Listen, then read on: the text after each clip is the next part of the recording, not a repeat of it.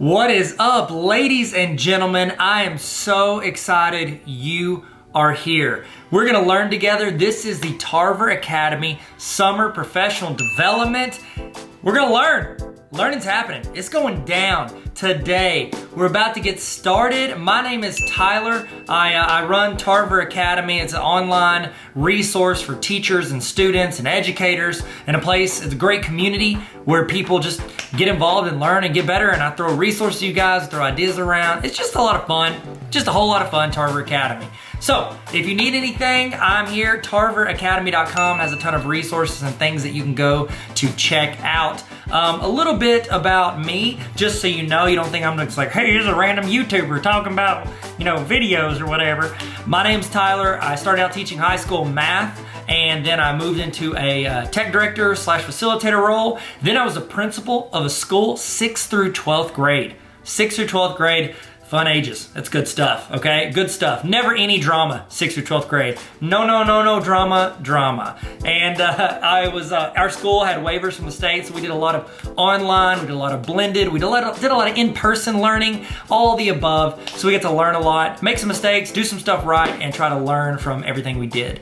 Then after that, I went to central office, and I was director of curriculum instruction, and now I'm the dean of NLC College. And I'm so excited to be here, learning and growing with you guys. I'm also giving a little bit of time for people to jump in, get started, and we're about to go through some of the housekeeping stuff. We're gonna do a little check-in right now at the beginning, and then at the end of this video, at the end of this training, we're going to have a chance for you to get a certificate showing that you actually showed up and you did the learning, okay? I think that this training and the other trainings that you are gonna get the chance to be a part of this summer are gonna help you grow as an educator. And if you grow as an educator, all it does is help the students and the community that you live in. And so let's try our best to learn something, take something away from this that we can put in our repertoire and get better with. Okay, so the first thing I need you guys to do is I need us to check in, okay? And this check-in, what it does is it timestamps when you are here so that you might not need this later, but if your administrator or whoever comes back and they're like, how do I know you didn't just click to the end? This shows that you were here at the beginning. So you can scan the QR code that is on the screen if you have your cell phone. And on my phone with me, get your phone out. I'll use my wallet, Atlanta Braves wallet. Film that, you just hold your phone over that QR code that you see on the screen. You'll see something pop up at the top. Click that and it'll take you to where you can fill out that you were here. It's very short, very quick. I'm gonna give you a little bit of time to do that right now. Go ahead, scan the QR code, go to the website, check in, and when you do that, you will get an email. If you do not get an email immediately, this happened, I told you, I was a tech director for a long time, okay? I'd say a long time. I was a tech director long enough to know that if you don't get that email that you're filling out right now, it's because you typed your email address in wrong. That's exactly what happens. 19 times out of 19 and a half times, that's what happens. So go ahead and go to that. Remember, at the end of this session, there's gonna be another QR code that you're gonna scan that is going to give you the certification saying that you actually did the training. Both of these are time-stamped. So if your administrator or whoever's in charge of PD for your district wants to see that and be like, how do I know you did this? You've got your check-in email that is time-stamped by me, not by you. It's into a PDF or it's into that email. And then you will also have the timestamp on your certificate showing that you did this. Okay, so hopefully everybody is getting that done. Okay, giving you a little bit of time. If you have any trouble, just keep trying because I think it's pretty important to get that logged in. Now, while we're doing that, if you're finishing that up, or if you can hear me, what I would love for you to do is I would love for you to hit the red subscribe button. This is my YouTube channel, Tarver Academy. That's what I call it. It's kind of where I got this started. I had this before I had the website, and then I put up the website to put all the resources and all the stuff I was doing. But if you would hit the red subscribe button right now, that would be huge. That would be just super cool of you. And that way, you can hopefully see some of the other trainings that I'm doing, see some videos I do throughout the year to help teachers, to help students, to have fun and learn together. So hit that red subscribe button. Did you do it? Did you? You get the like too, the little thumbs up. That's just YouTube etiquette. You hit the thumbs up. It's just really nice to do. So you want to hit the thumbs up button, you can. And I would love to start this. How about this? in the chat, okay? Because if you're watching this on my website, which is where you can watch it, that's fine. You're not gonna see the chat, but if you click and watch this on YouTube, you're gonna see a chat rolling on the side of the screen. Start it off. I want you guys in the chat to say who you are, like give your name, tell us what you teach and where you teach, okay? If you're an administrator, you can say that I'm a principal, or you can say your central office, whatever you do. I've got some people that have signed up for this that are aspiring educators. So this is great to say, I wanna be an educator, I wanna be an English teacher for high school, throw that in there. If you wanna be a kindergarten teacher, toss that in there, say you're in school. It's a great way to network because I think there is an amazing community of educators here wanting to learn and grow together. And I think that it's great if we look out for each other. So throw in the chat, I want you to say your name, what you teach, and where you teach. Throw that in the chat. All right, man, we're doing good. We're doing good. It's our warm up. We're feeling good. We're stretching it out. It's always good to stretch before you stretch. I don't know, I heard some friends say that, so I say it from time to time. Okay, next thing. This is another little thing. I've got one right here. So I've written a couple books. I've done Superheroes Need Sleep Too. This is a children's book. It's like a nap time book, so you don't have to read that. But this one I think is super relevant for you. This is the Baller Teacher Playbook, and in it I have like practical advice. It's 18 chapters. So the idea is that you could do this like once a week with your team for a full semester or every other week for a year and try to improve your teaching every week. I'm not doing this to sell it to you. I'm doing this to say I'm giving some of these away all summer to people that are participating in this. So if you want a chance to win one of these, or I think I probably got some other educator books. If you're like, I don't really want your book, Tyler, I got a ton of educator books. I'll send them to you. All you got to do, follow me on Instagram at Tyler Tarver. Follow me at Tyler Tarver on Instagram, and I'm gonna be giving these out throughout the summer. You might be the person I give it to. So follow me on Instagram, and then throw something in your Instagram story if you want, just to increase your chances of me seeing it. So I'm just gonna be clicking through. I see people follow on Instagram. I'm gonna throw out stuff to them. So random people will get it. You might not, but you won't if you don't. So there we go. Y'all feeling good? Does everybody feel good? Everybody throw in the chat who they are, where they teach, what they teach. Okay, so to explain also what this is, you are watching, this is a live broadcast. So this is going as a YouTube premiere or a full-on live video. So one of the two. Either way, that chat is happening live. Everybody that jumps into this video at any point is gonna be watching it at the same time as you. So it's great to get in the chat and talk, discuss, ask questions, give input. If we ask a question in the video, you can type it in your notes, but you can also type it in the chat. You can copy paste from the chat. It's a great way for you to be a part of this live broadcast, okay? So if you have a Google Notes, if you have a notes document, if you wanna take notes by hand, I've got a template for notes if you want. It sent it to you whenever you filled out your email. It should have been on that page whenever you did your check-in at the beginning. If not, it's on like every PD page. I have my website, tarveracademy.com. Click on PD and you get a free notes template, or you can take notes in your own doc. However you want to do it, take notes, write down stuff that's relevant to you, and copy paste stuff that people put in the chat. There's gonna be people in the chat that are way smarter than me. And so I'd love for you to copy paste that into the notes, and you can take that and make your teaching game elevate. So next thing, while we're getting logged in, people are still jumping in here. They're still jumping in the video, giving you a few minutes to do that. We're also, if you want to watch these videos, because after this ends, it's going to be gone off of here. However, I'm going to be putting all of these trainings, all like 30 something trainings. I think it's over like 120 hours worth of trainings. I'm putting all of that for people that join what I call the Tarver Academy Honor Roll. It's a small group of educators who are trying to get better every week, and I send out weekly emails during the school year to where you're getting templates, you're getting resources, back to school starter kits, you're getting templates for Google Forms, trainings, PDs, tons of stuff every single week delivered to your inbox, and also you have access to all of these trainings. That is available if you go to tarveracademy.com/honor roll if you want to. I think it's a great decision. I think it's a great decision. Nobody's in here. Who am I talking to? I'm not talking to anybody. Okay, y'all feel good? Y'all ready to start? Y'all feel good? This is a little warm up. We'll explain what's going on. Everybody feel good? 1 to 10. Put in the chat how you feel today. Or give me this, how about this? Give me an emoji of how you're feeling today. That'd be better, 1 to 10, or give me an emoji. I'd love to see it. Or just give me a word. You're like, I don't want to do an emoji. Give me a word. How you feeling today? And let's get rolling. Remember, input in the chat, take notes, learn, grow. Welcome to the best professional development that you're gonna do. Not guaranteed, but it's an opinion, but it's also true, but it might be biased, but it's gonna be a great summer. It's gonna be a great training. Hope you guys learn something. Hope this adds you value that you can then bring to your students and make your school, your community, yourself better in some way. Guys, we're about to get started. Y'all excited? Y'all ready? We're about to do this. Let's get ready to learn and have fun. Tarver Academy. Let's go. Let's go. Hit it. Hit it. Let's go. What is up, ladies and gentlemen? Welcome to the Digital Educator Conference 2021.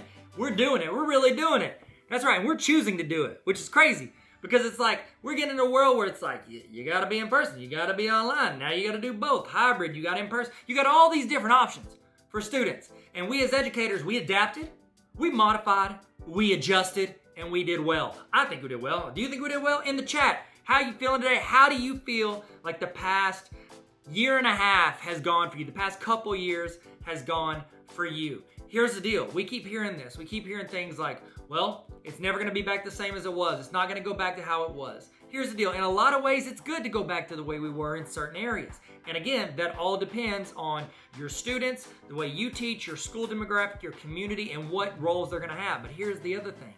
Whenever we look at the landscape of where the world's going, technology is probably not a fad, okay? It's probably here to stay. It's probably something that these students, if they can learn it and harness it and troubleshoot it and be good with it, it's only gonna add value to them as they're going into the workforce. Think of this, 15 years ago, what these students were going into, like most of what the jobs these students today are going into, 15 years ago, they didn't exist.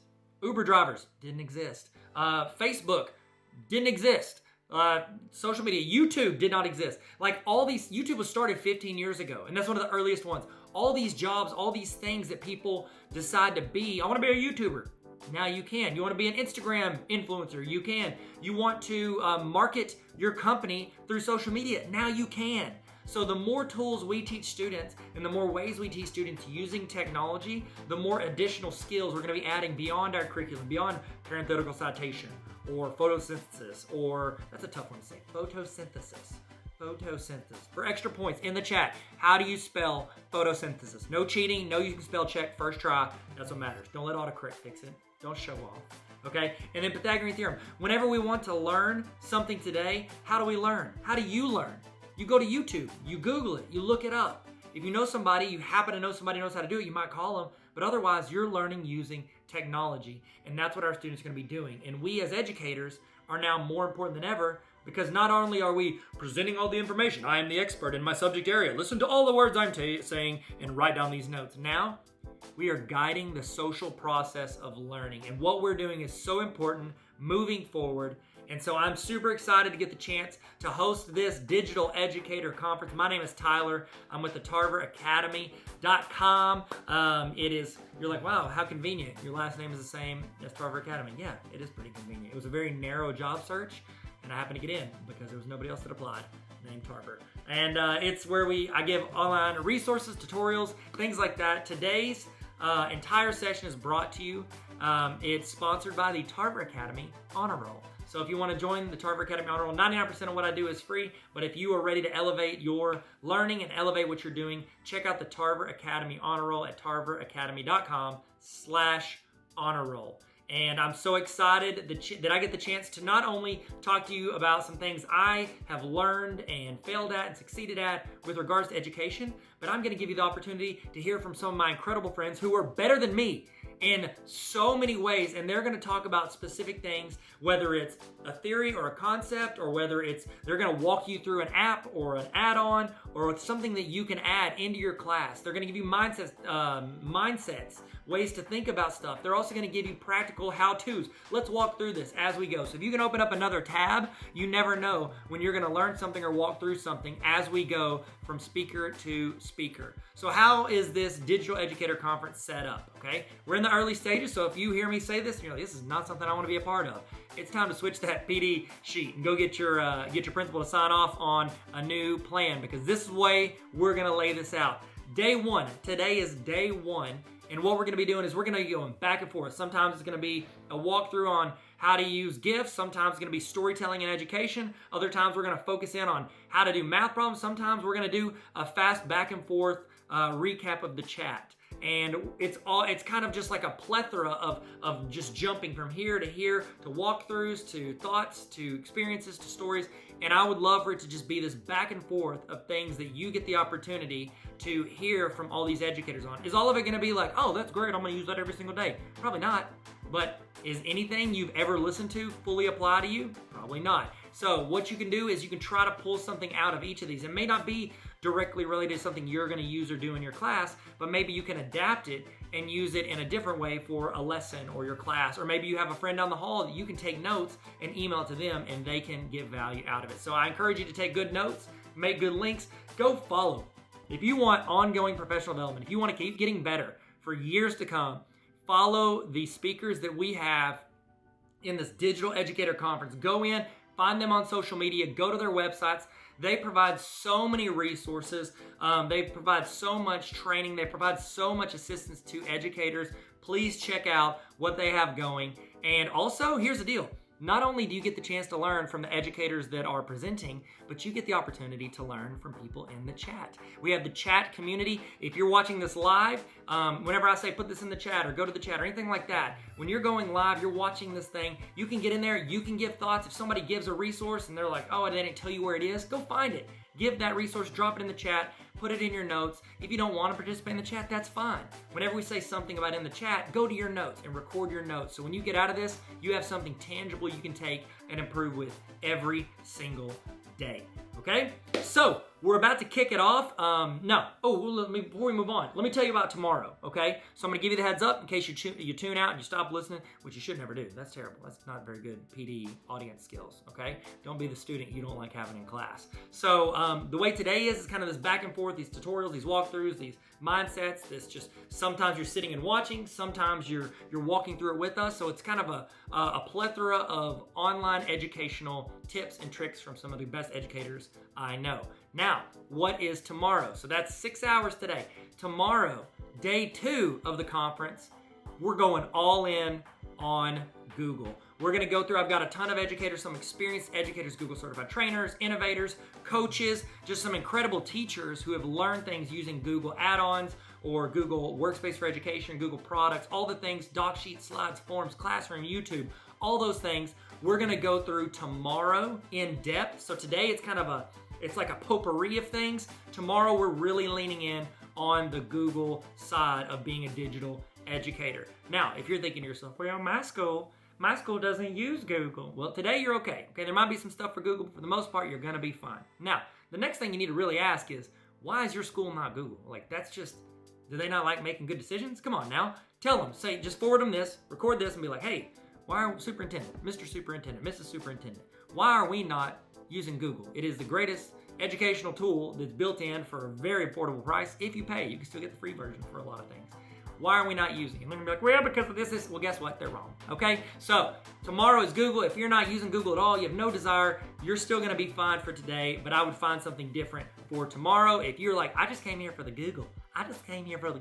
We're gonna have spots of it today, but we're really gonna lean in tomorrow for day 2. Okay, so we're about to get started. I'm gonna kick it off. This is a, one last thing.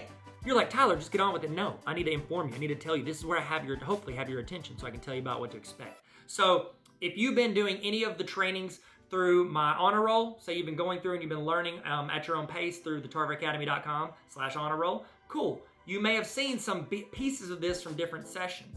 If you've been watching any of my summer training, summer PD, some of the things we've been doing throughout the summer, guess what? You might see some overlap in some of these videos.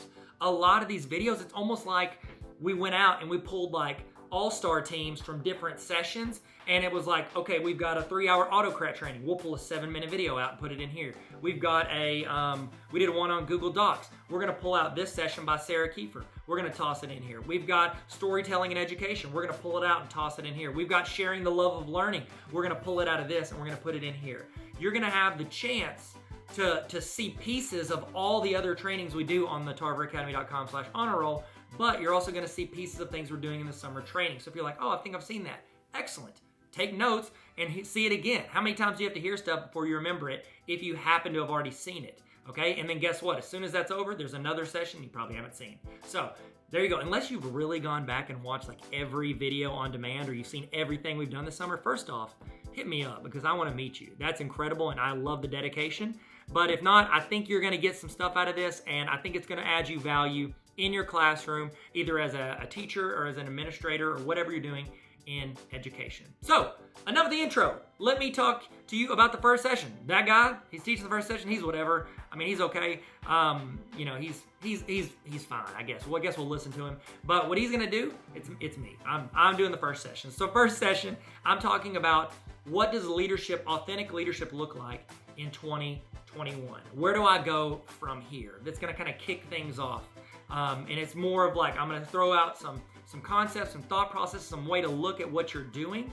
And then after that, we're gonna roll into some sessions from other people. And then I've got some other sessions later in the day as well. Also throughout the day, you'll see short, quick videos that I'm throwing in there just to make you think or give you a quick tip. So in between different sessions, you'll see those quick videos kind of transitioning in and out. So we're about to get it started. We're gonna start it off with authentic leadership in 2021. And here's the deal. If you're teaching in the classroom, you're a leader. If you're a paraprofessional, you're a leader. If you are working with students, you're a leader. If you're a principal, if you're a superintendent, if you're a director of curriculum instruction, you are a leader. If you're about to be a teacher, you say you're getting out of your first year of college, you are a leader. So this next session applies to you because you are a leader. Let's go. Let's kick it off. Digital Educator Conference 2021. Let's go. Let's go, let's learn, let's be the best version of educators we can be, whether it's in person, digital, hybrid, whatever we're doing for our students, let's do it to the best of our ability. Let's go. So we're talking about authentic leadership in 2021, or AKA how I survived 2020 and what do I do with all these devices? What do I do with all this technology? You know, I think that whenever we talk through technology and as I talk through leadership, a lot of you guys, you understand the importance of it. You understand the capabilities. It's like literally anything in the world. It can be used as an amazing tool that can make people's lives better, or it can be used as something negative. And one of the things that I've found in my journey of utilizing technology and using the internet and the just broad capabilities of everything that has, I think that it can have such an incredible impact on education, on students, on teachers, and the whole process of education. It's a game changer. And I know they've said that. I wasn't around, but when radio started, they were like, this is going to change everything. And then they're like, oh, well, you know, TV, this is going to change everything. We're not going to need teachers. And the internet comes around and you've got teachers on YouTube, and it's just like the greatest educational tool in the history of the universe because anybody can contribute and teach. And, well, what about teachers? Here's the deal. We are more important than ever because we are the ones that facilitate the learning. And we're going to talk more about that and how we lead in a world where people have one of these and has access to pretty much everything, every type of information in the world from their phone. So if you want this presentation, I've linked to it down there at my website, tarveracademy.com/admin. You guys are leaders. And so I tossed all that there. And you can have it, you can duplicate it, you can delete my name out of it, you can make it your presentation. I'm okay with it. Anything I have, I want people to take and use because I just want to help contribute to this world of education. I'm a dean right now. I've been, a high school math teacher. I was a principal. The thing I want to talk about with regards to that whole, I feel like, do you ever feel like whenever people are reading that, I feel like I'm in like an interview, like I'm applying for a job. It's like, hire me. You know what I mean? That's what I feel like. I want you to ask questions the whole time. If I don't answer it then, I'll come back to it and answer it with our time at the end. But any question about literally anything, I will talk about. You want to talk about how to administer stuff, your best LMSs, or you want to talk about anything from the 90s, the greatest song in the 90s, throw that in the chat. I want to know in the chat, what is the greatest song from the 90s? And I mean, you can give your opinion, but there's only one correct answer. It's Donna Lewis, I Love You Always Forever. And I think it's hard to argue that. So the thing from the list of stuff I've done, the one that I really want to lean in on is whenever I was a principal, I became a principal of a 6th through 12th grade building, and we got waivers from the state. I live in Arkansas. It's hard to tell from my New York accent, but whenever I became a principal, we got waivers from the state to where we had in-person classes. So students were in person. We had blended learning classes, and we had fully online. So students could come in and work 2 days, and the rest of the week they're working from home.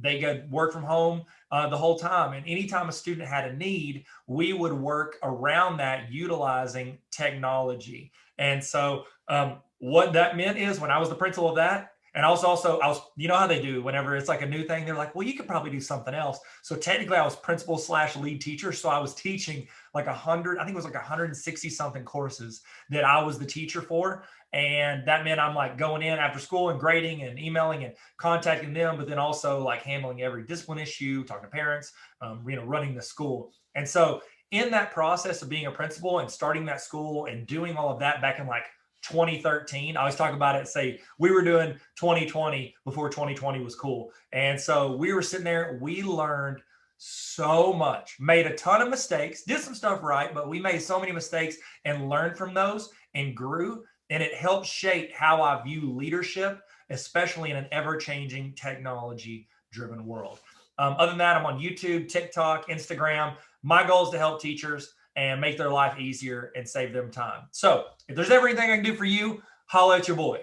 I'm your boy. I wore this for the 90s thing. I'm gonna have to take it off because I'm starting to sweat now. It's a 1996. This was my mom's windbreaker. We lived in Atlanta during the 96 Olympics, and she bought this windbreaker, and I straight stole it from her house. I'm gonna take it off because your boy is sweating. Okay, so another piece of context in case you guys want, because a lot of you guys, you're instructional specialists, you're building courses, you're probably either creating the content or you're guiding people who you guys are throwing out some songs that I'm like, literally, I'm trying to talk and all I can think is that song and I just want to sing it. And I'm not a good singer, so you don't want that. But I want to sing all of these songs.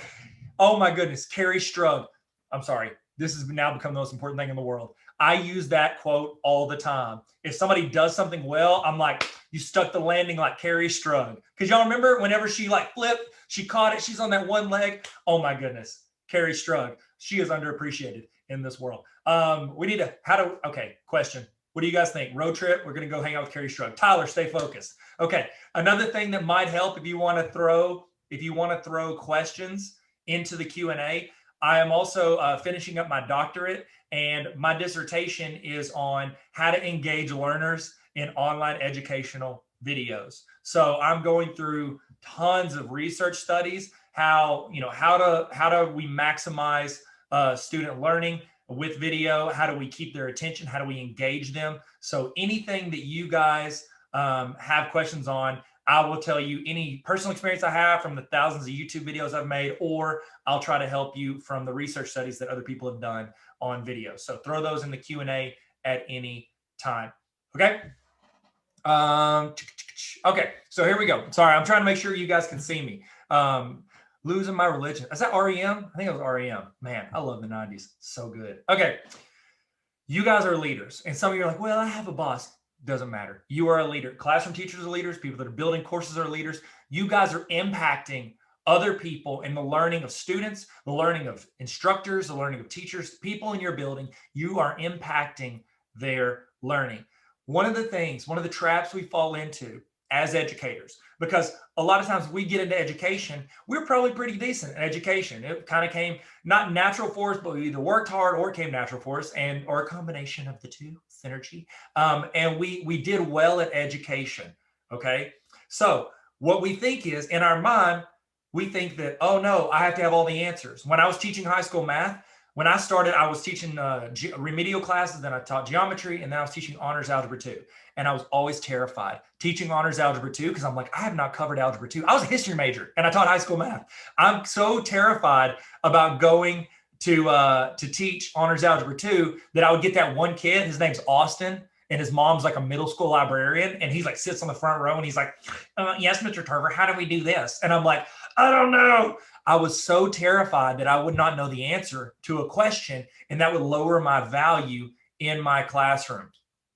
Now, whenever you are leading, whenever you're teaching a class, when you're building a course, when you're leading other teachers, whenever you're doing any type of leadership, we have to get out of the mindset that we as the leader have to have all the answers. We do not have to have all the answers, okay? We need to change that mindset. We need to help people find the answers, because here's the deal. We heard that, that quote, it's about the journey, it's about the journey, not the destination.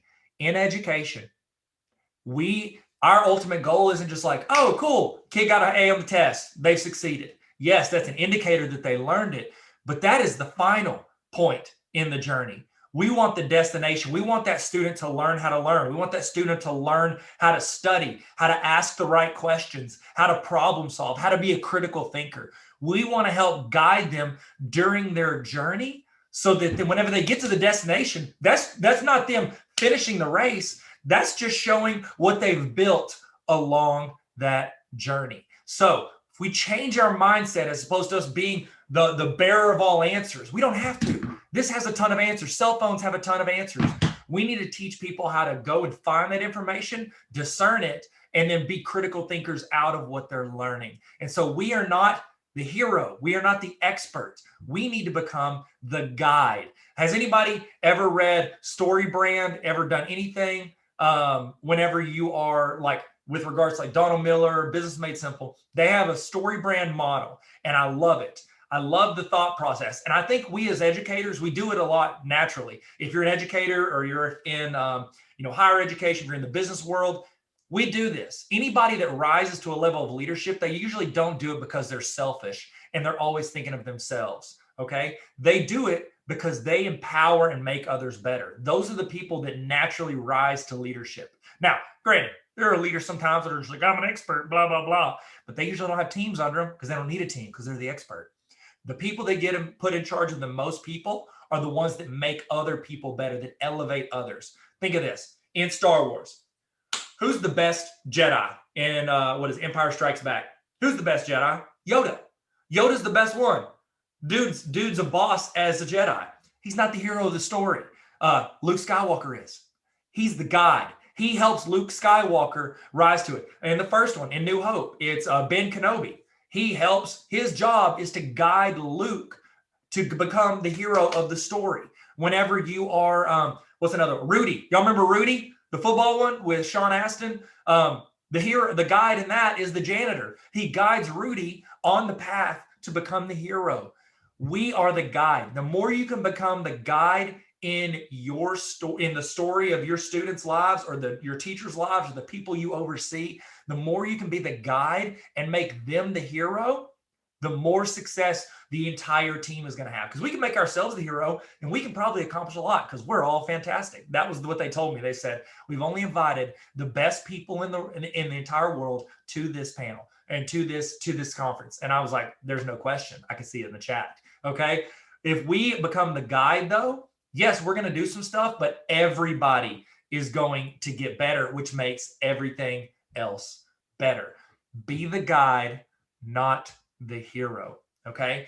You do not have to have all of the answers. You can help guide people in getting the answers. Whenever I was teaching, I had one class at, we called it ALE, Alternative Learning Environment. This is like the dream team of kids in the school who did not like or do well at school. And so I'm sitting there and I had to teach math to these kids. In one period, I had to teach math to these young people. And they weren't all taking the same math course. I had like 2 or 3 in Algebra 1, 4 of them in geometry, 3 of them in Algebra 2, Algebra Connections, Algebra A, Algebra B, Trig Pre-Cal. So I have all these random classes. So it's like either I could water down algebra and we all just learn multi-step equations, or I can be a facilitator for some of the students. I can teach for others, and I can help guide them in how to learn and process their learning without me. And then I just answer questions or guide them on specific things. When you do this, you are opening it up to where, one, they're empowered to take over their own learning, and two, they are learning how to learn in that process. And you also open it up to where you can help teach more students. I had students that would watch. Do y'all remember, like, I think I have one here. I think I've got one. Don't stay with me. Stay with me. Oh no, I don't have one. It's up here. It's up here. It doesn't matter. It's the scrolly wheel iPod. Y'all remember those? Did anybody in here have the scrolly wheel iPod with the video? My students had that when I started teaching, and I would upload chapters of geometry onto these little iPods, and they would sit there and watch it with their little headphones, and then I would facilitate the learning. It is okay for us not to be the original source of information. We have to get away as educators, as people that lead teams. We have to remember, we don't have to present people with that first line of learning. What we can do is we can help facilitate the conversation after that. If we can let go of our pride and think that we have to be the ones with all the answers, then we are allowing them to grow and learn in the process. In this process, as you're doing this, as you're leading or you're building, as you're doing anything, the world is, I'm not saying they recommend it. The world is demanding authenticity. They are not demanding perfection. As you're filming videos, as you're creating lessons, as you're building these courses, as you're teaching, as you're guiding teams, your team, your students, the people learning, they do not care if you are perfect. What was the app over in the chat? Tell me the app that blew up during the pandemic, in the quarantine. What app became the most popular app in the world? Oh, Zoom. Zoom is a great one. Zoom did for team meetings. But as far as social media goes, TikTok blew up. Here's why.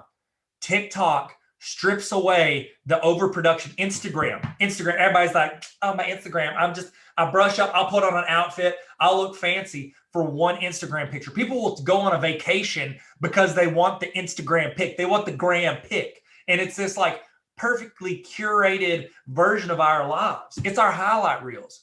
People don't want that. They want the behind the scenes. Has anybody ever watched the behind the scenes for a movie?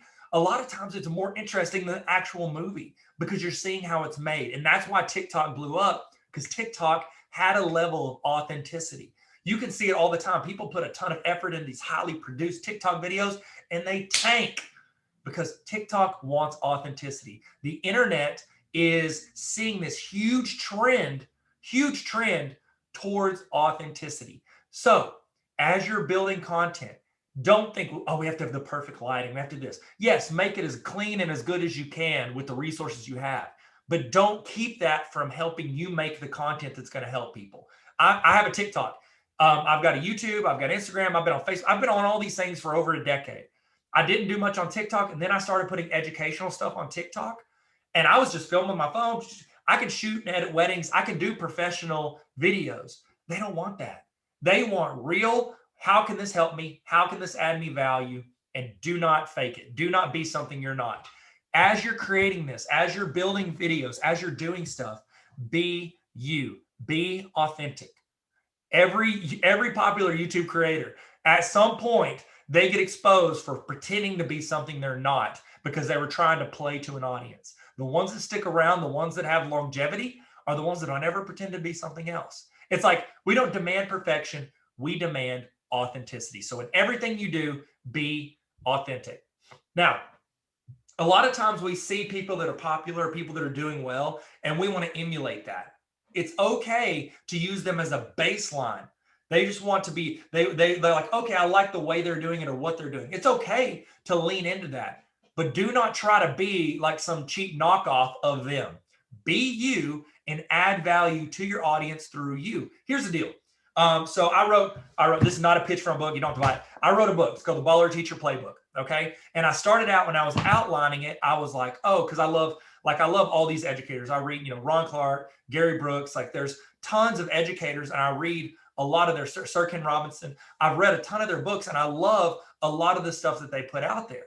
However, when I'm writing my book, I was sitting there writing it, and I was thinking to myself, like if I just go in and say, hey, do this, do this, do this, and I just kind of hit those high points, the thing that sets me apart, in my opinion, is like, not sets me apart, not like makes me better, but makes me different than them, is I lean hard into my personality, pop culture references. I lean into, like niche jokes and carrying off things. And I was like, you know what? If I'm going to produce something, I want to make it not for everybody. I want to make it for the people that this is going to help tremendously. If you make something and you try to please everybody, you're going to end up pleasing nobody. But if you make something that is going to make some people not just like you, but love you, lean into that. Lean into your personality, lean into something that makes you unique, and make a deep impact with 1,000 people as opposed to a very shallow impact to 10,000 or 100,000 people. The deeper impact is going to see genuine change in people versus just like, oh, okay, cool, and then I move on. You want to have a real impact. The only way to do that is be authentic and lean into who you are. I don't know if you guys have heard this, but everybody's like, oh, we're, the world, social media is making the world terrible. It's making people bad. It's making us all bad people. No, it's not. It's exposing who we really are. The people that are like, oh, wow, their social media made them trash. No, they were trash before. Social media just showed the world that they were trash. We can't hide behind that. So I got the chance to work with a ton of superintendents. There's a lot of superintendents that aren't on social media. It's not because they don't think they can add value there. It's because they don't want to get exposed for the fact of what they do and don't know. Okay, that was rough, but none of you guys are superintendent. If you are superintendent, you're the good one. Okay, you're one of the good ones. So I know a lot of people in leadership roles that don't put it out there because they're afraid they're going to expose what they don't know, or that maybe they don't feel like they deserve the job that they got. Social media exposes and shows who we really are. Now, can people make mistakes? Yes, I'm not saying that's like, oh, everything you do, you like that photo, that's who you are. But it is an extension of your personality. We got to remember, people run social media. On the other side of these accounts are human beings. Just because it's a view or a number does not mean that that's not a person. Every view is a human being. Just like you guys on the Zoom, we're all human beings. If we were all sitting in a room in person together, we're all human beings. It's all the same. Just the tools to connect us is a little bit different. Now, so it was mentioned earlier that I'm a Google innovator. That's correct. I was selected with a group. I think there were 42 of us in 2019 that got the chance to go to Google headquarters in New York, and we get to spend a week there. And we proposed a project. We applied, proposed the project, a way to use Google to make either our community or our classroom or education better. And then some were approved. And out of all the educators in the United States, 42 of us got to go there.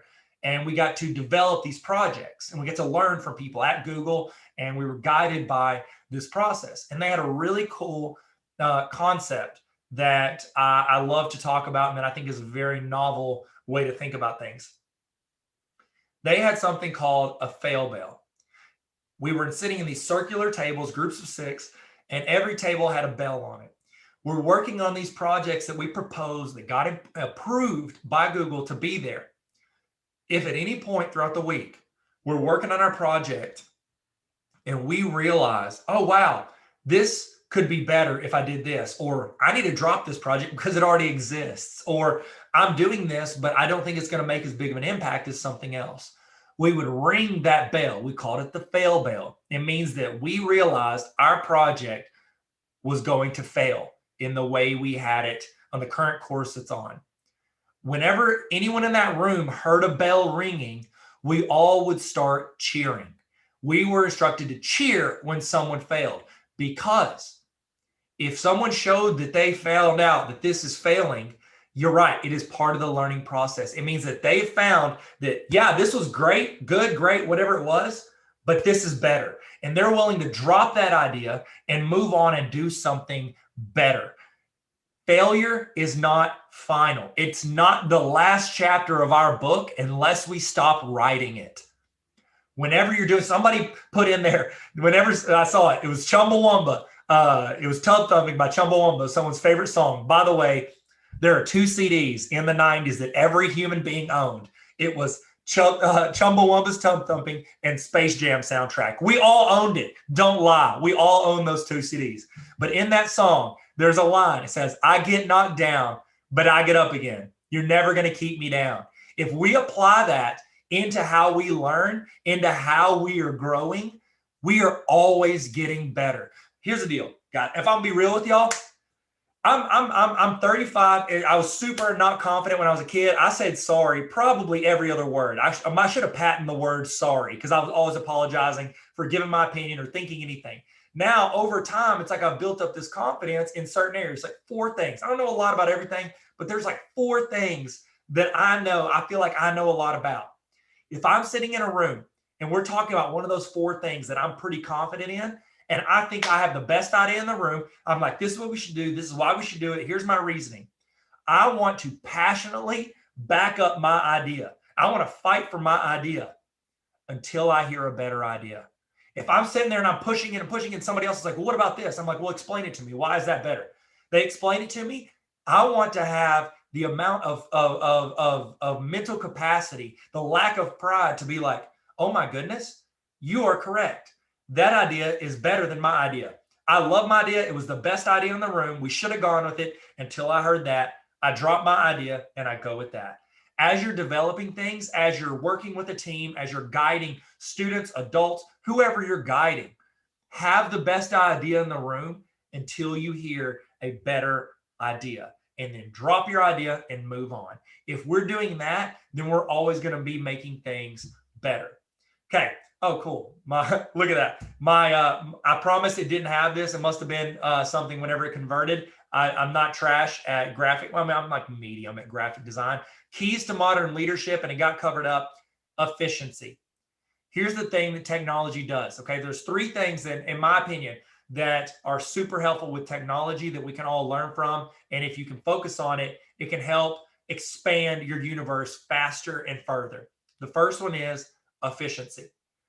Efficiency. Technology has allowed us to be more efficient in how we deliver content and how we grade content. I used to have to sit there and grade 100 bubble sheets for every math test I did.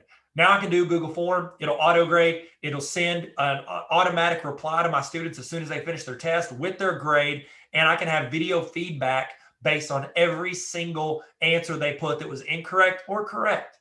It can automate that for me. And then that frees me up to work on community, to work on culture, to work with individual students. What technology does, if we leverage it correct, it allows us to go in and use that time in a way that might be more beneficial or go deeper with certain people that we wouldn't have before. So efficiency. Let's talk about efficiency.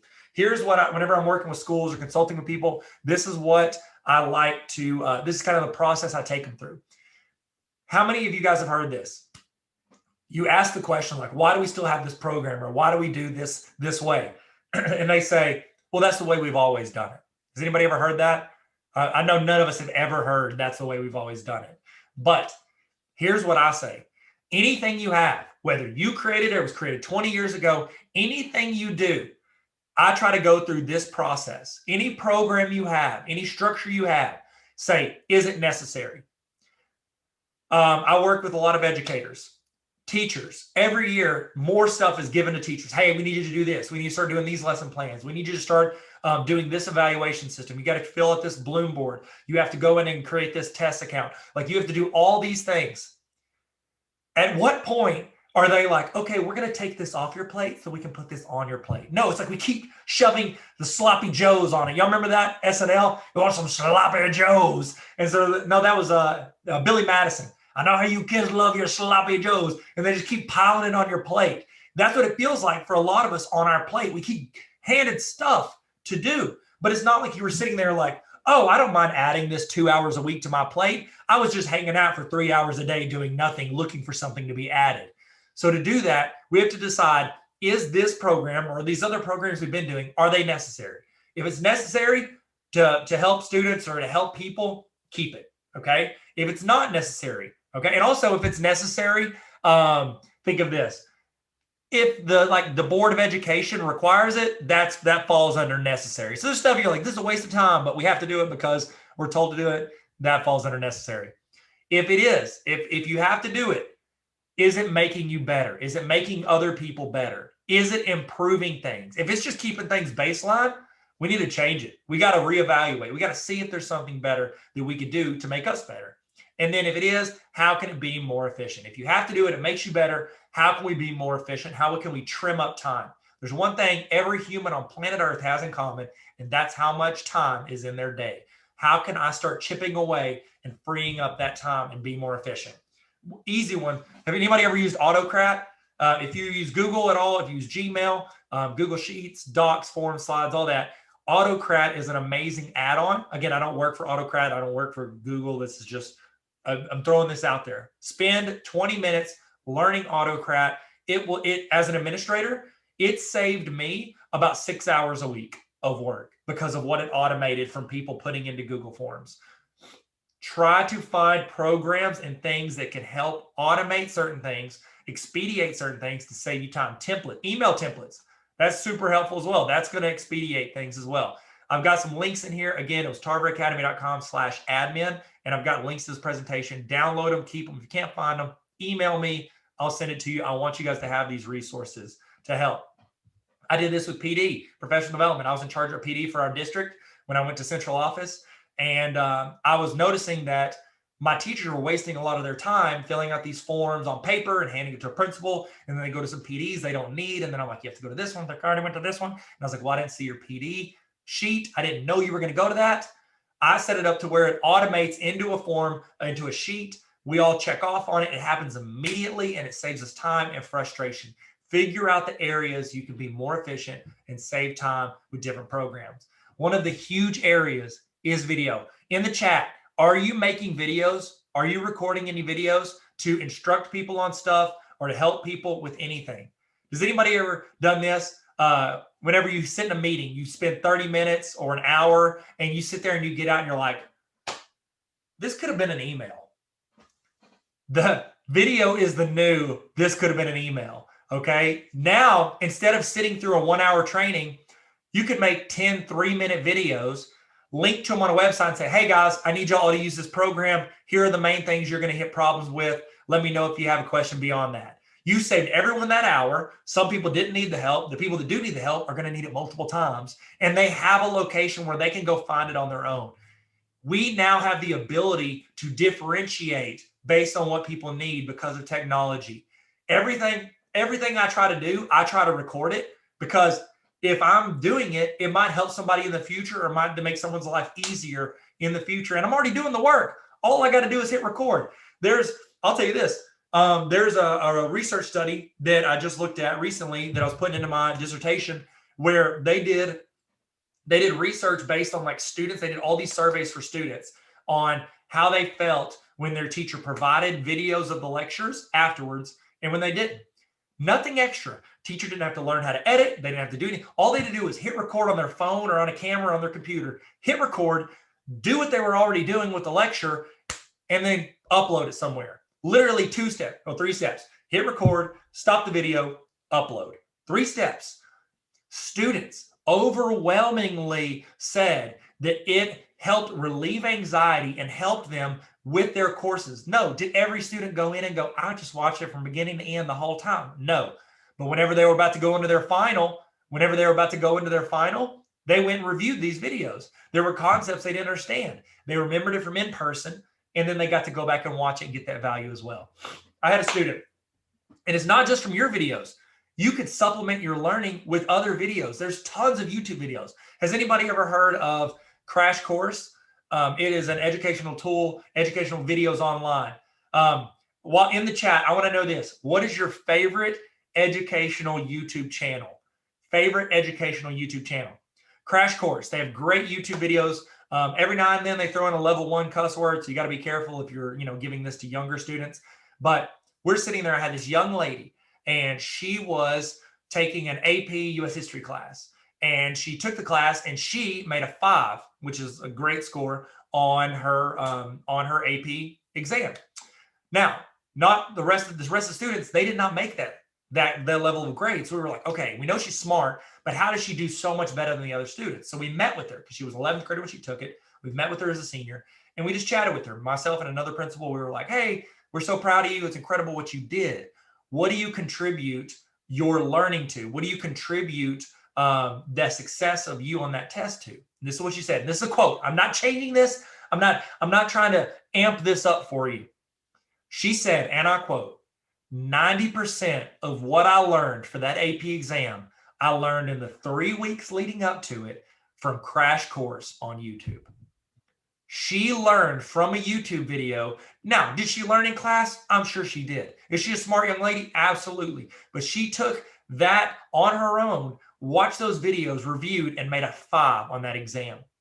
We can use our videos and other educators' videos to supplement learning in a way that was not available whenever we were younger. I remember when I was a senior, I had to write a 12-page paper on the influence of the Norman invasion on the English language. I remember going to the public library and sitting there and literally, I had no clue what I was talking about. I'm searching in Norman invasion. I'm searching English language and I'm looking for overlap. Now I could go on and probably watch a YouTube video of somebody breaking it down for me in 10 minutes and use that as a resource to kind of get the concepts and then go into deeper learning on different pages. We have this access. Why are we not using it? It's also a great way for you to go in and give these checkpoints with your students, with the people that work for you. I call this community connection. You can be more efficient. And this is a video from like 2013. When I was a principal, I had students with our school that were all over the place. Some were at home, some were in a couple periods a day, some were in the whole day. I didn't have a chance to do announcements. I didn't get a chance to see all those students. I wanted to build a connection, but also give them the announcements and their parents the announcements. Because believe it or not everything you give a student gets all the way home. So what I did was I would record, I'd pull a couple students in, we'd talk, joke around for 5 minutes, and I would read through the announcements and talk through what was coming up that day or that week. And then we made that a daily show, and I would email it to my students and they would watch it. We were able to build inside jokes, community connection, but also be informative with super easy. Like, this is not high quality. This is not a high quality video. It was done through like a Mac desktop computer. So it's not anything that's revolutionary. It's just us showing our personality, featuring other students to brag about them and show the stuff they're doing and connect with students. Find those areas that you can do that. Now, is there a way to make videos optimize on the engagement? Yes, I'm literally writing a paper on it right now. The framework for my dissertation, I'm using, it's Myers, his study on the cognitive theory of multimedia learning. And it talks about how we maximize the audio and the video, like what we're seeing and what we're hearing. How can we maximize that to connect with previous learning and maximize the engagement and the learning that's happening with people? As you get more comfortable with editing, as you get more comfortable with creating, these videos, you're going to start leaning into what works. Okay. And I actually have a template. If you want to screenshot this or if you have access to it, here's a template you can use from this based on my research right now. It might change in 6 months or, I think hopefully I'm done, defending within like 6 months. And it may change by the end of it, but this is what I'm finding is a decent template for creating a video.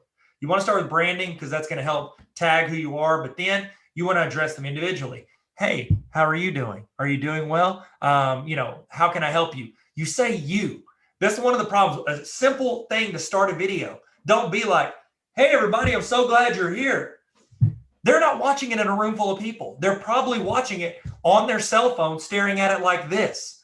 So when you're talking, look down the camera and go, hey, how are you today? Are you having a good day? Did that right there, that 3 seconds, did that feel like I was talking to you? I hope so, because you're looking directly at me and I'm looking directly at you. Even though I could pre-record it, I could do it on Zoom. You want to talk to people. Thank you.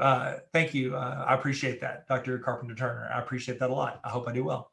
Here's this if you want to screenshot it. And then I've actually got a template here if you want to use it. And I'll give that link if you need it later. And it kicks your brain back into gear. Absolutely. It triggers you back in to know that they're talking to you. Here's another one. This is a quick informational on when and how to do video. What am I trying to get across? Be as efficient as possible. There's another research study they did, and they did this with medical students. And so what they did was they took a class and they split the class in two. this chunk of students, they did a Zoom, Skype, I don't remember what it was. They did like essentially this conference call with them as they're instructing. Okay, it wasn't a bunch of back and forth. It was them teaching synchronous. Then for the other ones, they recorded the video and they just said, hey, watch this on your own time. They did not see a significant difference in the learning between those two. Where they saw the significant increase in learning was whenever they had individual follow-up. So if we only have a certain amount of time, why not record the video, say, watch this, I'll handle individual questions. We've just freed ourselves up for 30 minutes or an hour whenever you could. We just freed ourselves up for that time so that now we can address people individually during that hour, as opposed to teaching or reteaching multiple times throughout the day. If we can be smart with our time, we can be more strategic with how we help grow people and help make them better. Easy ones to record with: Screencastify, Loom, Canva. They're all three super easy to record video and get different things from it. Another thing I did to save time, I made these cheat sheets for teachers, students, parents. It's like, hey, what are you struggling with in Google? And I didn't have time to do 1 hour Google trainings every single day. So what I did was I made all these, I made a few hundred videos, and I just said, hey, here's the stuff you're probably going to hit. Here's like a little cheat sheet for you to refer to whenever you hit a snag. And so whenever you're doing this, go in and you can have these, you can use these, or you can use them as inspiration to create cheat sheets for your own people. Oh, thank you so much. I appreciate that, Tiffany. Thank you for using those. All right, look at it. What is my graph? My graphic. I don't know why it shrunk that down. You know what? I'm going to blame whatever political party we don't like. That's who I'll blame. That's how we do things. I'm just kidding. Keys to modern leadership. Number 2, communication. This may be one of the, I put this in here because it's one of the top 3 most important. I think this is more important than efficiency. We have to communicate, we have to be approachable, and we have to be able to let people speak to us about what's going on in their life. We were looking at a study in the other day, and they found that when everything shifted to online, to working at home, to working virtually, it wasn't the problem that a lot of people thought, where it was like, oh no, people are working at home, they're not going to do any work, they're just going to watch Netflix all day. Yeah, everybody watched Tiger King, but we also did a lot of work. They found that the issue is not that people aren't working enough, it's that they're working too much. When your home becomes your office, it blurs the lines on when do I start and when do I stop at work. If you drive to work and then drive home, there's a clear barrier of where work is and where home is. Now, with those being the same place, it is people are like, well, it's 7 o'clock, but I'm in my office, or I keep working here. They always think they're on. And what that's doing is, the second problem is they are becoming, it's affecting their mental health. So if you're a leader and your team is working at home, or if you're teaching and they're virtual, you need to, 1, communicate clear boundaries of when you expect them to be on. What are your at-home office hours? When are you working? When are you not working? And you need to not only defend when they work, defend when they don't need to work. One thing with my team is I'm like, guys, we got to stop texting about work after 5 p.m. I know that you're thinking of it. You don't want to forget about it. Send an email. Do not text. Because when you see that, you're going to do it. Whether you're hanging out with your family, or you're doing a hobby, or you're exercising, you're going to want to drop what you're doing to help, because we do want to help. We're helpful people, educators or people in our profession. We want to help people by nature. And what that can do is that can stress us out. And emotionally, we don't have that off button to where we can do that. So as a leader, you have to make sure you're reaching out to your people and you're telling them, you're communicating with them. Hey, how are you doing? For real, how are you doing? If you need help, I'm going to help you. If you need to cut back hours, let me know.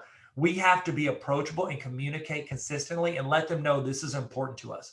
What you repeatedly say is what matters to you.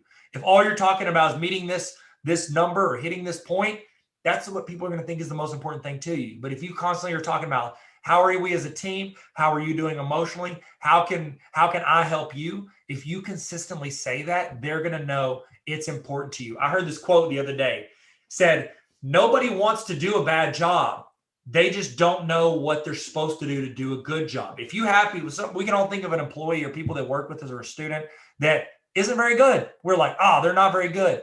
I don't think people want to do a bad job. They just don't understand how to do it. Think of, as a teacher, my worst discipline issues in class, they were not because a student was just wanting to be bad or wanting to cause disruption.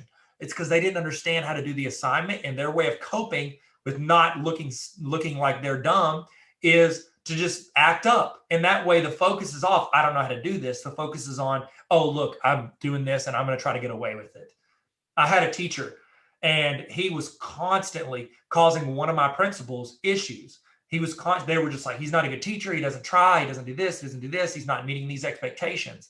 And I went to talk to him and I was like, hey man, because we had a pretty good relationship. I was like, you've got to up your game. He's like, I'm trying. What am I doing wrong? He's like, what are some ideas? And I was like, why don't you have your students make a song related to, whatever the country that they're studying is, and they can make a video on it. He's like, I can do that. I'm like, yes, you can do that. You have the liberty to be creative.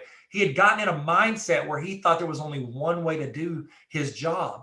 We have to open up those doors so that they understand there are different options and different ways to impact people that they're working with.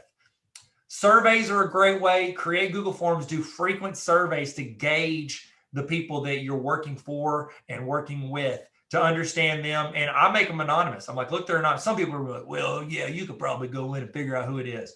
It's usually because you signed your name on it. It's not because I have it where it's like telling me who you are. We did a schedule. It was like it was called the Flex Mod schedule. And we tried it at our high school. And it gave students a lot of free time.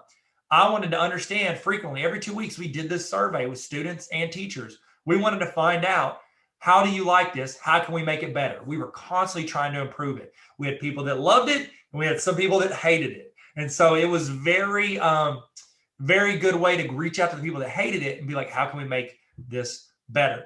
Another thing we tried to do, I tried to communicate with my teachers, because if you don't tell them, somebody's going to say something else. So we started doing a state of the district report. Every month, I would take in these questions. I would take in anything. Literally, they could ask us anything that we were doing in leadership. And I would put it on a Google Doc, and I would try to address every single thing that we were doing. Try to ask your people questions and then help clarify the things that they are not understanding.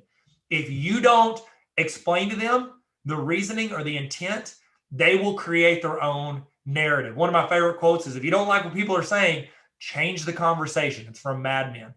Whenever you have people, if you don't, this, anybody's worked in any organization ever, whenever leadership is not clear on the direction, the vision, the intent for decisions, people make up a narrative and it gets crazy. You have to be clear in what you're doing and always provide that narrative so people understand. And the last thing I want to talk about today is community. You have to build community among your people. If they don't feel like they're a part of it, they're never going to be fully bought in. So how can we build community in today's world?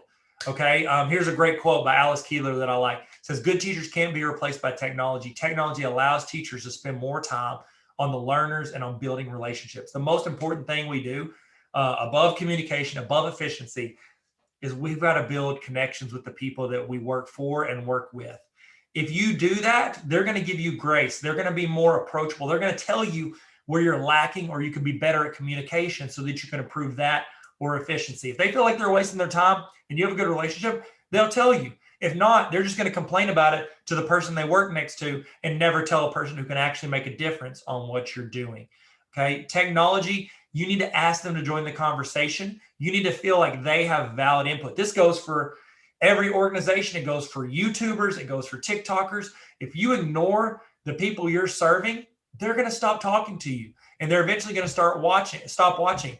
You need to create community. And if you have, say you're an instructional facilitator, you're building a distance learning course, you need to make routine. It's not just all business. Learn this, take this, learn this, take this. You need to build community connection points. Hey, how are you guys doing?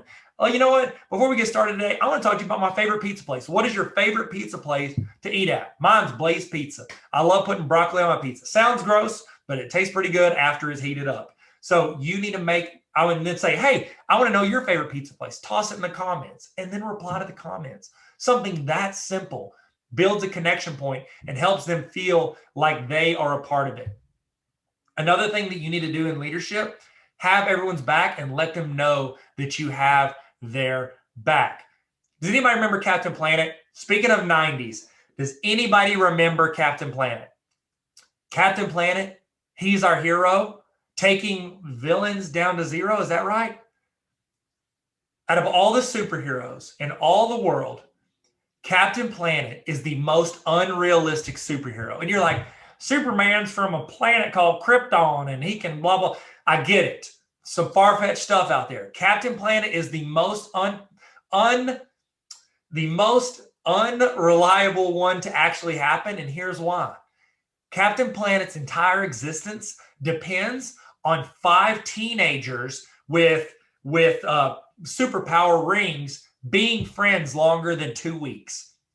Whenever you are trying to build something of value, you need people to communicate and build authentic relationships and stick together, even when we frustrate each other. There were episodes of Captain Planet where that fire dude, he was a hothead. He would make some terrible decisions. He burned some stuff. And then everybody like Earth and Water got to bail him out.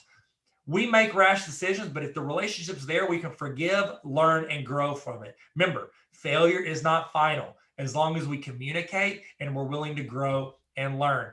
You are all on the same team. When I'd have parents call me ticked off when I was a principal, y'all are out to get my kid. I'd be like, here's how it started. I'd say, hey, here's the deal. I need to let you know my mission. My mission is to make your child and every child here as successful as they can be and help them as much as I can with the time I have them here. Is your job to also make your kid as successful as possible? Well, yes, it is. Awesome. Sounds like we're on the same team. Let's figure this out. I read this book. Have you ever read Never Split the Difference? It's this FBI negotiator. And he talks about whenever we get into an argument with somebody, it's not about me versus them. It's both of us versus the situation. We have to stop looking at things like it's us versus everybody else's opinion. It's all of us versus the situation. We want to solve that situation. We're going to work as a team, and authentic and genuine relationships is the way to do it. It's a lot easier to win when everybody's on your team. That's what's up. This is a very niche slide, but for 2 people, they're going to really respect it. Okay. Trust. Y'all remember trust falls? I don't think y'all can hear this. Do y'all remember trust falls? Whenever you close your eyes and somebody falls and you catch them. Here's this girl and this young lady. She's doing a trust fall with her sister. She's going to fall and her sister's going to catch her. Here we go. 3, 2, 1. Here we go. Fall into her arms. Boom. She's crying. She's upset. She's frustrated. She's mad about it. Here's the deal. Did her or her sister ever think at any point that young lady was going to get hurt? No, they didn't. They both had faith. They both trusted each other and they were going to follow through. What the problem was a lack of communication. We have to communicate. We have to communicate our intentions, our plan.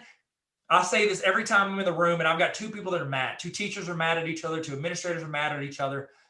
If you have good people that are focused on the same mission and they're frustrated with each other, that is a lack of communication.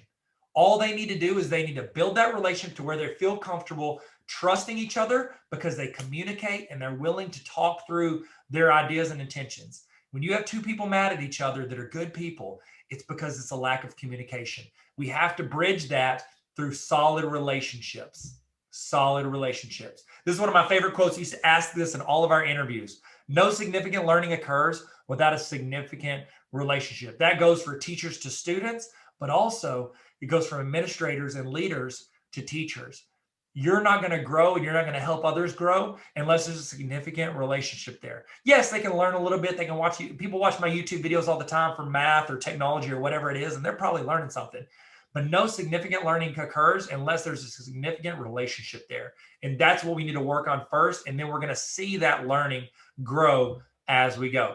Last thing, and then I want you to throw your questions in. It's not creepy because we're not in the same room with each other. What I want you to do is I want you to close your eyes.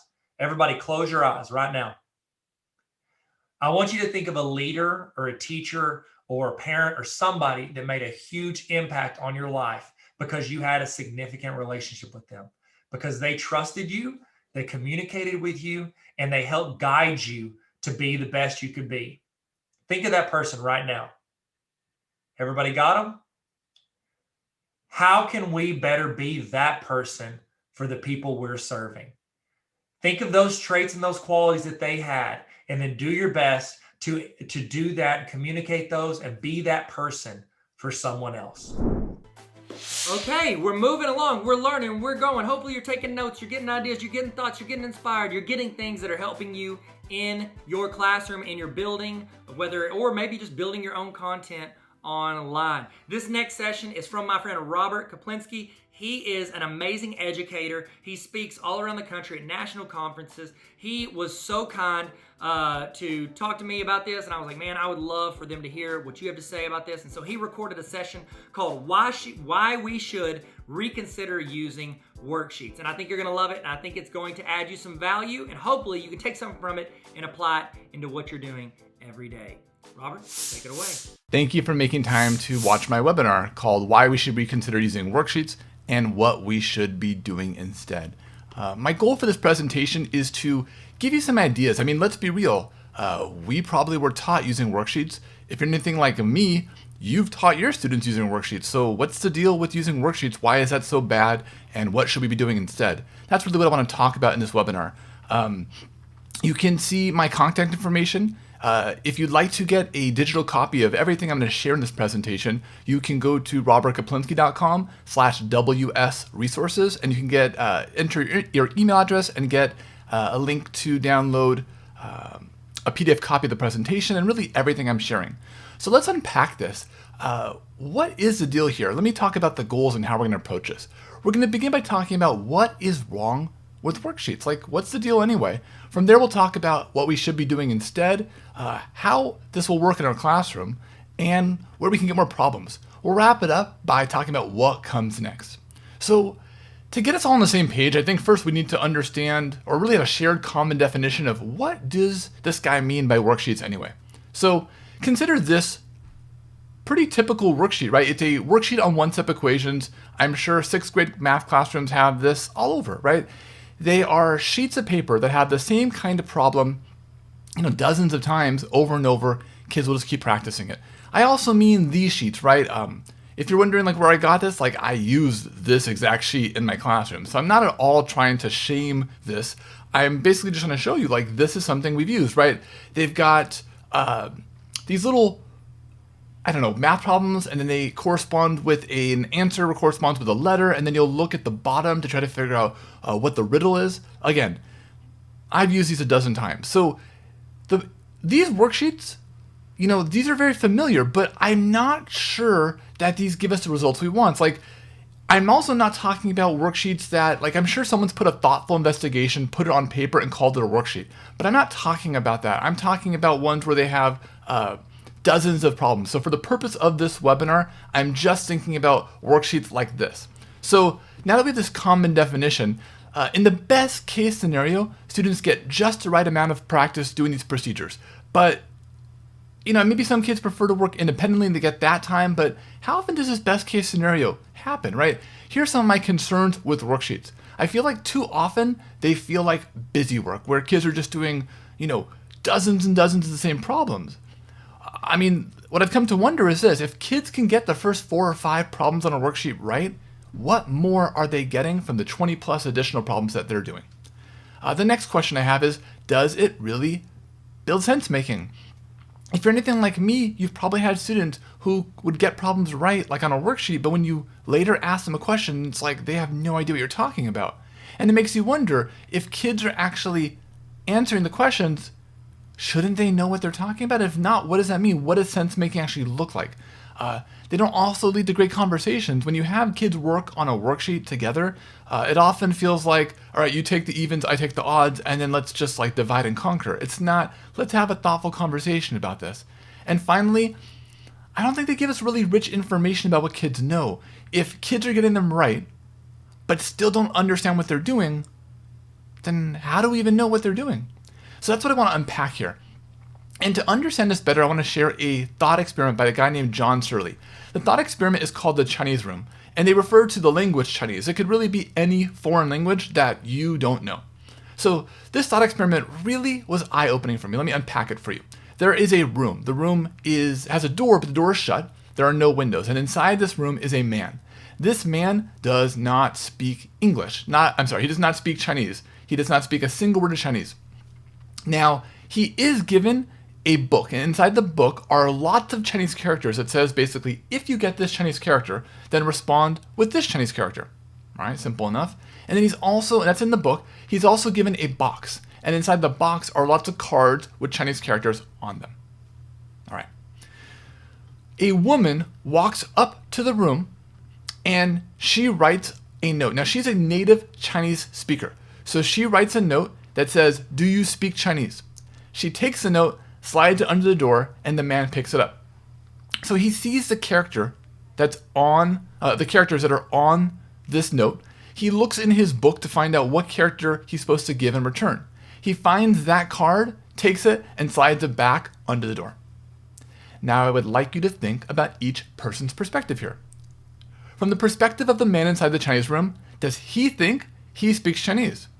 Like, I would imagine he doesn't think so. I think he did what he was told, but doesn't really quite understand what Chinese is all about. But consider the perspective of the woman outside the room. She wrote a note that says, "Do you speak Chinese?" And she received a card back that says, "Yes, fluently." From her perspective, not his, but from her perspective, she probably thanked the man inside the room speaks Chinese. And when I first heard this, the same thing occurred to me that, crap, I'm the same person, except this happened to me with math and not with Chinese. I'll give you an example. I remember when I was in 8th grade, and my teacher would be like, what two numbers multiply to get this number and divide to get, and add to get that number? I was factoring trinomials, but I had no freaking clue what I was doing, right? I could multiply these two numbers together and get this, and I could add these two numbers together and get that, and consider the perspective. The teacher handed me this thing called a problem. I looked it up in this thing called my notes. I slid her back this thing called the answer. From her perspective, she gave me a problem. I gave her back the correct answer. I know what she's teaching me. But from my perspective, I had no freaking clue what she was doing. Like, I was a math major at UCLA. Like, I was really good at being this fake robot who could do the math but didn't know what they were doing.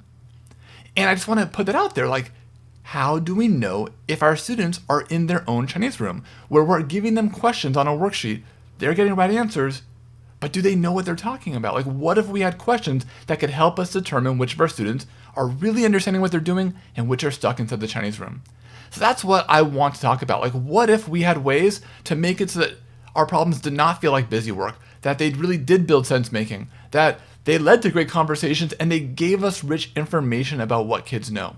There is a way, and that's what I want to talk about for the rest of this webinar.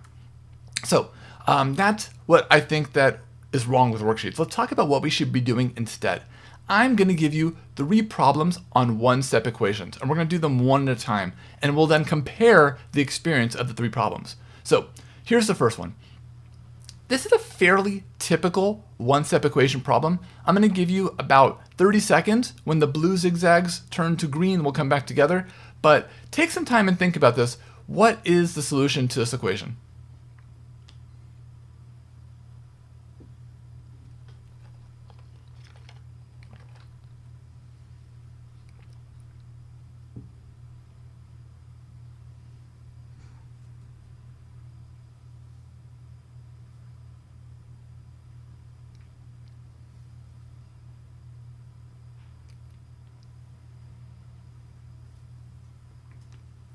So if a child gets this one right, I mean, sure, right? Or if a kid gets this wrong, we know that that's not good and we should do some intervention.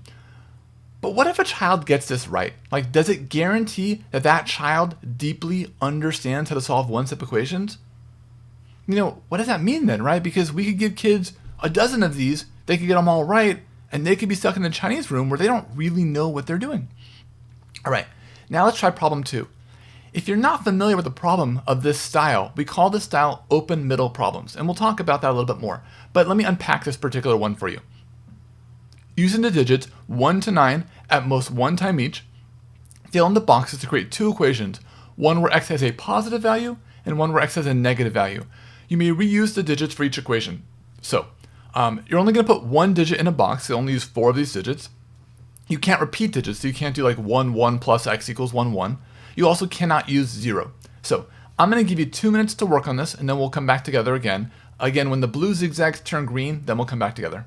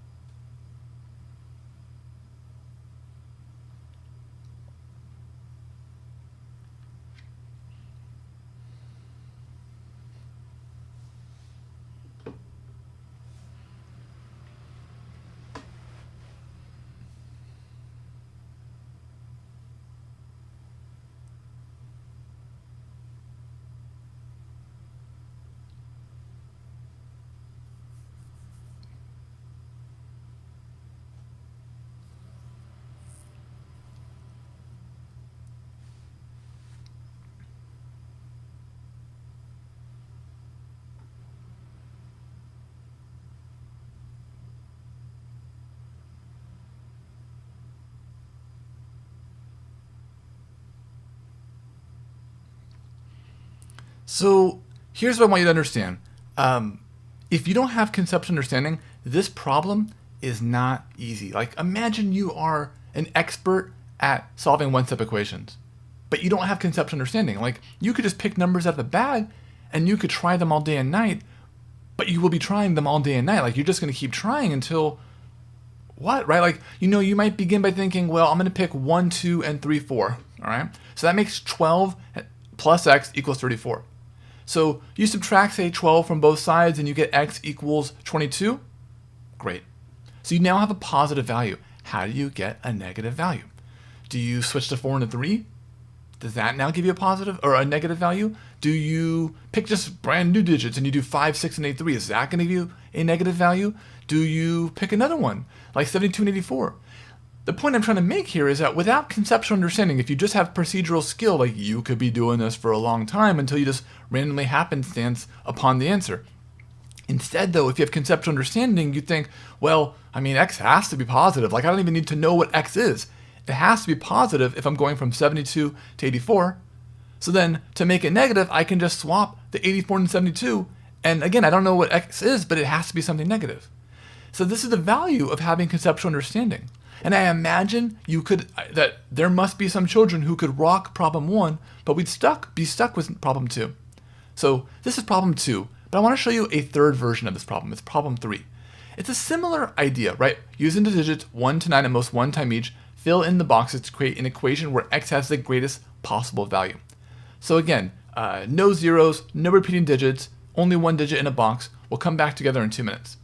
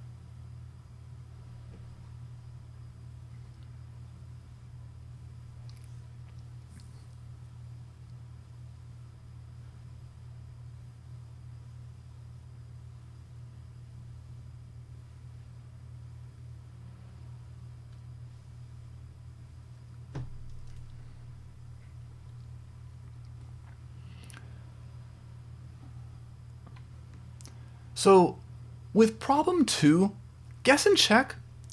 I mean, maybe not the most efficient way to approach it, but guess and check would be a viable approach. But with problem 3, like, I don't think guess and check is going to work very well, right? Can you just imagine having a bag of digits and every time you just pick 4 digits in whatever order you put them in the box, like, you might get a value that seems like a pretty large value, but how do you know when you found the greatest possible value? So problems like these, like, it's conceptual understanding or bust. You're going to be doing this for a very long time. And you can start to realize that it'll force people to be like, human calculator maybe works for me some of the time, but it's a very inefficient, it's a painfully inefficient strategy in a situation like this. If you have conceptual understanding, this problem actually becomes very, very easy.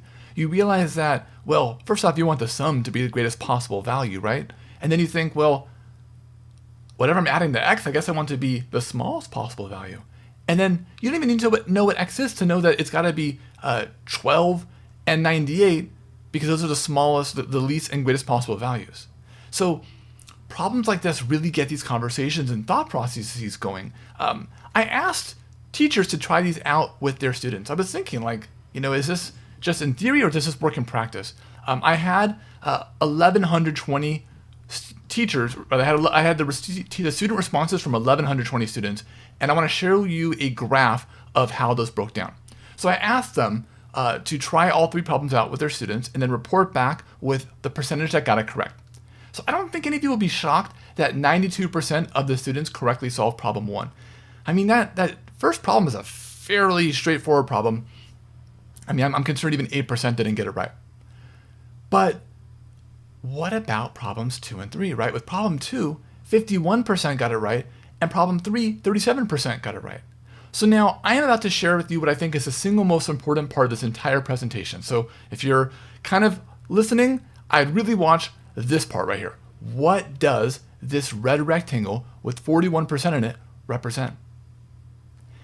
If you believe that a kid who understands one-step equations should be able to do problem 2 and problem 1, then this 41% represents the students in the Chinese room, the people who appear to know what they're doing when you just give them superficial problems like problem 1, but don't deeply understand what they're doing, and you don't know because you're not giving them problems like that. And it's even more for problem 3, right? 55%. So if we choose to teach using only problems like we find on worksheets like problem 1, then we have kids who may appear to know what they're doing, but really don't. And we don't know because we're not asking the kinds of problems that would help us figure that out. Open middle problems really help you do that. And let's talk about these more, right? To give you better, and these problems on a side note work K-12, really K-16. I'm focusing on mostly middle school stuff, but I want to show you an example of a problem that's a 4th grade problem, but I did it with 8th grade students. So I asked students this question: what is the perimeter of a rectangle that measures 8 units by 4 units? So pretty straightforward problem. Watch this video of when I asked students this problem. What is the perimeter of a rectangle that measures 8 units by 4 units?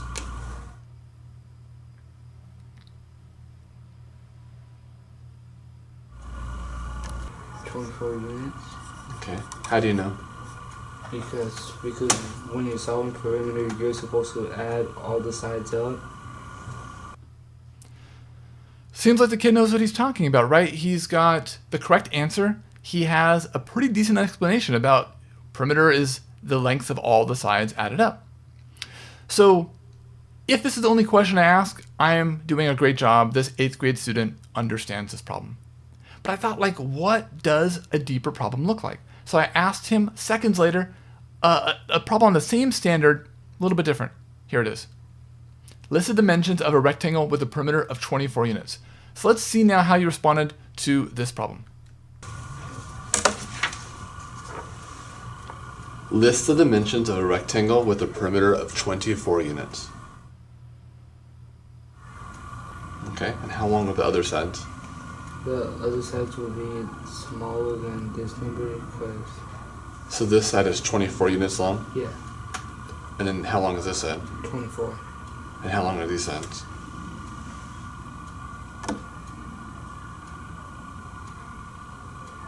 Let's say about 18 units. Can you label them, please?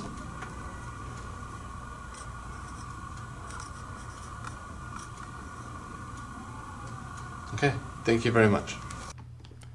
Like, this is pretty crazy.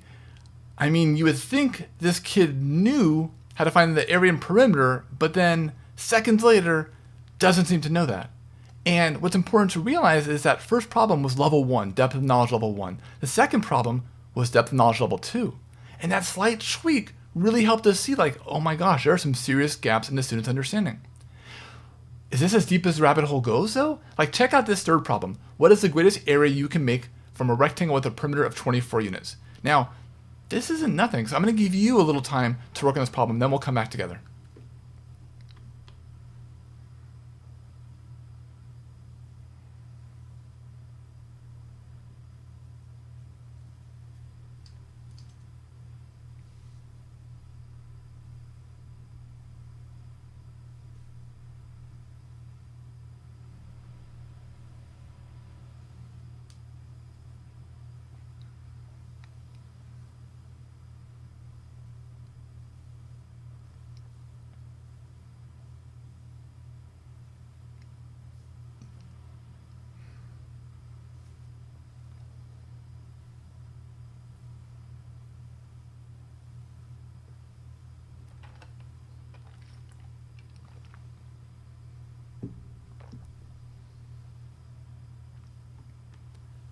So this problem requires you to, once you find a rectangle that has a perimeter of 24 units, like, how do you know when you're done? Like, how do you know when you have the greatest possible area? There's so many rectangles, right? If you're assuming that we only talk about rectangles that have a whole number side, there are a finite number. But if we can have like a side of 4.5 units, then there are an infinite number of rectangles. So how do you know which one has the greatest possible area?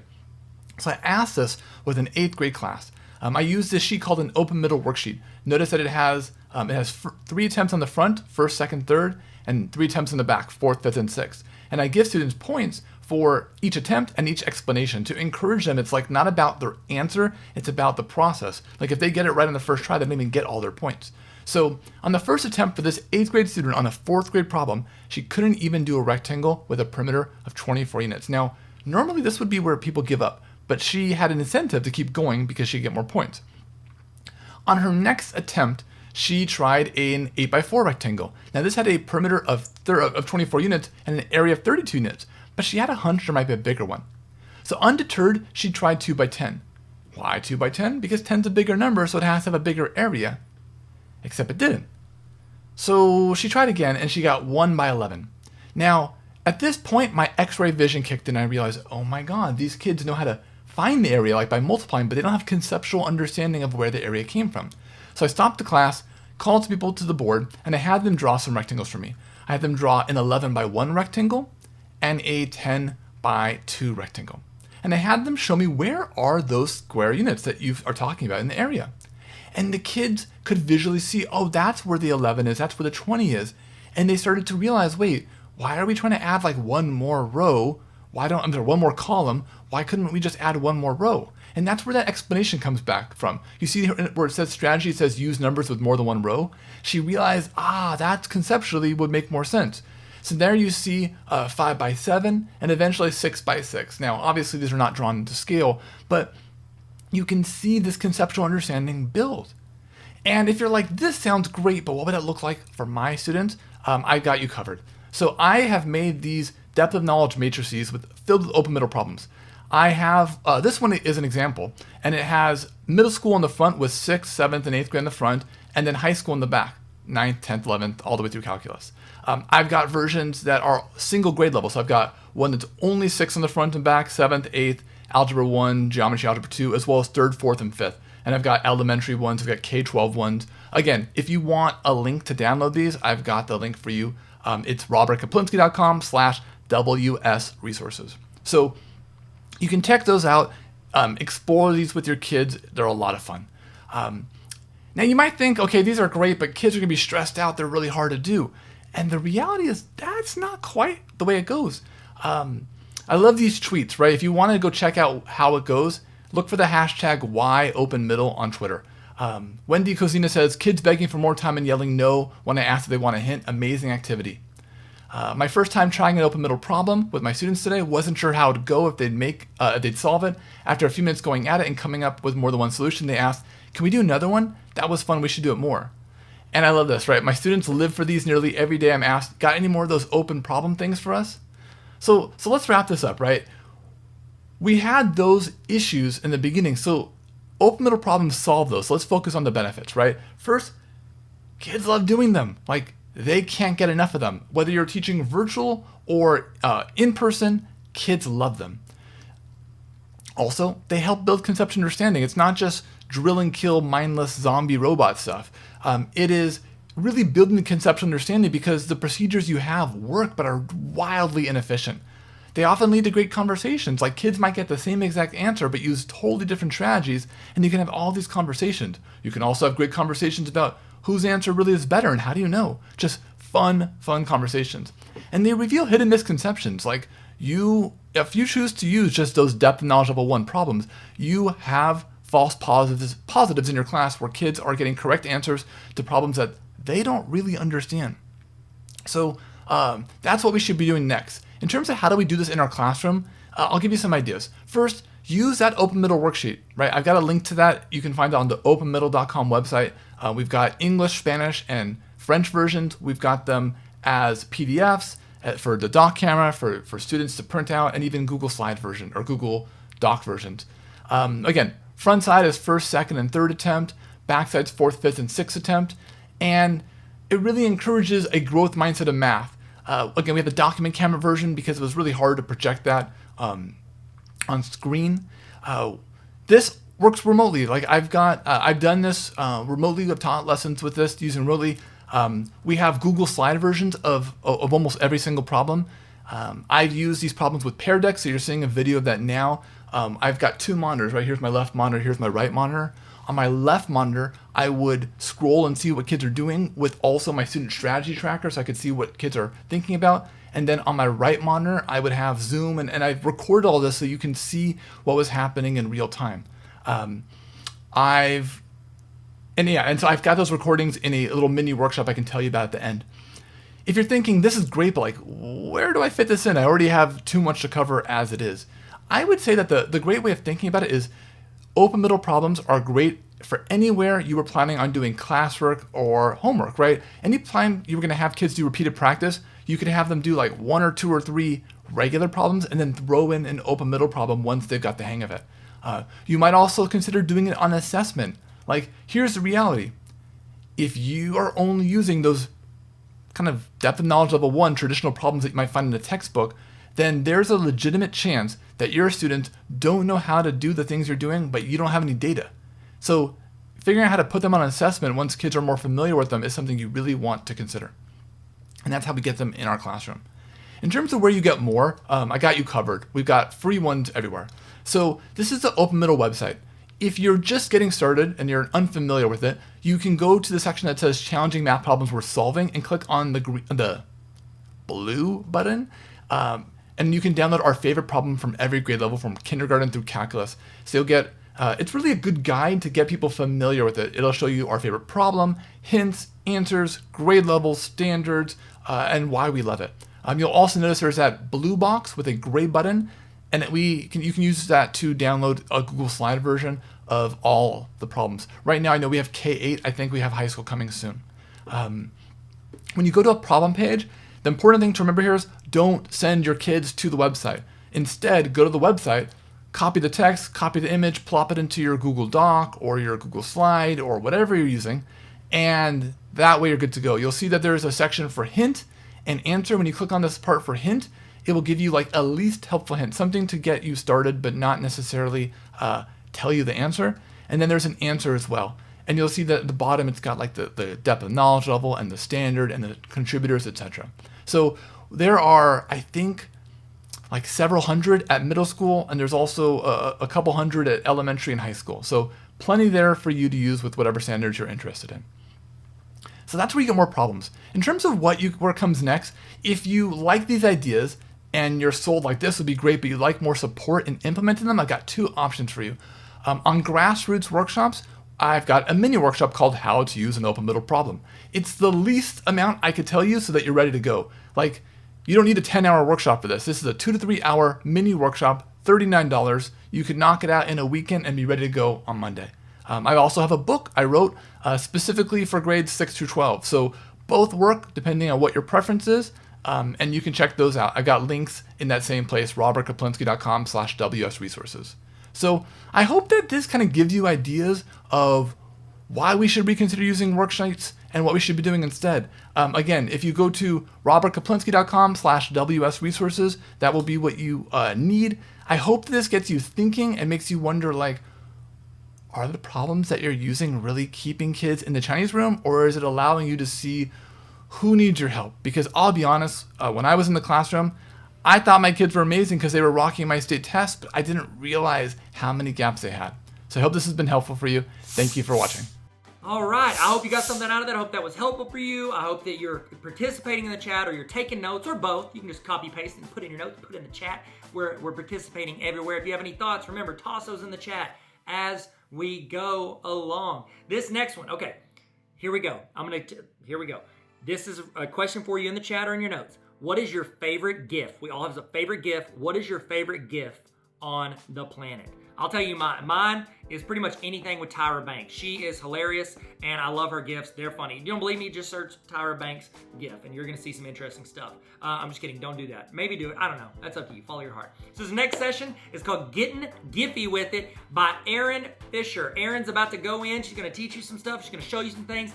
Hope you love this and add value in your class. Erin, take it away. My name is Erin Fisher, and you can find me at my blog, fissiononamission.com, or on Twitter at Mrs. Erin Fisher. Today, we're going to talk about GIFs, which are a great engagement tool. You can follow along with this presentation at bit.do/fishygiphy. The first thing we're going to talk about today is, what are GIFs? Well, they're graphic image files. Sometimes you'll find that they're animated, sometimes you'll find that they're not. I tend to really like the animated GIFs to either engage my audience or to teach a concept. Did you know that GIFs will get you quite a bit more hits on your posts, as well as more engagement in the classroom? Think about when we were children and possibly made flipbooks out of paper. Wasn't that fun? To show a concept using a different platform gives students some choice and some engagement. So let's take a look first at where we can find some GIFs out there for free on the internet. Is Giphy.com. This site is free, and although it has a login right here in the upper right, it does not require you to log in. You can simply search for existing GIFs and stickers right on the website. So let's say I would like a GIF for the word what, or maybe an image. I can go and Google this, or search this rather, on Giphy and find a lot of different GIFs. I can also find stickers. I really like stickers because you'll notice they're similar to a PNG file where there is a transparent background. To get these free GIFs where you don't have to log in, you can simply click this link right here. Link copied. Then you can go out to a Google slide and insert that GIF, or any other Google product. You can also download the GIF by opening it, or sticker. If you right-click your GIF here, you can save image as. I tend to like to copy them, but you can embed as well. Let's take a look at how we would embed or copy this GIF/sticker onto a Google product. You will see that I'm on a Google Doc. The first thing I'm going to do is I'm going to choose the Insert menu. Then I'm going to choose Image. Notice I didn't just right-click Paste, and that's because my GIF is animated, and I wanted to hold that animation. So I'm going to choose Insert Image by URL. Now I'm going to right-click Paste. And you will notice it pops my little sticker right in. From here, I can resize and manipulate my GIF how I see fit for my product. Let's take a look at how we can go create our own GIFs, particularly looking at different word art options. One of my favorites is online glitter text. Let's go take a look. This is one of my favorite free sites. You'll notice it's not secure, so you may have to take a look at it on your personal device. It does come through for us at school. So it's glittertextonline.com, and I love it because glitter makes everything better, as my son's former preschool teacher would say. This is a fairly easy site to use. I'm simply going to find the text that I want. Notice I use the statement, glitter makes everything better. That's a lot of characters, so I'm actually going to choose small for my font size. I'm going to decide if I want this font outline. I actually do like the font outline, but you could play with it. Maybe I decide to go up a little bit, medium. This box is the size you're given, so if you find your text goes outside the box, it will get chopped off. So just be aware when you are entering in your text that it needs to fit inside that white box. I'm going to click for my font, and I have quite a few options. You could spend all day taking a look at all these awesome fonts.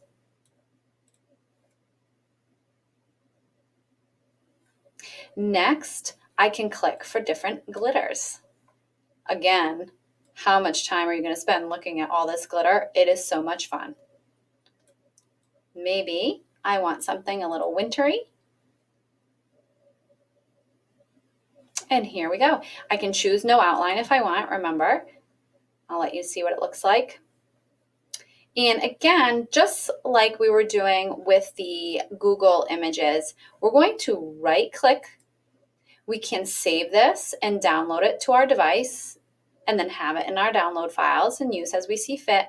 Or we can simply copy image address. I'm going to copy. Brush Ninja is an incredible free tool. I cannot stress enough how much fun students have when you allow them to use Brush Ninja. Have you seen tall tweets? If not, it's pretty fun. So I actually learned about using my cute little Bitmoji in here through this article, which I'll include in my resources. It's from the Infinitely Teaching blog, great blog, I definitely recommend. And she talks about how to animate her Bitmoji stickers to put on student work. So again, she goes into tall tweets and kind of goes through how she uses Bitmoji. And these are her examples of what she uses on her student work for stickers. And she leaves them in her Google Keep. And then that's what she puts on her students' work when she is sending feedback. So you can use any type of slides for tall tweets. I actually found that it's really nice to create puzzles for digital breakouts, and use the tall tweets to make different puzzles that moving, and the kids have to figure out what the lock is for the digital breakout. But this one I made, you'll notice, I put myself in here and I just looked for all different dance moves on my Bitmoji. So I have all of these little GIFs in here. I went and found a free background. I just clicked background, choose image, and I put like wall background or stage background, something like that. And I found different ones. This is actually exactly where I went, and I found what I wanted. And then I used my Bitmoji up here and those directions of how to get that Bitmoji on the Infinitely Teaching blog, which I included in my resources. And then it's out to tall tweets. So let's go take a look at tall tweets.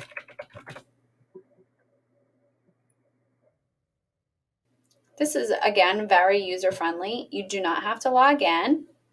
Oh, maybe I do have to log in. So let's take a look. I'll sign in with Google.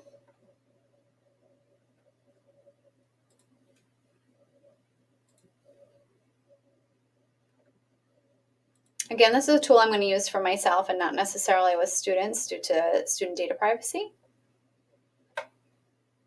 All right, so I'm in here, and now I'm going to do Tall Tweaks Classic, and I'm going to select my presentation. So remember, I called it, let's see, tall, oh, I called it GIF. What did I call it? Dance GIF. Sorry about that. And here we go. Takes just a moment, especially when you have video running and other GIFs. Okay, so here we are on the screen. It uploaded my little dance GIF. So now I have to play with my image width in pixels. So if you're not super familiar with how wide pixels will be, it's okay. You can just play with this and then try it again. So I want my width, I'm going to say 300. Again, you can play with this. If you go and create it and you're like, whoa, that was not the right size, you just can go in and do it again. So slide duration in seconds. A GIF you want to be very quick. So it might sound like a second is too short, but it's actually a bit too long. So you might want to play around with it. Maybe I'll say 0.5. Half a second actually is still long too. I'll say 0.2. And now sequence of slides. This is the only part that takes a bit.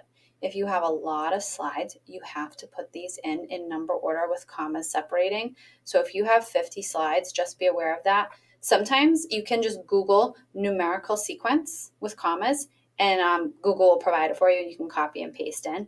So for this one, I'm just going to go take a look. I do have 9 slides. So I need to put 1 through 9 on that line with commas separating the digits.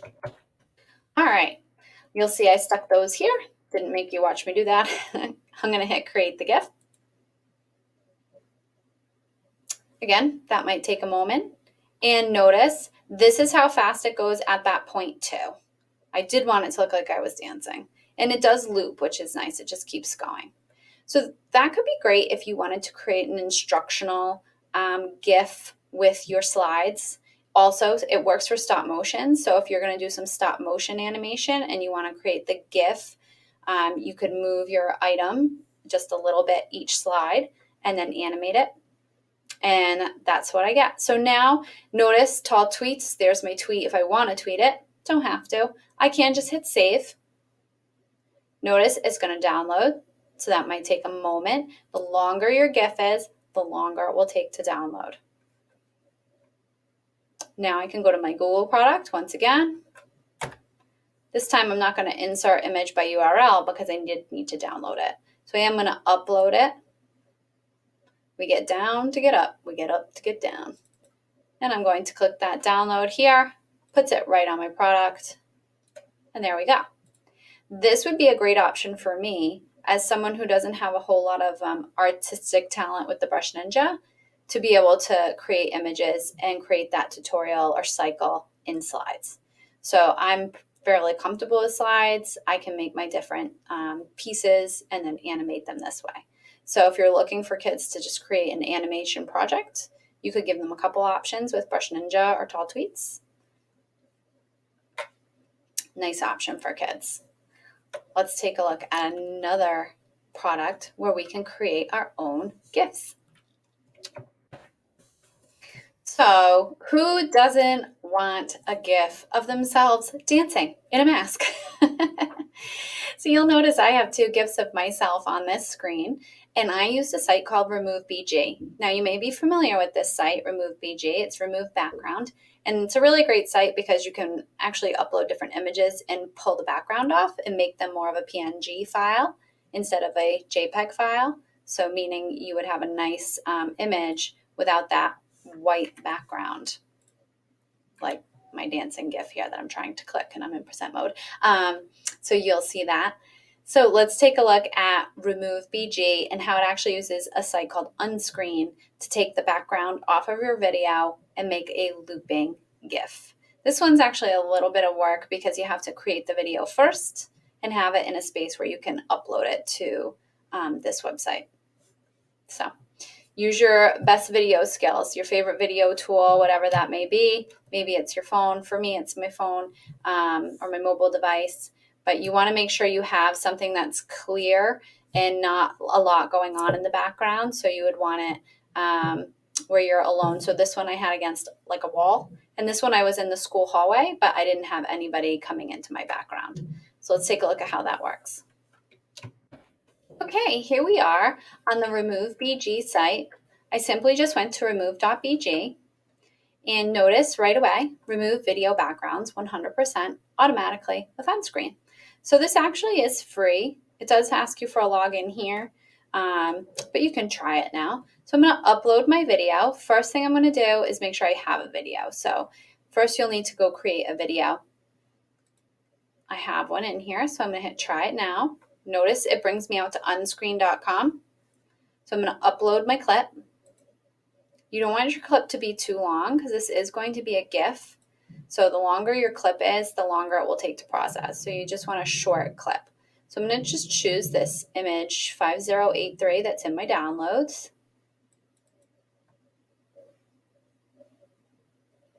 And notice it recognizes the background for me. So it's important that there's not too much going on in the background of your video. Almost as if you were going to green screen. Okay, there we go. It uploaded my GIF. Notice it only picked up one little square tile. That's the floor in our hallway. I can put it against a background if I want to put a background on there.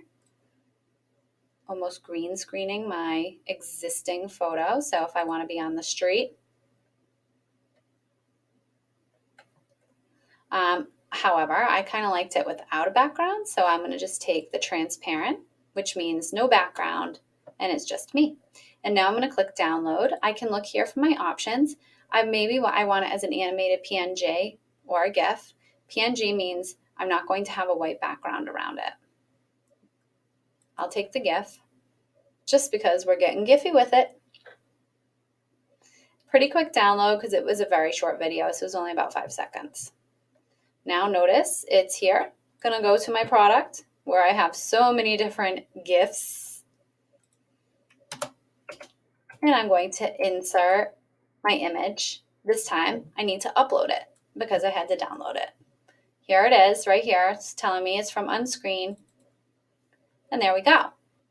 So that brings us to the end today of all of our different GIF tools.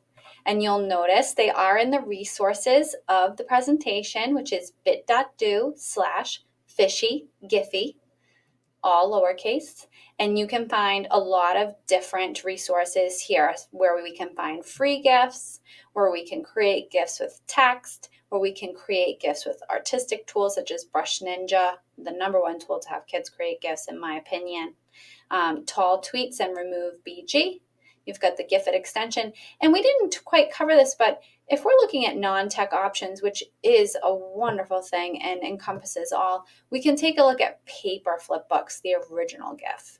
So I did include how to make a high quality flipbook using index cards and images, and that is always a great option as well. So much fun to create those animated GIFs on paper. I included the Infinitely Teaching article, which talks about your stickers if you want to create GIF stickers and keep them in Google Keep for later. It's a great article. And then also you'll notice I have my favorite GIFs, which I put on my blog. A little old there from 2019, GIF bait, but I do enjoy it. So thank you for joining me today. I hope you go and create some GIFs, and please share them with me. Send them to me on Twitter at Mrs. Erin Fisher. Hey, what's up guys? Welcome back. Hey, it's Tyler here. I'm just gonna give you a little break. So if you need to go do something, you need to go use the restroom, get a snack, get something to eat, whatever, you can go do that. I was gonna chat with you about some stuff, give you some time to do that and check in, maybe say hi. If you want in the chat, let's do a little check-in. In the chat, how you feeling? Toss in your emoji of how you're feeling right now. Let's do a little emoji checkup, if you will. So while you're doing that, I do want to give, you know what? I spent a lot of time writing this book, and I genuinely think this book is going to help you in your classroom. It's gonna inspire you more than anything. It's a read with me, and one of the things that I feel like I've never been the smartest dude in the room. I've never been the most talented. But I'll say this, I was always been pretty approachable, I think. I think I've been approachable, and I think what this is, I've tried to be as relatable as possible. I'm talking about my experiences, things I've run into in the classroom, what I've learned as a teacher and as an administrator and as a student, what I learned. And so this is the Baller Teacher Playbook. If you're interested in checking this out, I recommend. Of course, I recommend. It's my book. It's not the best book on education, but I think it's good enough to help you in some way. It's got a lot of practical experience in it. I've got quotes. That's a do you boo boo. I could have picked a better chapter. Here's one thing. I want to show you one thing that I did at the end of each chapter, because I know teachers. Okay, I put in practical application. I put in reflection, because we know reflection is important, even though we never have time to do it. But it's got spots for you to write that in. So this is something you can work on by yourself or with your team. But here's the part that I did, and this is legit just for teachers. I don't know if you can see that. I put in, at the end of each chapter, I have a section called TLDR. That's internet talk for too long, didn't read. So what that means is, let's say you've got a team meeting, okay? Because there's 18 chapters in here. That means you and your team, or you and your building, you can go through a chapter once a week. You meet on your planning period, spend 10 minutes talking about what you did, what you tried, what worked, what didn't work, stuff to help improve your class and improve your students. Every week you can do that. Have you ever done this? In the chat, be honest, you ready? Have you ever had a team meeting where you're supposed to read something and you're walking over to the meeting and you're like, oh no, I forgot to read the thing I'm supposed to read that we're gonna discuss for like 15 minutes. So you just try to chill and hopefully don't get called on or get called out for not reading it. At the end of each chapter, I have a section called TLDR, where in 2 to 5 bullet points, I summarize the chapter. So you could be walking to the meeting, you could read these 3 or 4 bullet points and be able to have a conversation about the entire chapter. There's stories in here, there's practical experience, there's ways that I messed up, ways that I failed, and then ways that I feel like I succeeded, and I'm just talking through what I learned from both of those. And I would love for you to learn and grow with me. So if you want to check out that book, it's on Amazon. I'll have a link on the screen if you want to get it. Link is in my bio. I link links everywhere to it. So Baller Teacher Playbook. I think it can help you in your classroom. Okay, we're about to get started. Kick back into it. Hopefully you're ready to roll, ready to go. And let's jump back in. Let's jump back in like Michael Phelps. Okay? Well, does that work? Does that work? I mean, he jumps into the pool. That's what I was going for. I need to know more like high diver. High divers would have been better. I'll tell you this. We're gonna stick the landing like Carrie Strug. Y'all remember her? Carrie Strug, remember the Olympics? Georgia Olympics? Atlanta Olympics? Remember that? It's okay. It's a very narrow reference. All right, let's get started. Let's kick it off. Let's jump back in. Get your notes out. Get your screens pulled up. Get your coffee ready. Get your ice water, your sweet tea. If you're from Arkansas like me, you know you like that sweet tea. And we're about to kick it off. Here we go. Let's get back in it. Let's get back in it. I'll see you guys. Okay, so we're moving along. So far in the chat, what is one thing that you've taken out of what we've gotten so far? Toss it in the chat. Maybe if somebody missed it, they can pull that, copy paste it, put it in their notes. This next session is by my friend Jessica Reed. Jessica is going to talk to you about inclusion plus tech equals awesomeness. Oh, I love that. Legit, at the end of each school year, instead of buying a yearbook, I would staple together a bunch of pieces of paper and I would call it like Yearbook of Awesomeness, and I'd have all my students write and draw things and put things in it. Whatever. Okay, I'm just saying I love Jessica's title and I think you're gonna love her presentation. Jessica, take it away. Hi everyone, my name is Jessica Reed and I'm so excited to be talking to you today about inclusion plus tech equals awesomeness. I am just so pumped, so let's get started. I feel like I should be having Jeopardy music play. All right, so let's get into it. This is for the Digital Educators Conference, and I'm so excited that you guys get to see some awesomeness and so much coolness with Tyler Tarver and him putting together this conference. So let's get started. All right. I am Jessica Reed. I am a middle school special education teacher who teaches ELA resource. I'm also a Google for Education trainer and a Google Innovator from New York City 2019. And that's actually how I met Tyler. If you ever have any chance to do any type of PD from Google, Innovator is probably the coolest thing I've ever gotten to do. And my project has to do with collaboration in the classroom. And my book, hopefully, that will be coming out sometime next year with EduMatch called The Collaborative Prenup. but we'll talk more about collaboration in just a minute. All right, what are we going to talk about today? Well, we're going to talk about what's inclusion, what's collaboration, how to engage in collaboration between remote, hybrid, and in-person learning, and what resources are available and how to really use them in the classroom. All right, so let's review just a few things before we get down to the good stuff, the nitty-gritty. All right, what is collaboration? Well, I know we all hear that because a lot of times we tell our own kids or our classroom, hey, I need you to really work together. And so sometimes it's hard for our kids to really want to know what we're supposed to be doing if we as teachers don't show that collaboration either. So, all right, so inclusion is going to be a classroom that has both general ed and special education students. It usually includes, sometimes, I guess it just really depends on your school and how the funding is maybe, but it can usually either be 2 teachers, which one's going to be your general ed teacher, which knows the content, and then you're going to have your special education teacher who's going to know different tools and tricks and tips to really be able to take that content and break it down for the students. Or you could be in a situation where it's going to be a teacher and then you have an instructional aide who's there to help the special ed students, but can also help other students that are in the classroom. Okay, so collaboration and co-teaching, sometimes they get interchanged. Well, it's really important to understand that co-teaching is where you actually have the students get to have 2 teachers in the classroom, so you get to really share your work, and that's important. Especially imagine if a student clicks better with you than the other teacher and vice versa.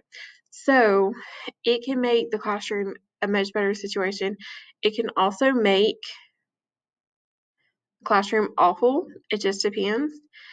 But hopefully you can be a grown-up and make it work. And I had to show my face again for that because that is a key factor. Being a grown-up in the classroom is huge, especially if you work in middle or high school, because those kids are going to see how you act and they're going to respond to it. And we all know that. All right, so this is like my little soapbox, but the key to any and all collaboration is going to be communication. We have to be willing to talk and learn from each other to really get any type of positive learning to happen. And this may mean reflecting or even rethinking some things from yourself. And while that may seem like a foreign concept, it's really not. It's just one of those things that we have to take the extra step to reflect on how our lesson was that day. Okay, there are 5 different ways to do co-teaching or collaboration in the classroom. There is one teach, one support. There's parallel teaching, there's station teaching, alternative teaching, and team teaching. The most common one that you're going to see when you walk into an actual classroom is probably going to be one teach, one support, which is where you're going to have the one teacher teaching up at the board, and you're going to have one who is circulating the room, kind of helping, or maybe even just doing some observations on students. A lot of times you may have parallel or station teaching. Station teaching seems to be more prevalent in the elementary classroom. But the one that we want to see for co-teaching is going to be team teaching, and that's where you guys are on the same page and you're talking. And when someone walks in the classroom, you really can't tell who's who. Like, you can't tell which one's the general ed, can't tell which one's the special ed teacher. So you may have participated in any of these. You may have been a student where this kind of thing happened. You're like, oh yeah, now I remember. If you get a chance to do it, I would suggest to do team teaching because that's the best way to do. This information, if you're ever curious, there's a lot more by Marilyn Friend and Cook. Friend and Cook are like the go-to gurus of co-teaching and collaboration in the inclusion classroom. All right, so my favorite thing, co-teaching is just like a marriage. We come together in August and you get told, hey, you've got to work with so-and-so. While you may or may not have wanted to, you get put in this marriage. And so sometimes it may surprise you. It does take a lot of patience and effort on both parts. But the disappointing part about it is that if maybe in December You want a divorce. Well, that's not possible. You may want to remember the kids because that's super important, and that's why we're there. Like I talked about earlier, the students are going to notice everything. It doesn't matter what you do, they pick up on it.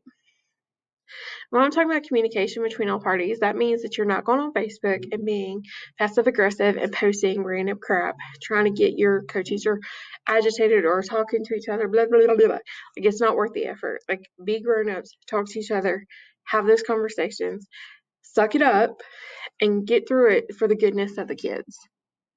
But hopefully you have a good rapport with someone and you can make the classroom a really fun place to be.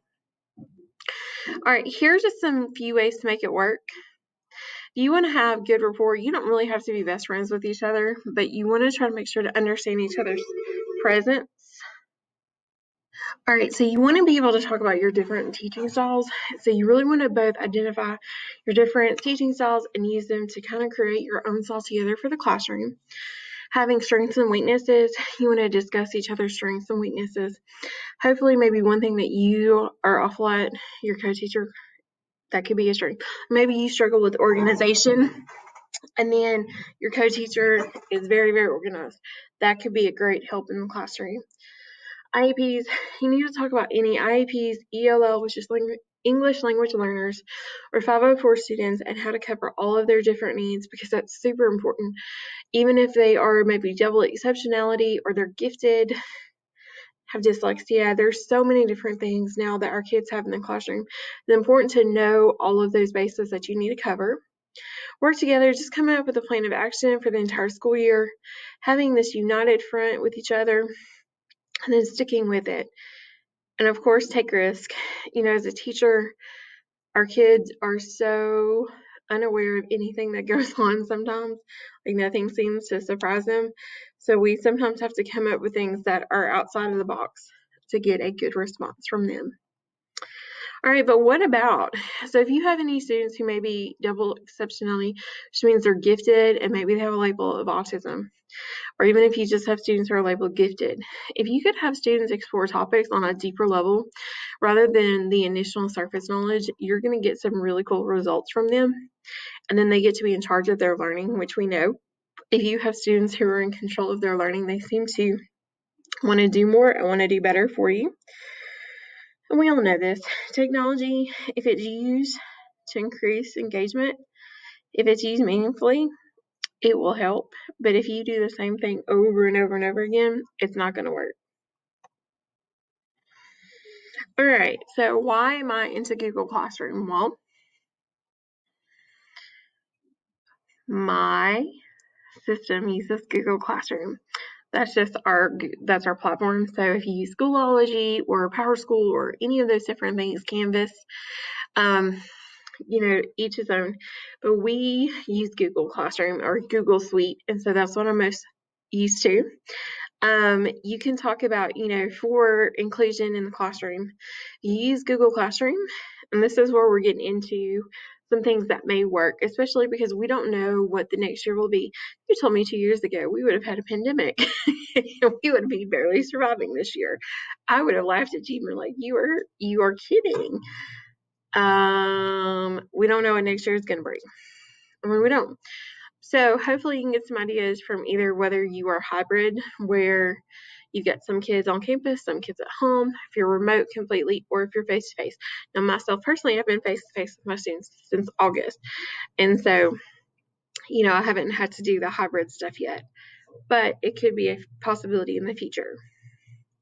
All right, so in Google Classroom, for the inclusion classroom, you can have each teacher is responsible for different activities, including updating the calendar to create assignments. This is one of those things that you guys talk about beforehand, maybe even fill out like a contract, or you can do what I call the collaborative prenup, which is just a whole bunch of different questions.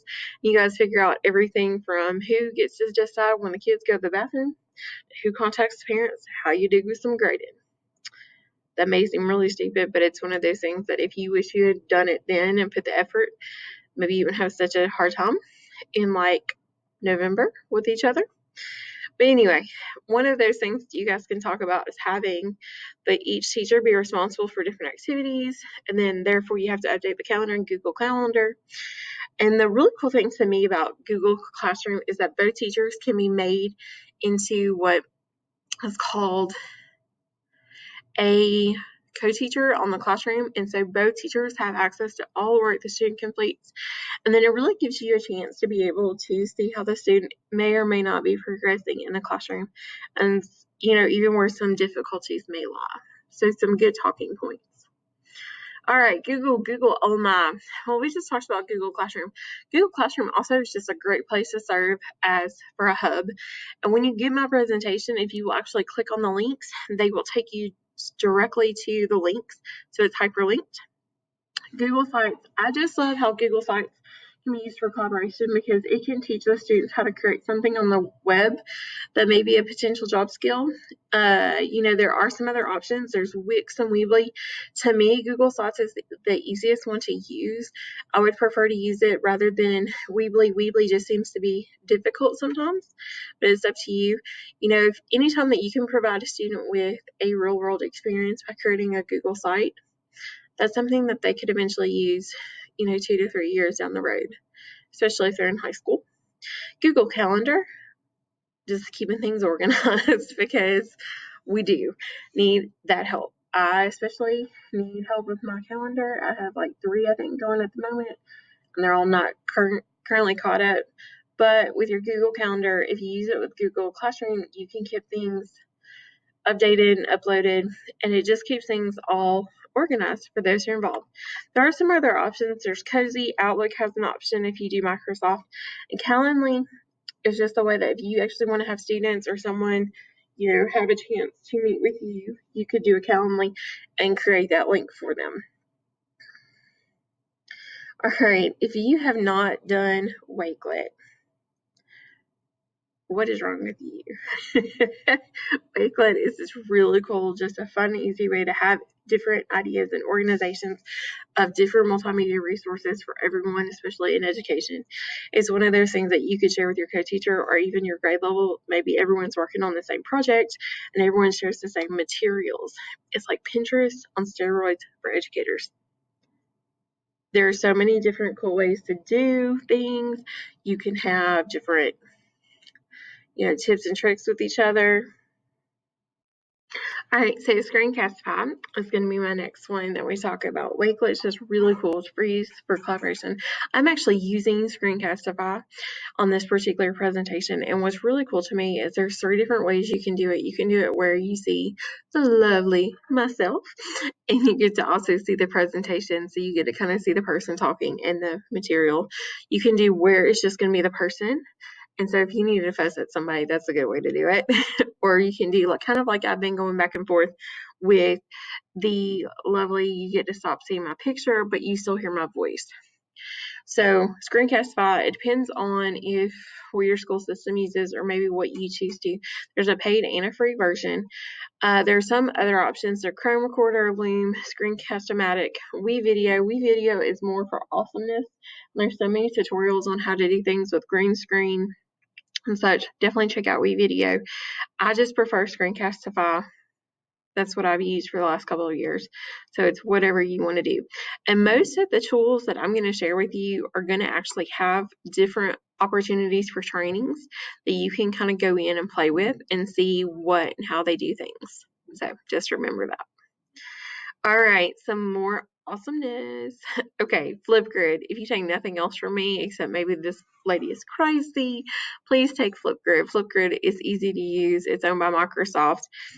It's free. Basically, it is where you can post a question and kids can respond verbally. But the kicker is that they get to decorate it with selfies and stickers and everything. This is just super fun and easy to use. It can be a safe space. Use this for any ELL special ed students who maybe struggle with writing, but you know that they know the answer and they can share it verbally. Great way to do it. And especially if you're having to do some remote learning, Flipgrid would be great. Okay, next it's going to be Nearpod/Pear Deck. This is one of those two that it's up to your choice and it's whatever you choose. So maybe it's like, do you prefer Lay's to Ruffles potato chips? What do you prefer? Or sour cream and onion to barbecue? So Nearpod or Pear Deck, it's whichever one's your choice.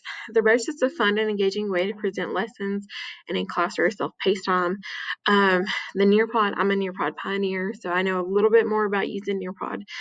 The paid version includes virtual field trips, time to climb, review games. There is a free way to use the awesome collaborative boards, which is very similar to Padlet. I know some school systems do not allow you to use Padlet anymore, but it's one of those two choices.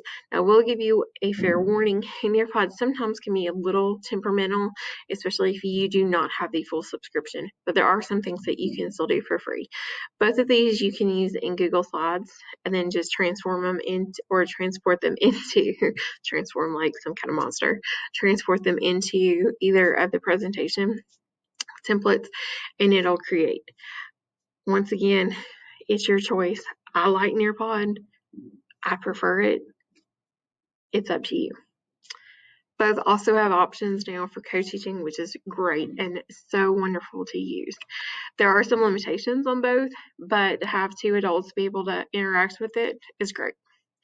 All right, Google Keep. This is just a fun and easy way to keep things organized and simple for all involved.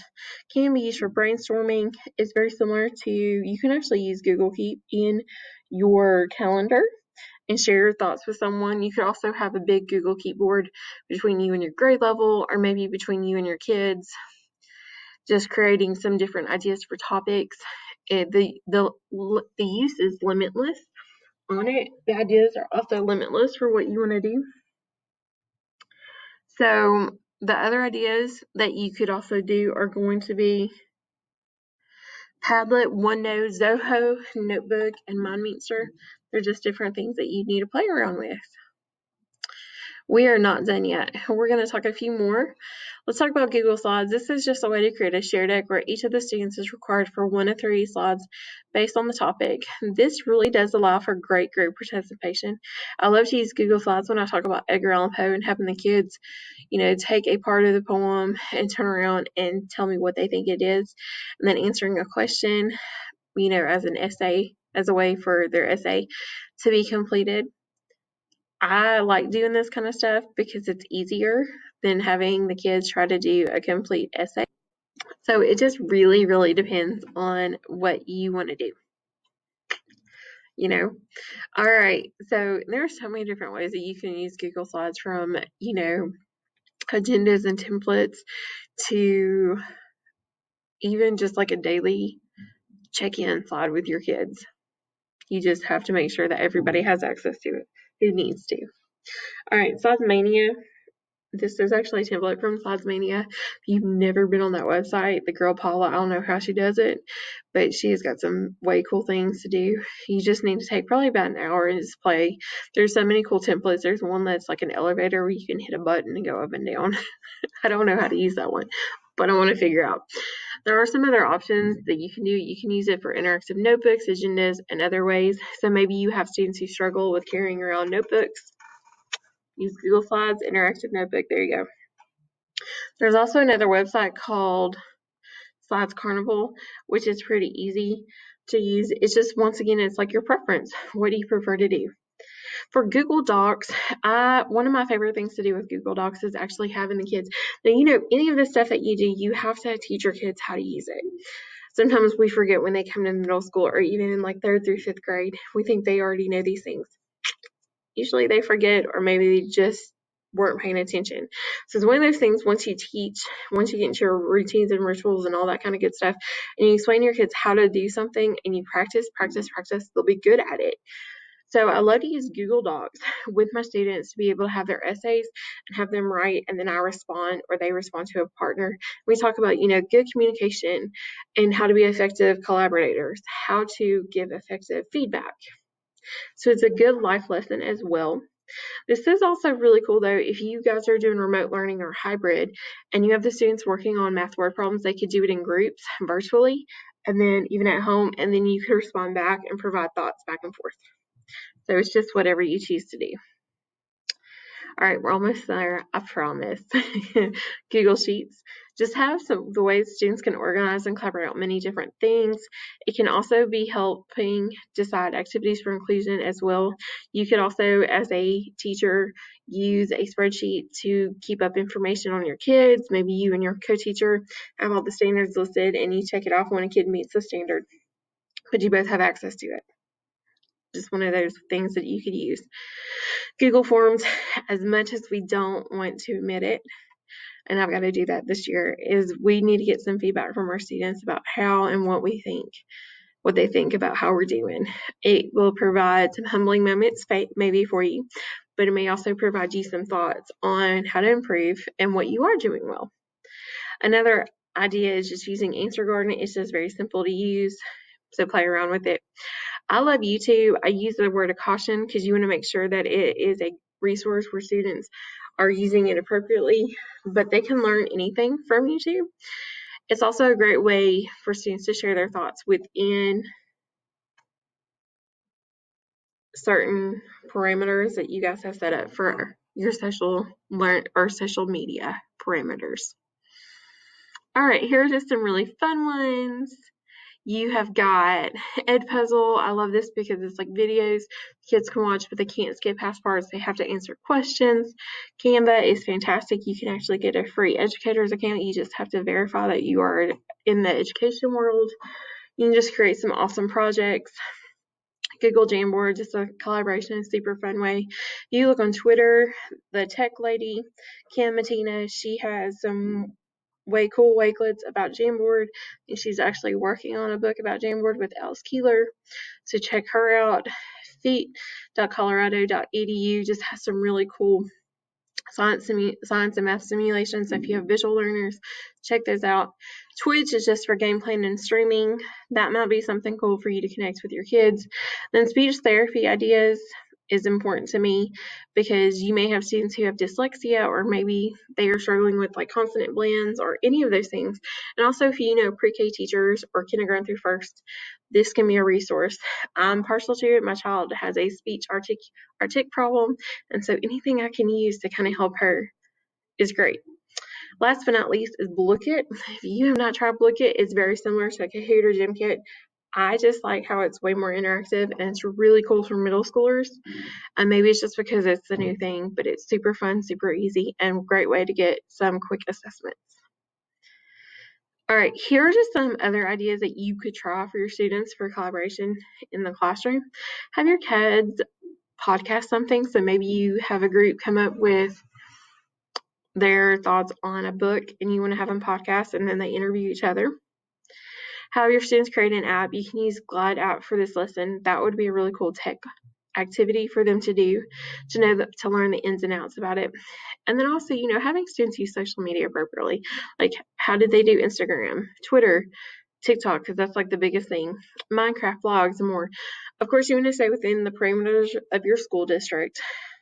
But I do think it is important for our students to learn how to do, if they're going to be on social media, which they are, how to do it appropriately. All right, here are just some ways to avoid disasters. You want to make sure to color code on docs. This really determines who's done what on the document. And if you don't, it can turn into a fudsicle. And make sure to have one folder for collecting work and allowing everyone to have access. This would also be a good teaching moment on how to have Google Drive, how to organize things. Because we all know Google Drive, our drives can be crazy, like mine is not at all organized like it should be. Using the revision history to help with editing on Google Docs, having tables to help with collaboration, organize things, and then both teachers and students can use the comment feature and all, and add thoughts and sheets for revision. And if you never visit this website, thetechieteacher.net, she's awesome. She's also on Instagram. All right, here's just some more resources that you need to check out. Just a TED book by Matt Miller is a fantastic resource, and he's got so many cool things. Called Pedagogy, Jennifer Gonzalez, some great ideas, thoughts about anything education. Control, Alt, Achieve, Eric Curtis, he has so many Google videos and things that how you need answered, you can find there. Of course, Mr. Tyler Tarver for Tarver Academy. He's got so many cool things, and he's so funny to watch.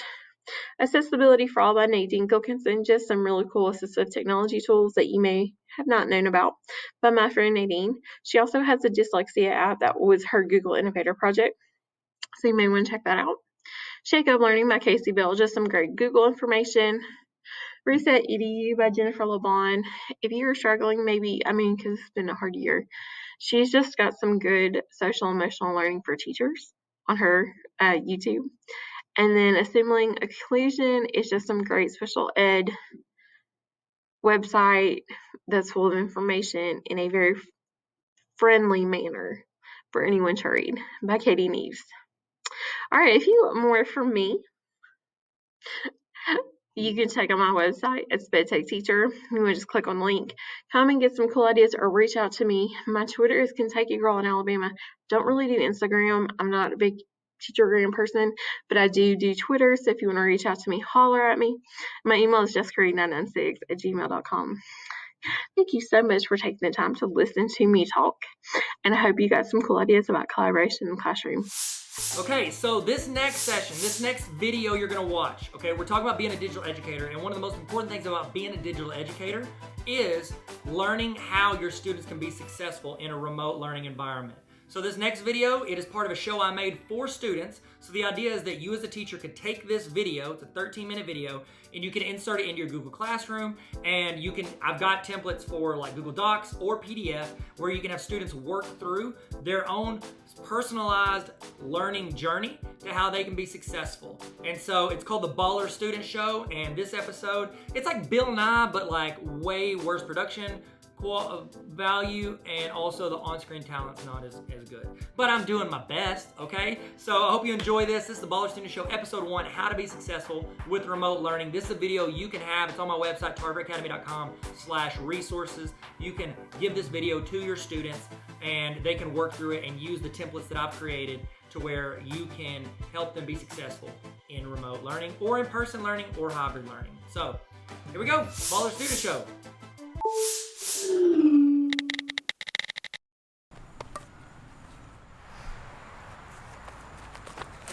Isn't that super annoying? When you are about to watch something, you think it's about to be like House of Highlights type situation. Oh my gosh! Bam! They go to something else. From now on, for the rest of this video, we'll finish everything that we start. That's the last time for sure. Got it. I wish I would have spent the past 6 months like training just to like spin bats. If you do want to see me hit that computer with this baseball bat, which hasn't happened yet, by the way. If you do want to see that, you can scrub to this point in the video. But if you stick around, then you might just learn something that'll help you be more successful in remote learning. The question is, why is remote learning so difficult? Remote learning, virtual learning, online learning. Why is it so much more difficult than in person? If I'm sitting here and the class is sitting there, why is it so much harder for students to be successful in that type of environment? Remote learning is where the student and the educator or information source are not physically present in a traditional classroom environment. Information is relayed through technologies such as discussion boards, video conferencing, and online assessment. So here's the deal. We're doing everything in a different location. But that doesn't answer the question of why, as human beings, is it easier for us to learn when we're right in front of somebody. Some might say it's, oh, well, they have to learn like the technology and learn the curriculum. Yeah, that's a part of it. But I think maybe there's something else. Maybe it's something that is a little bit more difficult than just the fact that we have to learn how to use Google or some other LMS along with learning, slope-intercept form or the American Revolution. So yeah, you can bounce to that amount of time in this video, or you could stick it out and you can understand what are the two elements that relate to me as a human being and allow me to be successful in a remote learning situation. Where's my lid? Did you guys see the lid? Where did it go, George? Which way did it go, George? Which way did it go? Do you even think that remote learning is difficult? I mean, do you like remote learning? Let me know in the chat, somewhere in the comments, whatever internet thing you're on right now. On a scale of like boogers you find under the car seat to Ariana Grande, how much do you enjoy remote learning. Maybe the reason some of us lean more towards the car seat than Ariana, am I saying her name right? Ariana Grande. The reason some of us lean more towards the car seat side than the Miss Grande side is because it's something hardwired into us, like a computer. See what I did there? By the end of this video, maybe we can figure out what will help you stay connected to your classes so that you don't go full like Tom Cruise Ghost Protocol and disappear until your teacher emails you like 3 weeks in and is like, yo bro, you haven't been in class in a while, what are you doing? So before I go King Griffey Jr. on that computer I had since college. Swung on and belted. Look, King Griffey Jr., this is a rookie card. Whatever. No flex, mad cap. What? No, that's not right. No flex. It's Tarver Academy logo. It's whatever. Maybe the reason that you don't feel motivated in class is because it's something hardwired into you as a human being. If we can figure out the key things that keep us motivated, that make us successful, then we can set the right goals, the right indicators to reach our maximum potential in our online classes. So before we go all Reese's Pieces on this computer, I need to go warm up. If you guys would, please watch the trailer for this new game show coming out. I'm gonna go drive to the ballpark. Hello and welcome to a brand new episode of Classic Bougie Ratchet. All right, so let's just jump right in like somebody off the top of a high dive. Remember, right guys? Woo, that was wild. As you guys know, this is where we give a situation and you tell if it's a classic, bougie, or ratchet. Here we go. So the first one, your teacher sets up for a 7-hour Zoom class. Classic, bougie, or ratchet? Bougie. That's classic. That's right, classic. It's like pulling a car with a horse, am I right guys? Next one, giving a website and saying www dot. Okay. Here we go. Drum roll, please. That's ratchet. Ratchet. That's right, 10 seconds I'll never get back. Next one, classic, bougie, or ratchet, using the school's headphones. Ratchet. Ratchet. Ratchet? That's right, it's ratchet. I don't know where that girl ears been, that's gross. Next on classic, bougie, ratchet, the kid in class who knows the answer to everything. Hello teacher, I know the answer, call on me. Bougie? Classic. Give me a little bit of ratchet. What we were looking for was bougie, because that person's gonna be your boss someday. Check me on it, it's true, it's true. And that's been our episode of Classic Bougie Ratchet. Thank you guys for joining us, and as always, stay bougie out there, am I right? And cut. Okay, seriously, why in the world am I in a pool? This makes no sense, it doesn't support anything that we're doing for the show. I mean, oh my goodness. How am I supposed to work like that? I don't have to be in the water.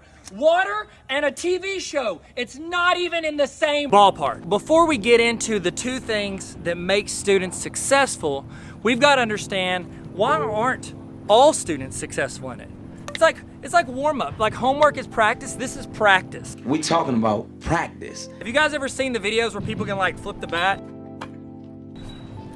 Maybe with practice. Got some pitches being thrown to me from Nolan Ryan. Nolan Ryan over here.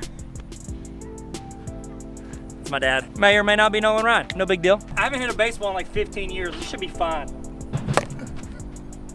Owen, you don't have to show where it lands.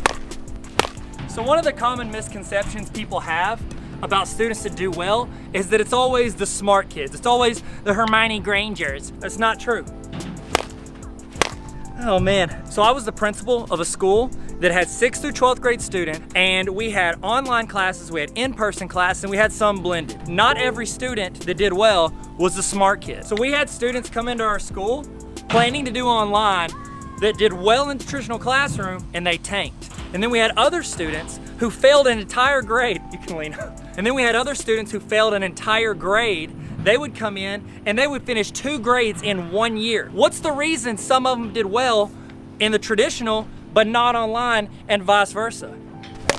It's called an airmail. I mean, probably could have been done. Okay.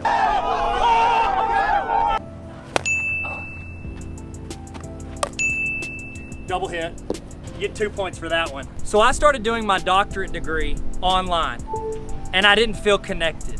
I did okay, but I was ready to quit. Every Sunday night when I was having to do the homework that was due Sunday night, because that's whenever apparently I do homework, is right before it's due. Every time I was about to do that homework, I dreaded it. And I don't say like, oh, I'm doing my doctorate, so I can say I'm doing my doctorate, like I'm not trying to humble brag. I'm telling you that I was at the point in my educational career where school should have been fine. I should have been cranking through it, but why was I struggling? Why was I not wanting to go to class and get this degree done, this last degree I've got? Why was I not wanting to get it finished? Why couldn't I just finish it, get done, and move on? Round the bases, if you will. Wow. So according to a 1975 study, there are 2 reasons students feel connected and will finish school. First one, academic reasons. And the second one, social reasons. Let's look at those, shall we? Home run. Boom! Ow! My elbow! Let's go hit that computer, you guys. I'm gonna need the bat. Yo, that Google Classroom slaps. When you think about it. Yeah, I know you guys are in a lot of Zoom class, but this one hits different. Yeah, I'll check that email, no cap. Here's the deal, I know you're trying to keep it 100, but that last one was like keeping it 76. So let's bring it up. Yo, that Google slide I made was the GOAT, am I right, guys? Hashtag last dance. Did y'all watch that? Yo, that Google Doc you made was cash. Yeah, guys, low key, my principal, he shook. He be an extra. No cap. Was that a gaming keyboard? That's a flex, boy. Yo, I know you're saying I didn't give clear instructions, but I'm gonna clap back, RM. Jimmy, can you stop throwing some shade? Turn that video back on. Facebook, TikTok though. So here's the deal. We're talking about social and academic goals. You have to have both. Wait, where's my bat? Bat me. Bat me. I'm Batman. Thank you. Okay, so here's the deal. You've got social and you've got academic goals. According to Tinto, not Tito, this is Tito. This is Tinto. Very easily to get them confused. So what Tinto found was that there are certain things that attribute to students dropping out, students not succeeding in academics. So let's start with the first one, academic goals. Students have to have clear reasons for completing the degree that they're taking. Whew, do I look sweaty? What you need to do is you need to set clear academic goals. Here's my challenge to you. Write down 3 goals you have academically, either for one specific class, multiple classes, or your whole degree program, your whole level that you're trying to accomplish. Then find 2 people that you could put in a group text, because it's always stronger when there's 3. I don't know why, I'm sure there's a theory on that, but it's always stronger when there's 3. So I want you to take those 3 academic goals and put it in a group text with 2 other people. Tell them your goals, ask them their 3 goals, and then you 3 hold each other accountable. If it's just you trying to accomplish your goals, there's a good chance that you might not achieve those goals because there's no one else holding you accountable. Your teacher wants you to succeed, but they got a lot of other students they're trying to look for. Y'all ready for me to hit this thing? Well, oh wait, so I almost forgot. You've got the social as well. Okay, so I almost got hit in the face. So if we're talking about social, that's the community aspect. No, I'm not talking about the show community. Also, great show, by the way. I see you, Donald Glover. Absolutely. We're talking about a community that you build in your classroom. Why this is harder online, virtual, remote, why it's harder there is because you are not sitting in the exact room with these people. Now you have your teacher, and then you have 30 other buildings, 30 other facilities for that one class of 30 students, much less 150 students. So how do you feel connected with those students? It takes intentionality. It takes you focusing on having conversations with these people. Maybe that's following on Instagram. Maybe it's communicating in the discussion thread of Google Classroom. Whatever that is, you've got to find a way to get connected and find community within your class. It doesn't have to be every kid in the class that you find community with, but you got to find it with some. It is time. We have a computer to hit. That's not right. A computer to hit. We have a computer to hit.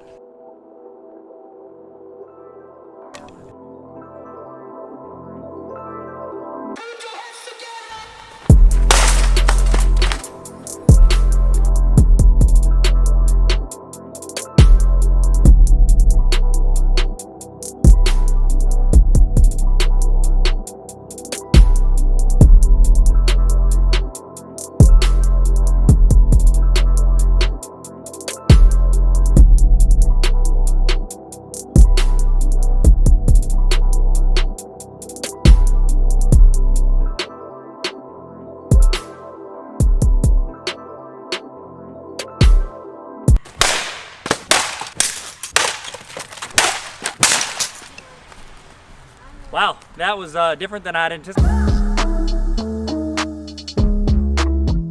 Ready? Whoa. All day, all day. Thank you guys so much for watching this video. Today's video is brought to you by FBLA Arkansas. Thank you so much, FBLA Arkansas, for sponsoring this video.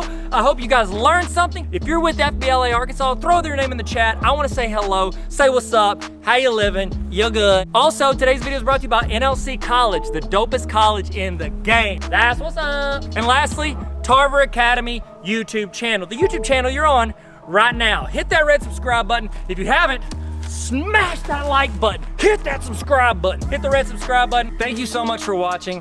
Work hard, have fun, and never stop learning. See you guys.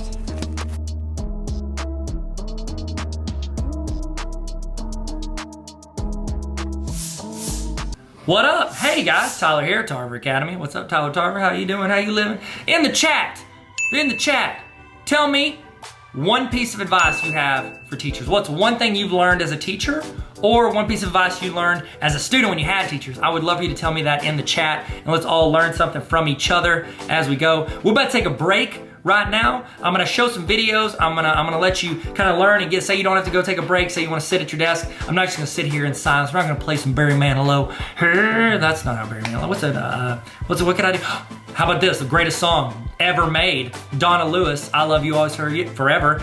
I love you always forever, near and far, closer together. Y'all remember, in the chat, what is the greatest song ever made? And that's actually the answer, Donna Lewis, I Love You Always Forever. Second best song ever made, Backstreet Boys, Everybody, yeah. And third best song is obviously, Chumbawamba's Tub Thumping. I don't know, I'm sorry. Tell me your top #1 favorite song in the chat if you haven't gone to take a break. I'm about to stop talking and I'm going to let you learn something or start a discussion or just hear some thoughts. If you leave for this part, that's okay. But if you stay, you're hopefully gonna get some value out of it, and then we'll jump right back in to the PD. Here we go. Hey, Finn, say hi. Hi. So today I want to show you how to make a sick looking resume super easy on Canva. There's a lot more you can do, but this is a super easy way, and I just got done helping some of my college students do this for jobs they're applying for. You ready, Fennec? Okay. So go to canva.com. If you don't have an account, they have free accounts. I've got it linked in my bio for you to sign up. So go in there, and then the search up here in Canva is just sick. Type in resume. It's gonna give you all these templates you can start from if you want. Oh my goodness, look at the color on that, that's popping. You just fill in your stuff, put it in there, drag, like literally you can just delete those words and put the new words in. It's just super easy. Don't forget, like, the best part is you can do photos and then you can delete the background. Watch this. Hit effects and then just hit that top one, background remover. Watch this. Bam, look at that. Blech. I'm sorry, I just get hyped about Canva. By the way, we're doing a session at my summer virtual PD for free. Link in my bio if you want. This is a fantastic question and a difficult question. So here's the sitch. Google has not solved that yet. Now they will, because I got faith that can I call them the Googs? I just did. Sorry, not sorry. I got faith that they will add a feature that figures this out. I just know it. Within the year, I would bet a lot of money they will. But for now, what a lot of people want to do is if they use the grade book, what they do is they do it 9-week increments, okay? And then you just archive that 9 weeks for that class. Then you just add students back at the beginning of the 9 weeks and it's good to go. A little bit annoying, but not terrible. And it allows the grades to be accurate because that is a situation you never want to delete assignments. I had to tell my mom that. She was like, I'm just going to delete my assignments. I was like, just don't do that because then I'll make you the worst teacher ever. It's not true. She's great. She's whatever. Now, if you don't use the gradebook in Google, you have to use something else that the state makes you use or whatever. Then the world is your oyster. I forgot the saying. What up? How are you? Are you doing good? Are you having a good day? Do you ever wish that when you're in your email, it kind of like consolidated for you to where you could see like calendar events or some like tasks or something? I got you, fam. So I'm in my Gmail right here. If you look to the right side of your Gmail, what is this? Check this. You can hit this, go see your calendar. I have more than that. It's a burner account. Then you can go in here, go to Google Keep. You can import stuff from Google Keep. You can also roll into a task list. You can have to-do lists. Test email. Okay, yeah, like, subscribe. I mean, I'll just go ahead and like, subscribe. You can put your to-do list all over here. You can even import stuff from emails into this. Watch, I can just take this. I can be like, click and drag and drop. Oh, wait, hold on. There we go. Look at that. Bam! Bam! You can also pull up your contacts. Whoa, whoa, come on now. That's it. All directly from your Gmail. Keep it all on one page. Stay organized. Stay sweet. Stay classy. What? You're not using Google Voice. You need to be, and I'll tell you why. Do you ever get those parents that call and you're like, okay, I need proof that this conversation actually happened? Oh, hello, parent of one of my students who is usually aggravated. Oh, let me tell you something. Could you hold on 1 second? This call is now being recorded. I'm sorry, what were you saying? I think we're all trying here. Then whenever you hang up, it's going to email that audio transcript directly to your email. So if you start every phone call you receive from students, parents, or whoever, you'll always have documentation of how that conversation went down. It's just really good to have your own back. From a former principal, straight up, it's always good to have documentation. If you want, I made a shortcut linked in my bio if you want to download the app on Apple. Also, Google Voice is completely free. It's free. Download the app on your phone. Follow for more tips and tricks. Don't miss out on the goodness. Public service announcement for all people using Google Drive. If your Google Drive desktop looks like this, that is not correct. Click on the 3 lines, looks like a Thanos Infinity Gauntlet, and make it look like this. This is the way it should look on a desktop. Prove me wrong! All right, this next session is by my good friend Tammy Gilmore. I had the chance to do some online trainings with Tammy. She is fantastic, a wonderful person, a wonderful educator, doing great things in her classroom. And I reached out, I was like, Tammy, can you hit me up with something great? And she was like, always. No, I'm just kidding. She didn't say that. She was very humble. But she does always do some incredible stuff. So please go show her some love on social media. Say some nice things. She's going to be talking to you about swivel and sights. And I think it's going to be good. Hopefully you get something out of it. And you can learn and grow. And she's using a swivel while she does it. So she's showing you and modeling that for you today. Tammy, let's go. Hello. Welcome to Cafe Gilmore, where CAFE stands for collaborating, analyzing, facilitating, and elaborating. And hopefully that's what we're going to be doing in the next 10 minutes.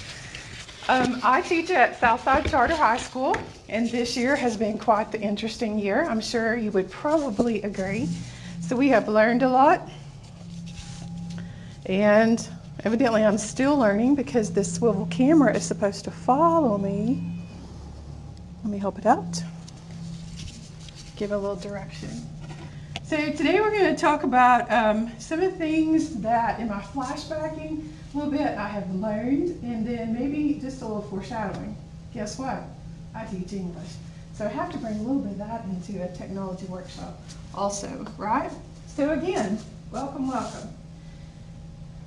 So Tyler's book, The Baller Teacher, I wanted to point out just a few things, so I want to use a couple of those as we go through.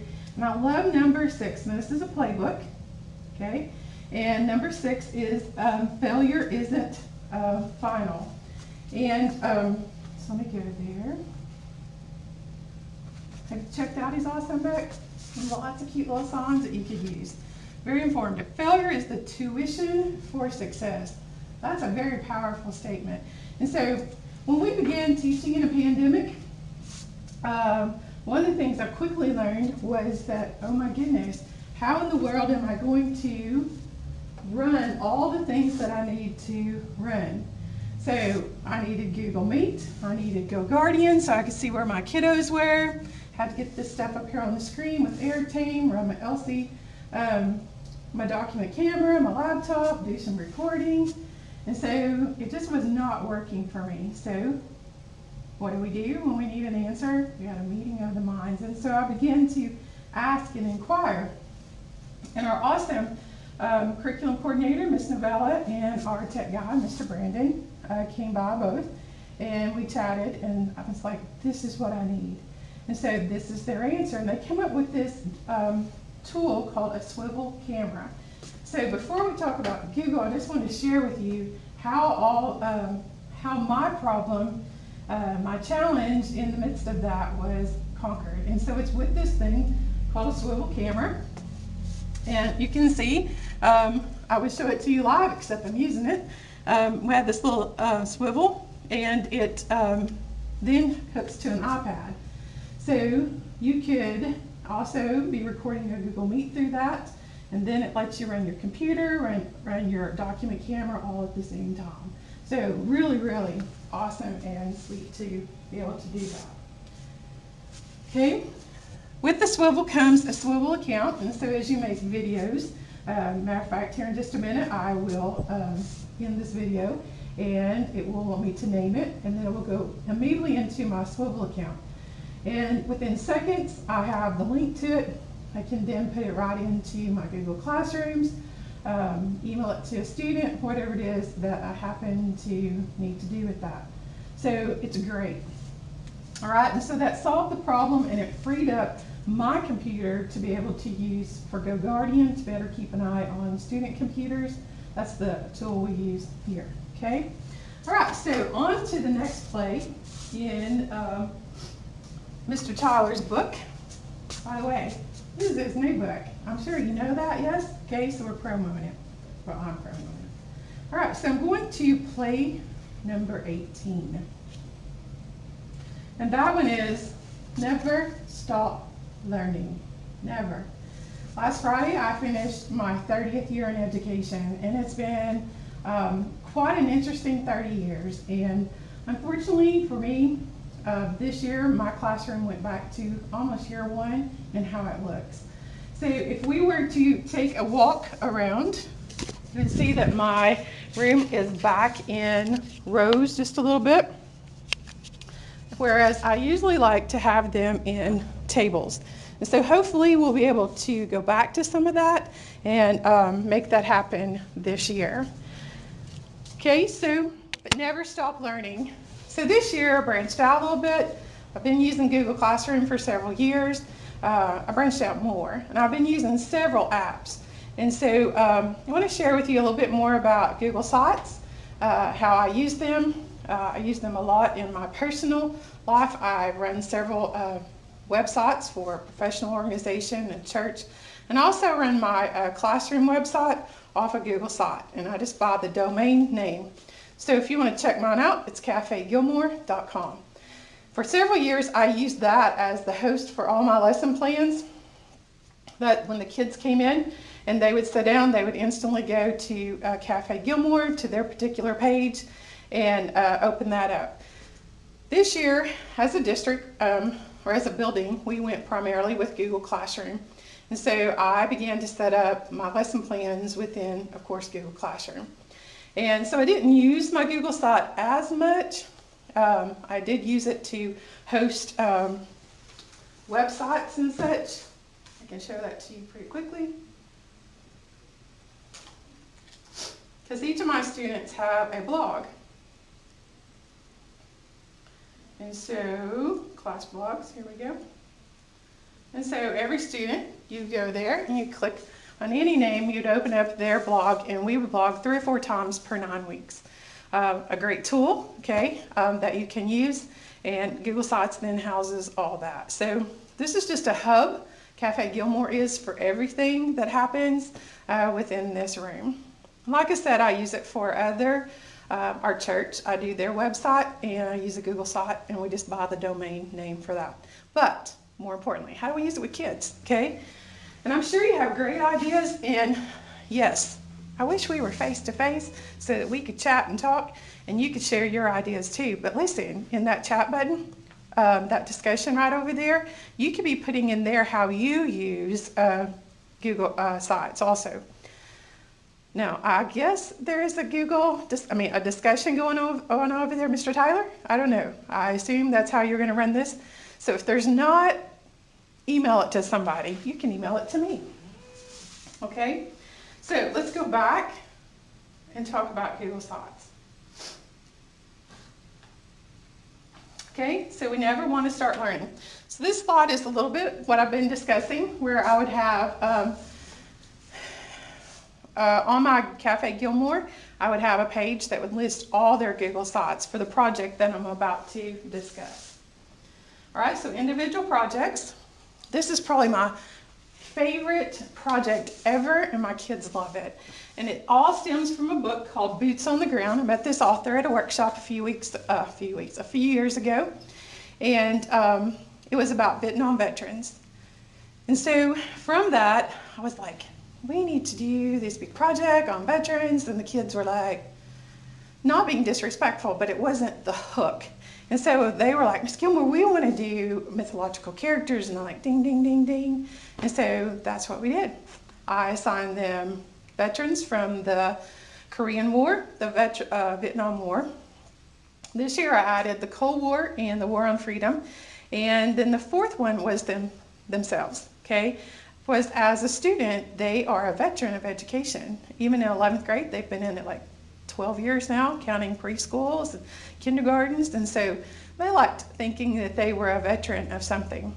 Then we used this thing called pairs charts, and just a little acronym.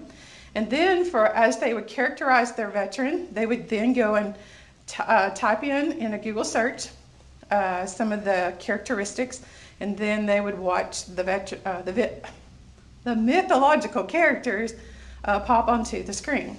And then they would choose the one most like their veteran or like themselves. Okay, pretty cool. Awesome, awesome project.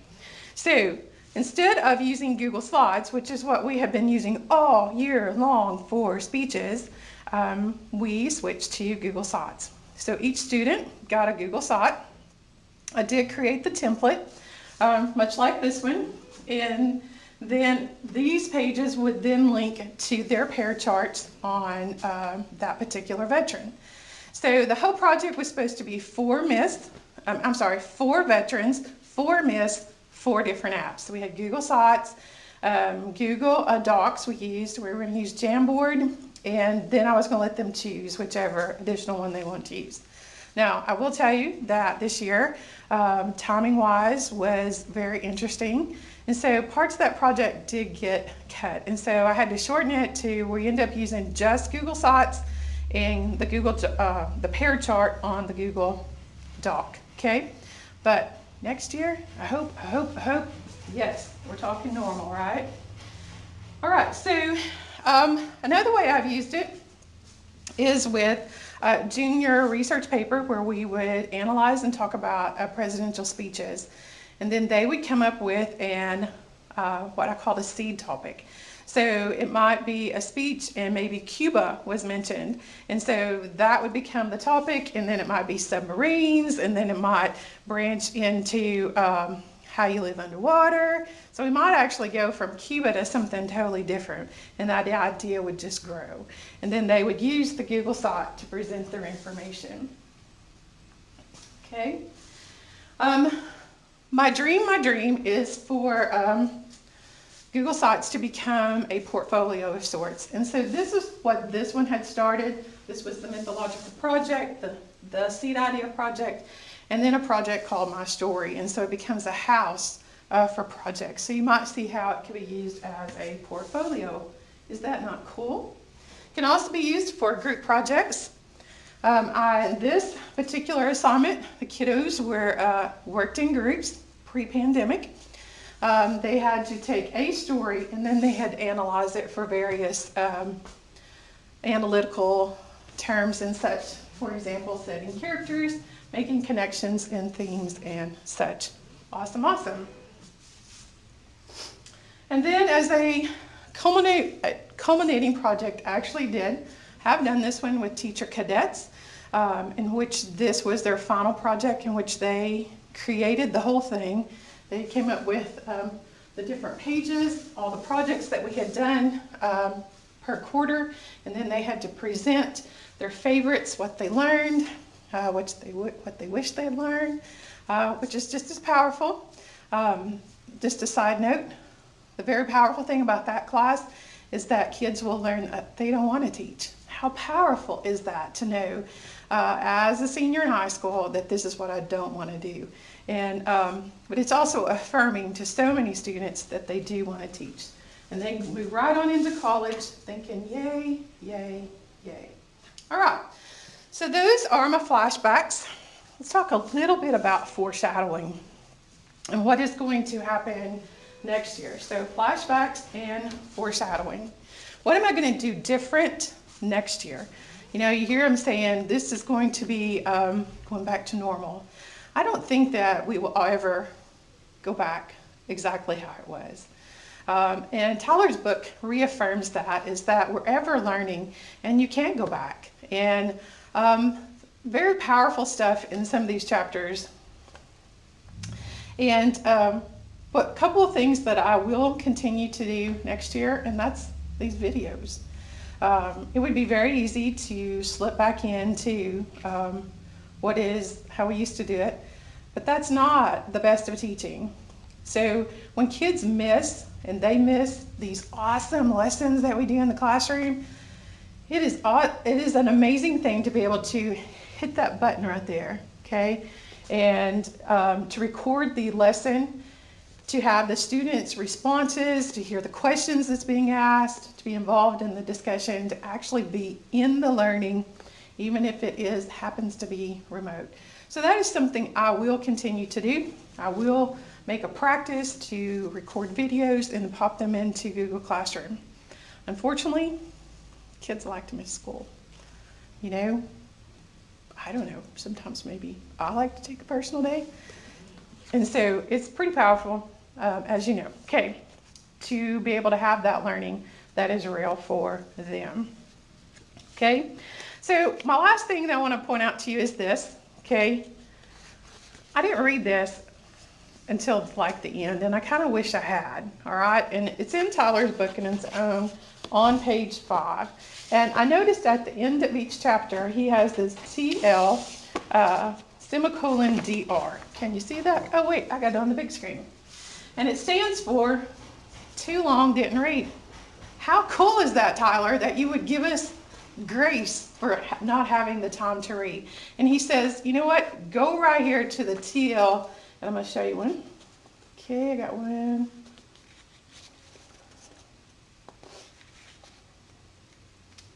Thought it did. Guess I don't have it marked. But they're at the end of every chapter, Tyler, aren't they? Here we go. Here we go. Okay? And he says, go there and you can read a summation, a summary of what the previous chapter was about.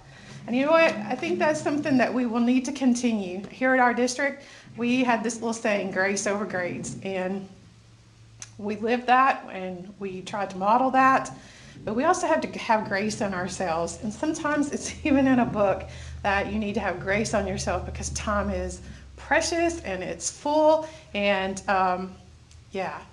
Okay, so here you go. Now you can begin with the end in mind, as our Covey people like to tell us, and be thinking about how could you use tools that will make your life easier, and how can you use Google Apps to engage your students. And don't forget, have grace on yourself.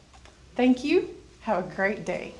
What is your favorite thing you have gotten out of the past couple sessions? Toss that in the chat right now. Our next session is brought to you by Christine Danhoff. She is doing this awesome walkthrough of a couple tools you can use to insert audio into your classroom. It's called Audio Everywhere. I hope you get something out of it. If you're not using these tools, I promise you should go download them now because you will love them. They're fantastic. And we're actually going to lean in even a little more on Moat. It's a Google add-on tomorrow during day 2 of the conference. We talk about Google. But I think you'll love what Christine has to say. So let's get out our notepads, digital or in person. What if you have like a written notepad during a digital educator conference? You know what? I love it.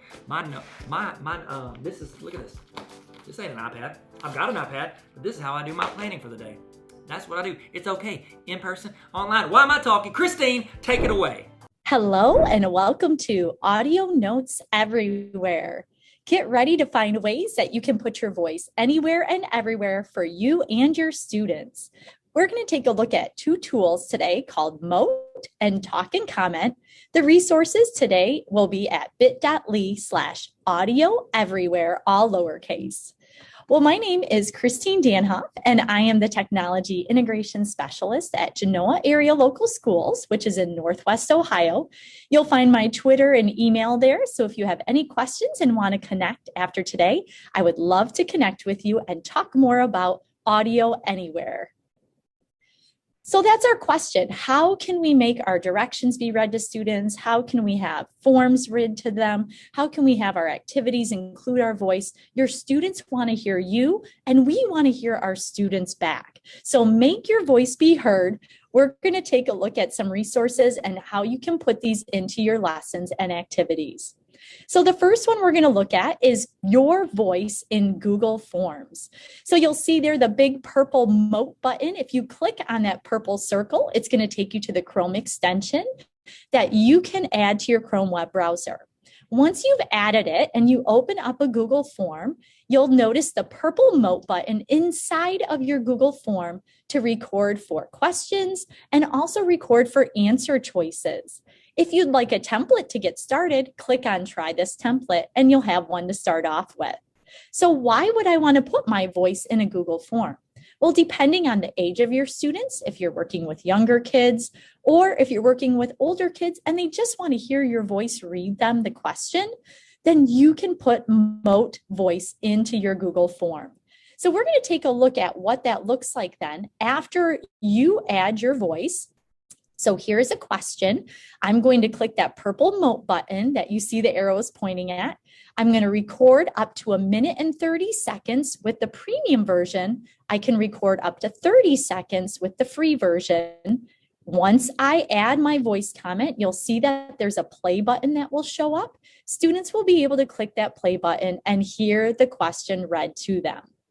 Now, what does it look like on the other end? So if students have the Moat extension installed, they can also respond back to you. So there they'll see on the answer line, if they're doing a short answer one, they can record their voice and you can get that information back. So why would you want to do that? Well, if you're a speech teacher or a language teacher, or just sometimes it's so much easier for kids as well as meaningful for them to get their thoughts out in voice form rather than typing it in and having that hard time sometimes to do that. So check that one out. Now, what happens if you need more than 1 minute and 30 seconds? So there's another tool out there called Talk and Comment. So if you click that blue button, it will take you to the Chrome extension for that. Once it's installed, you'll see the Talk and Comment button show up on the right side of your screen.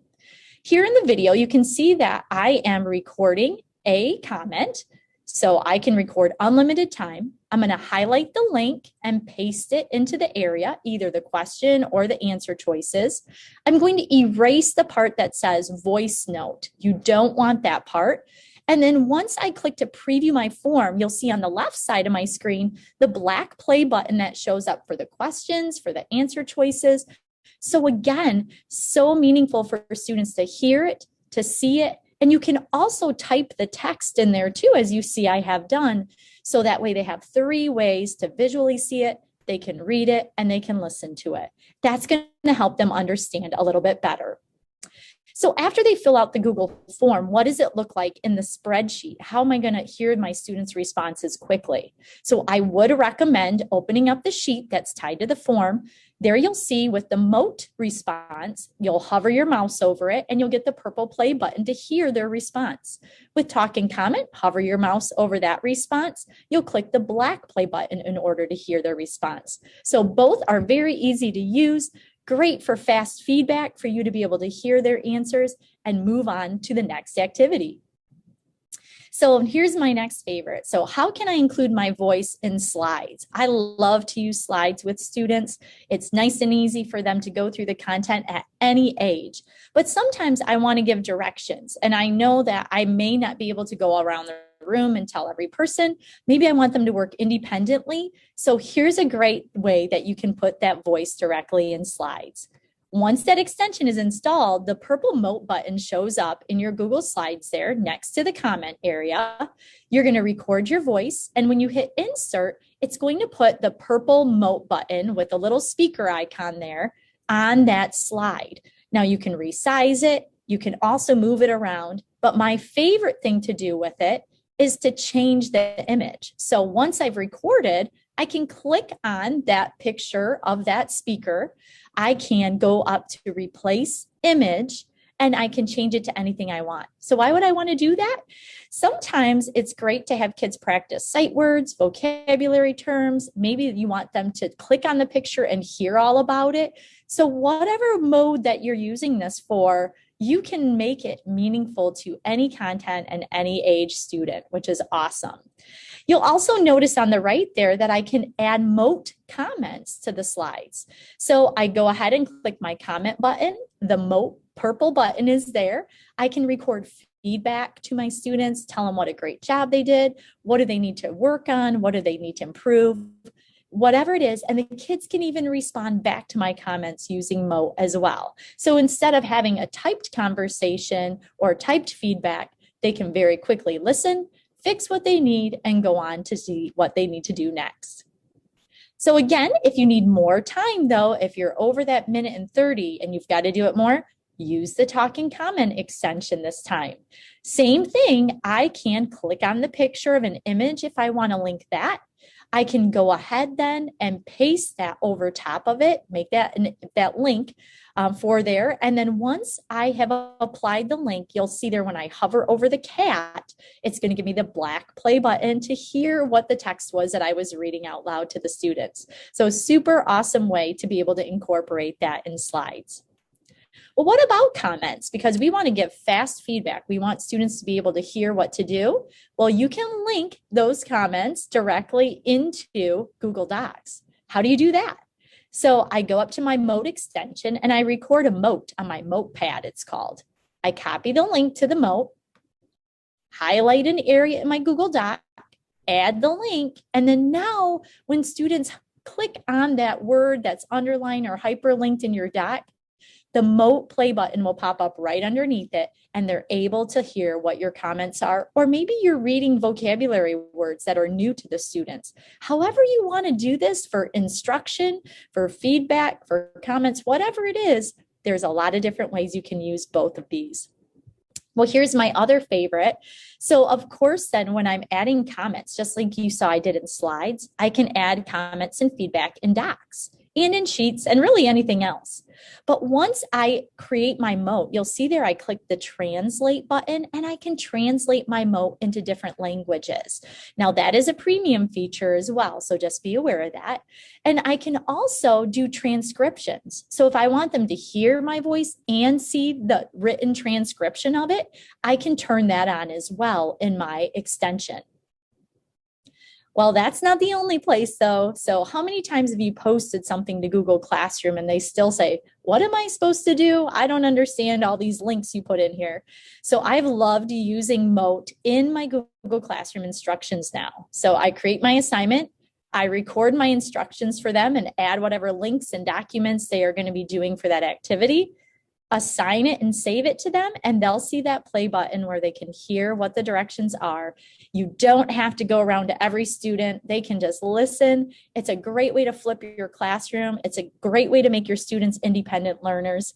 Check it out. You can also do the Mote in the stream and in comments in Google Classroom as well.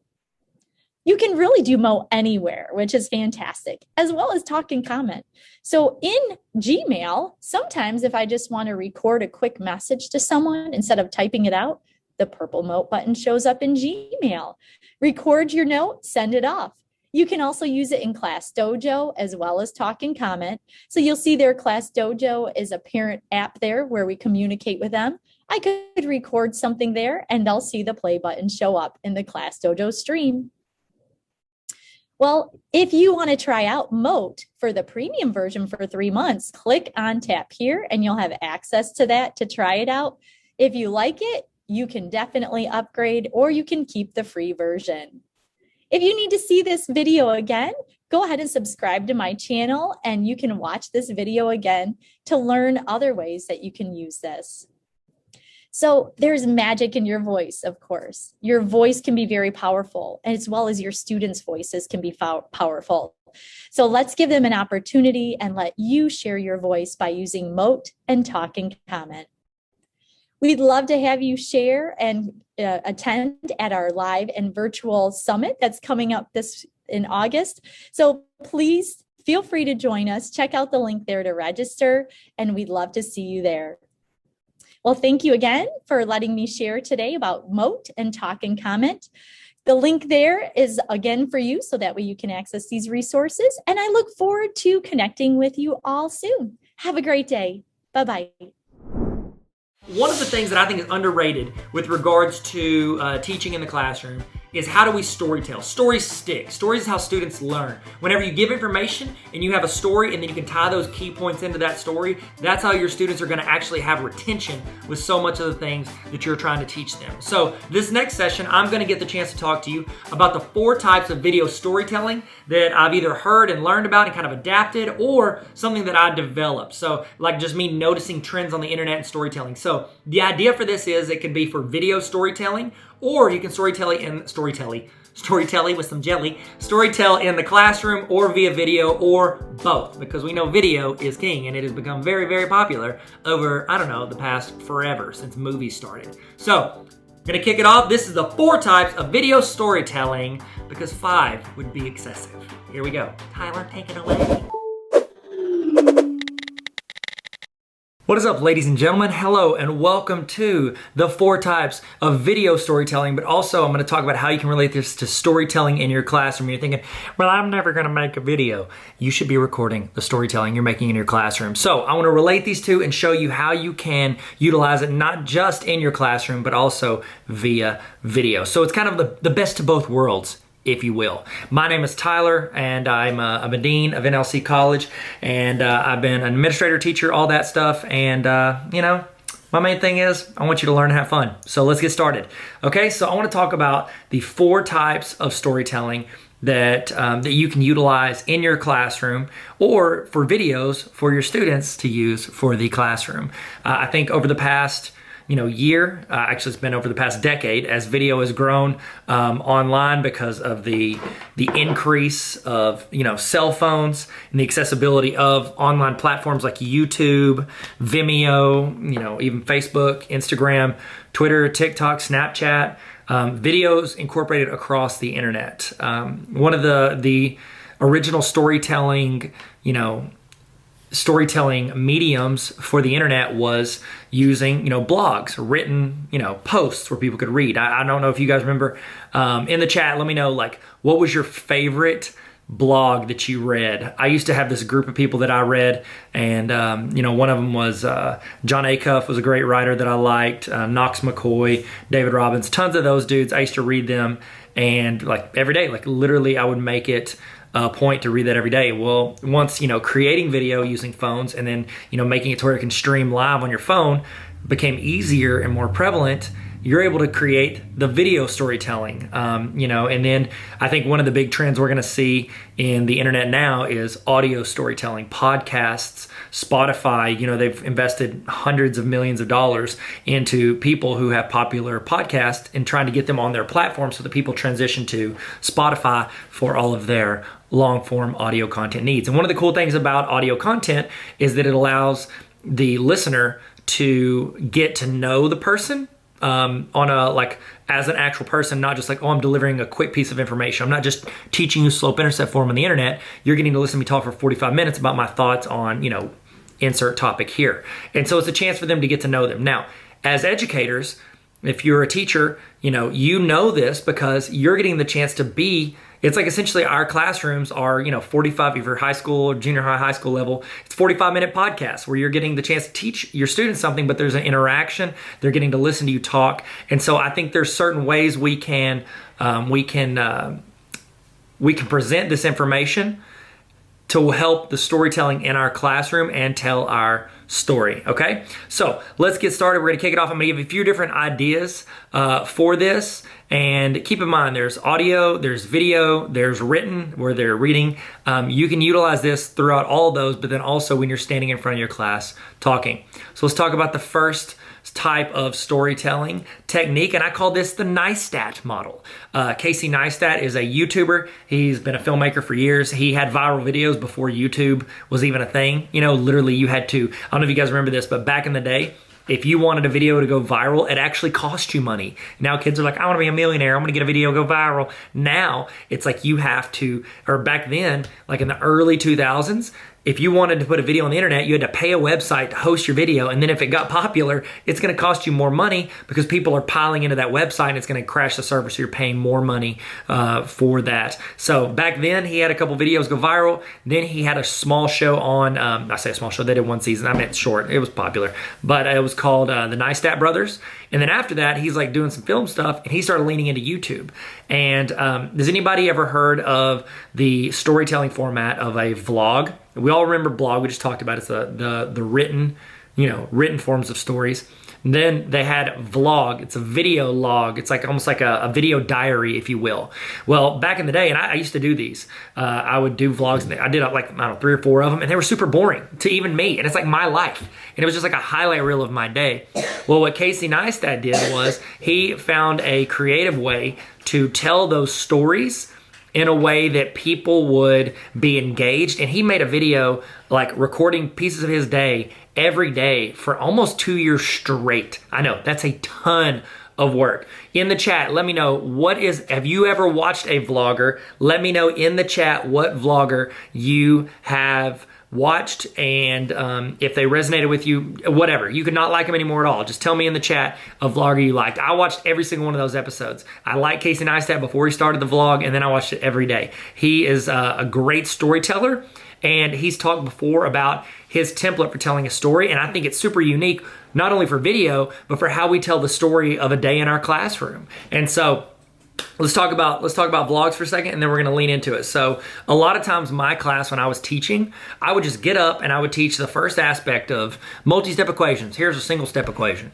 Here's a 2-step equation. Here's a multi-step equation. Here's one with the distribution, and then here's a critical thinking word problem. And that was my day. It was just like a highlight reel of all the things I wanted to do for the day.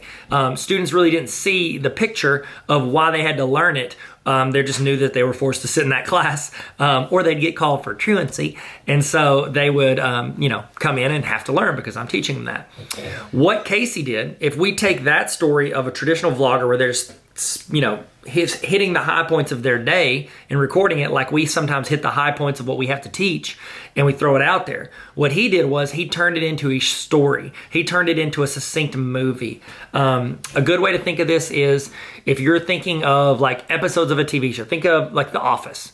Each episode of The Office is not just like a highlight reel of what happened that day. Each episode has a story they're telling within that episode. You could turn on, what used to be Netflix, now I guess Peacock is the streaming platform they're on now. You could turn that on, go to any episode, and in that episode there's going to be a story. And at the end of that episode, unless it's like a to be continued, the end of that episode, it's going to conclude that story. And so that's the thought as you're creating content for your class. Think of the story you want to tell for your class, for your lesson, whether it's for the full year or for the day or for the piece of that lesson. Let's think of how we can apply this storytelling technique to that. So let's take a look at the Neistat model. Okay, so there's 3 basic points to the Neistat model. I call it the Casey model, Neistat model, call it whatever you want. 3 basic points. You have the setup, then you have the conflict, then you have the resolution. In every video you're creating, in every lesson you're teaching, in every day you have your students, there needs to be a setup, there needs to be an addressing of the conflict, and then you need to have the resolution. Okay, so in movies or in life, this is the setup. I'm gonna film my day. I'm headed to work. Okay, that's the setup. You now have context for where I am. When I'm working on my dissertation, which is talking about how learners engage with online videos. And I think this not only applies to video, it applies to life in general. There are 2 main reasons that people stop watching a video online, an educational video online. There's 2 main reasons a student will stop watching a video online, or they'll check out of a lesson of someone trying to teach them. 2 reasons they'll quit. 1, they're confused about what's happening, and 2, they don't see how it applies to them. Okay? They're confused about what's happening, or they don't see how it applies to them. What the setup does is it takes away the confusion. When you set up, that is like essentially telling your class your learning objectives for the day. In a video, that would be you starting the video with, hey, what's up? My name's Tyler from Tarver Academy. I'm here and I want to teach you how to, tell a story. That is that is the beginning. That is the start. If you're rolling through social media and a video starts playing, if you don't know what's happening, you're probably not going to keep watching unless you like know the person on there and then you're willing to stick it out. But most of the time, if you're scrolling, think of the last time you scrolled on social media and you got to a video and you're like, I am not sure what's happening in this moment. Well, that's because it's not been laid out for you. Fun fact. If you're using social media, one of the best ways to give the setup, if you don't in the video, is do that in the caption. Tell them in the caption, this is what's happening, this is where we are, this is the moment you're watching of this story. So, setup. You start with the setup. I'm headed to work. Then you have the conflict. What is the conflict for your class? What is the conflict for what you're trying to learn? If I'm trying to teach, if I'm teaching, a high school history class, and I want to talk about the conflict of the difference between a federal bank and what was it with oh my goodness, I should have done this with history. I'm leaning into this because I always use Alexander Hamilton as an example because of the play. But let's say it's George Washington and he is not running for a third term. Okay, so you're trying to teach this to your students. Even within that's like just a piece of a lesson. The setup: you've got a leader that has been in office for 2 terms. And you just started a country, you don't necessarily have a rule for them to get out of office. And so it's like, okay, so what does that look like? That is a setup. The conflict is, we don't know when he stops. I think I remember somebody telling me there were people that wanted him to remain president. Like they threw out terms like king, they want to essentially set up what they were doing before, they wanted to set up a new country. And they're trying to figure out, what does this look like with our leader? And so that's the conflict. What do we do next? What is going to happen? And the resolution is that he stops being president. He stops being president at after 2 terms, and that sets the template for every president after that, except for FDR. And so that's the resolution. So in the example on the screen is setup, I'm headed to work. Conflict, I can't find my keys. Resolution, I found my keys. So when you're teaching a lesson, it's the thing you want to keep in mind is, what am I setting up? Am I explaining to my students exactly what we're learning today? And while we're learning it, giving that, erasing the confusion, the conflict, hey, we learned about blank yesterday. We need to fill in the gaps and see where we go from there. That's the conflict. How do we solve this? How do we resolve this? And then the resolution. We actually resolve. We learn how to do that problem. We learn how to link, those trade routes on, the aspect of history we're learning. So setup, conflict, resolution. When you're creating a video, when you're writing a story, whenever you are doing a podcast, whenever you're teaching a class, setup, conflict, resolution. If you jot down those 3 bullet points, you're going to have a lot more people that are connected to your story longer term. Okay, here's an example of what that could look like if you're creating a video for your class. So you could have a preview clip. Okay, so that's like a little glance at what you're going to do. You're setting it up. You have the intro, which is just kind of, you using marketing to set your brand. You have the content, so you're teaching them or you're showing them what it is. Outro, and then you just kind of joke around and leave them happy, okay? So you make sure that it ends with your resolution. You don't want to hang out after the resolution. That's usually whenever you're teaching. After you get done teaching the last aspect, you've resolved how to solve those problems or, learning whatever it is that you're trying to learn for the day. You've resolved it. You've taught them how to do it, and then you move on to homework or trial and error of whatever it is. So that's one form of storytelling.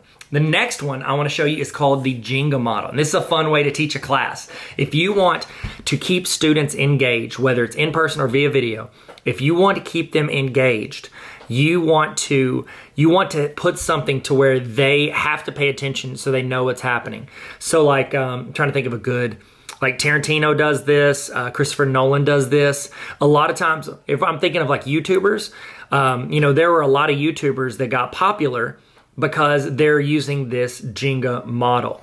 And so what you're doing is you're presenting something at the beginning of your story, beginning of your video, beginning of class. It's almost like an open-ended question there's, this conflict in this country and, this is at stake.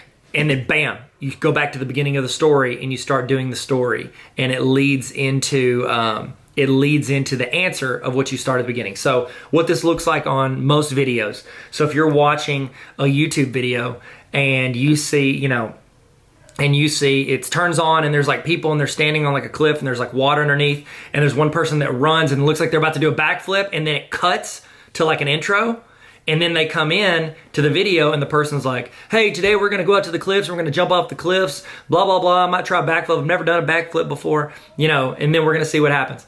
And then the whole episode leads up to that piece that you almost saw at the beginning, to where that resolves, that resolution, the end of it is there. It's like a game of Jenga. Have you ever played Jenga? Jenga, where you like push the little blocks and you try to see if it's gonna fall over.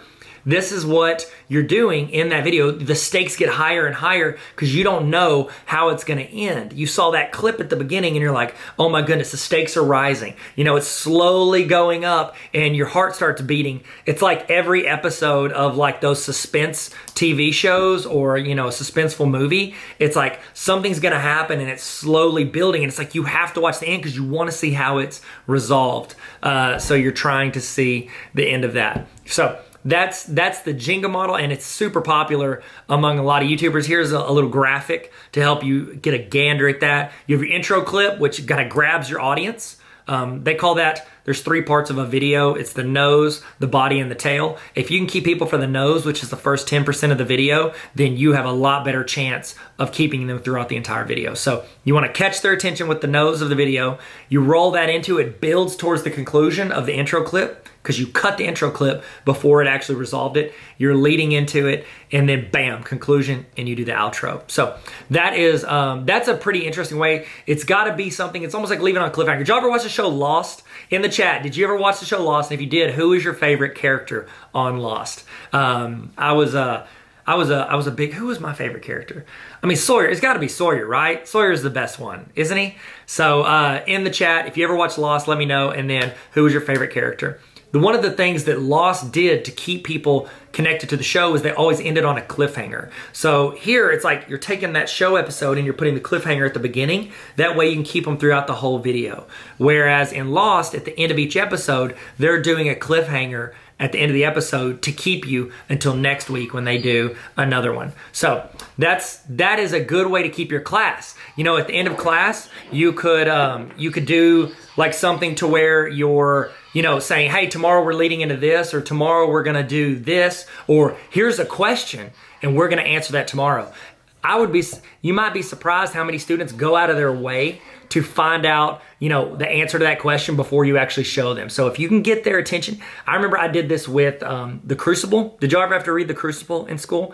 I remember one time I got kicked out of class because in my English class we're reading The Crucible and I wanted to know what happened so bad. I read it in my science class, got kicked out of class.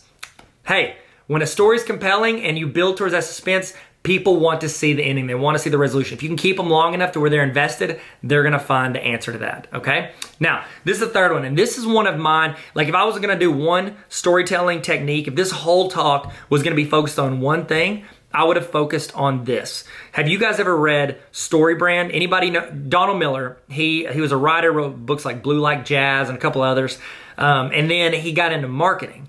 And I'll be honest, he's kind of killing the marketing game, like doing great. That's a good term. He's doing great in the marketing game. And if I could summarize his book, StoryBrand, into one concept that we can utilize as educators, and I think it's this is the most important thing I'm talking about today. Yes, we can talk about techniques for engaging audiences through video or in person, but if I'm talking about a way that you lead your class, the story you tell of your class, this is the most important aspect. Who is the hero in Star Wars? Who's the hero in A New Hope, the first Star Wars movie? Yoda's not in there, so don't use this, okay? Who's the hero in A New Hope? Luke Skywalker, correct? Is he the best one in the movie? Absolutely not.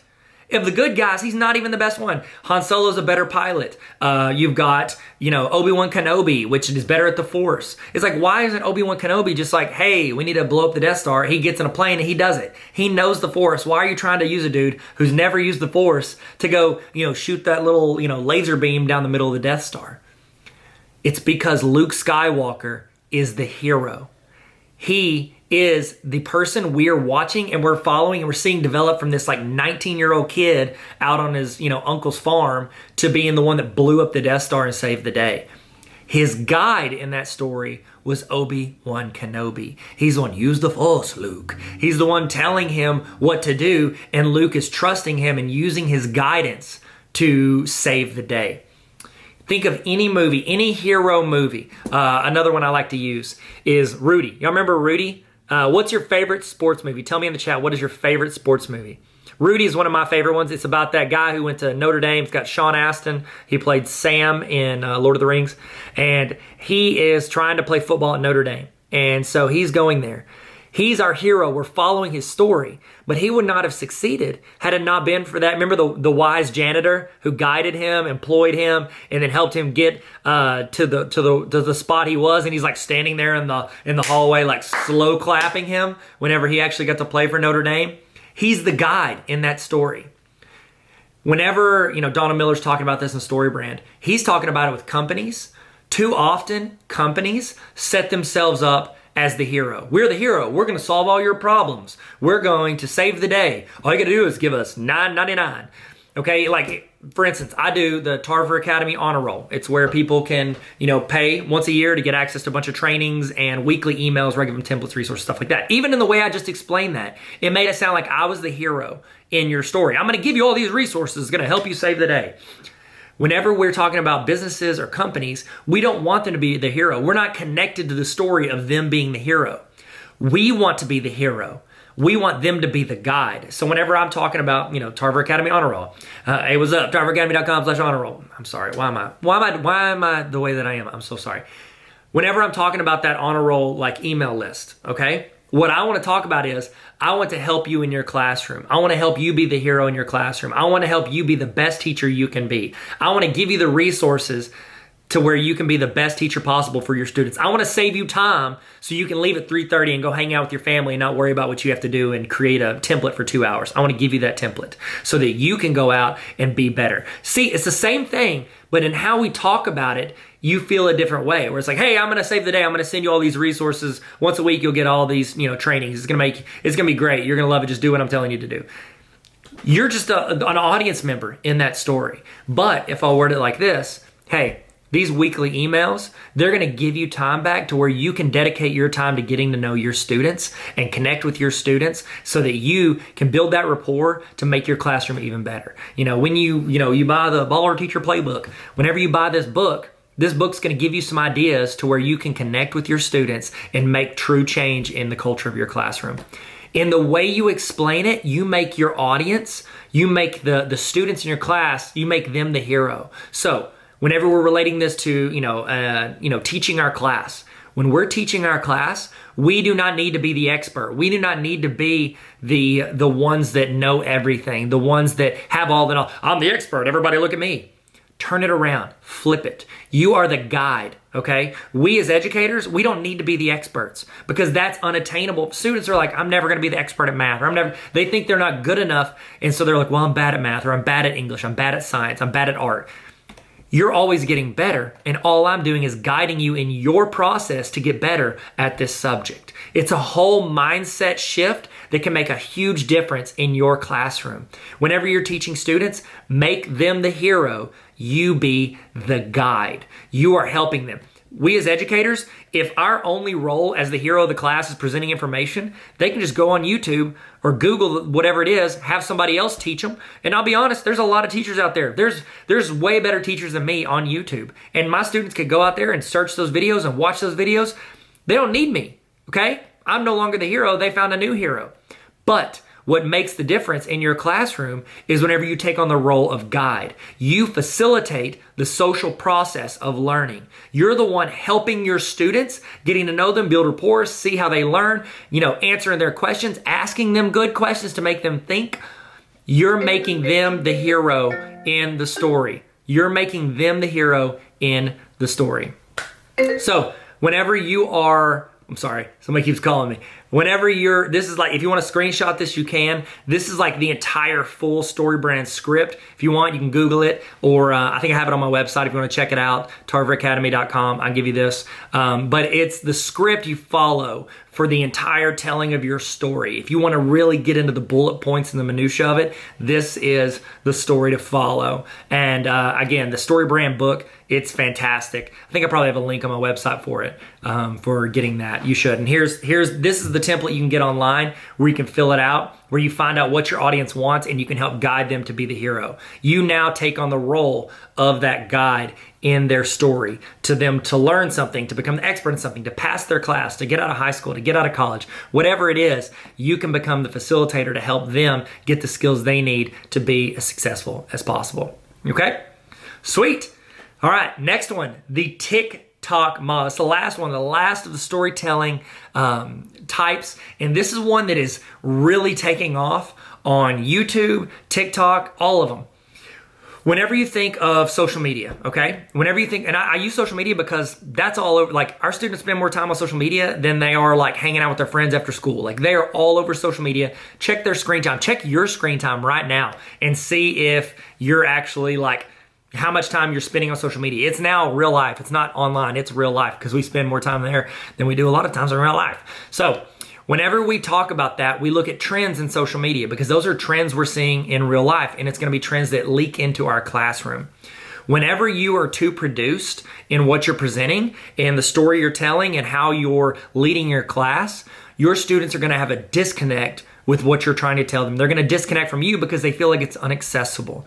The TikTok model, I call this because TikTok it's the one that's growing the fastest right now. And I think the reason it's growing that fast is because it is more authentic, okay? There's 3 levels to this. When you're teaching something and when you're making a video, these are the 3 levels of how you can tell your story or how you can teach your students what you want to teach them, okay? You want everything that you do to be shrouded in authenticity. So when you're teaching your students, you need to tell them about you. You need to tell them about your personality. You need to ask them about them and their personality. You want to be real in it.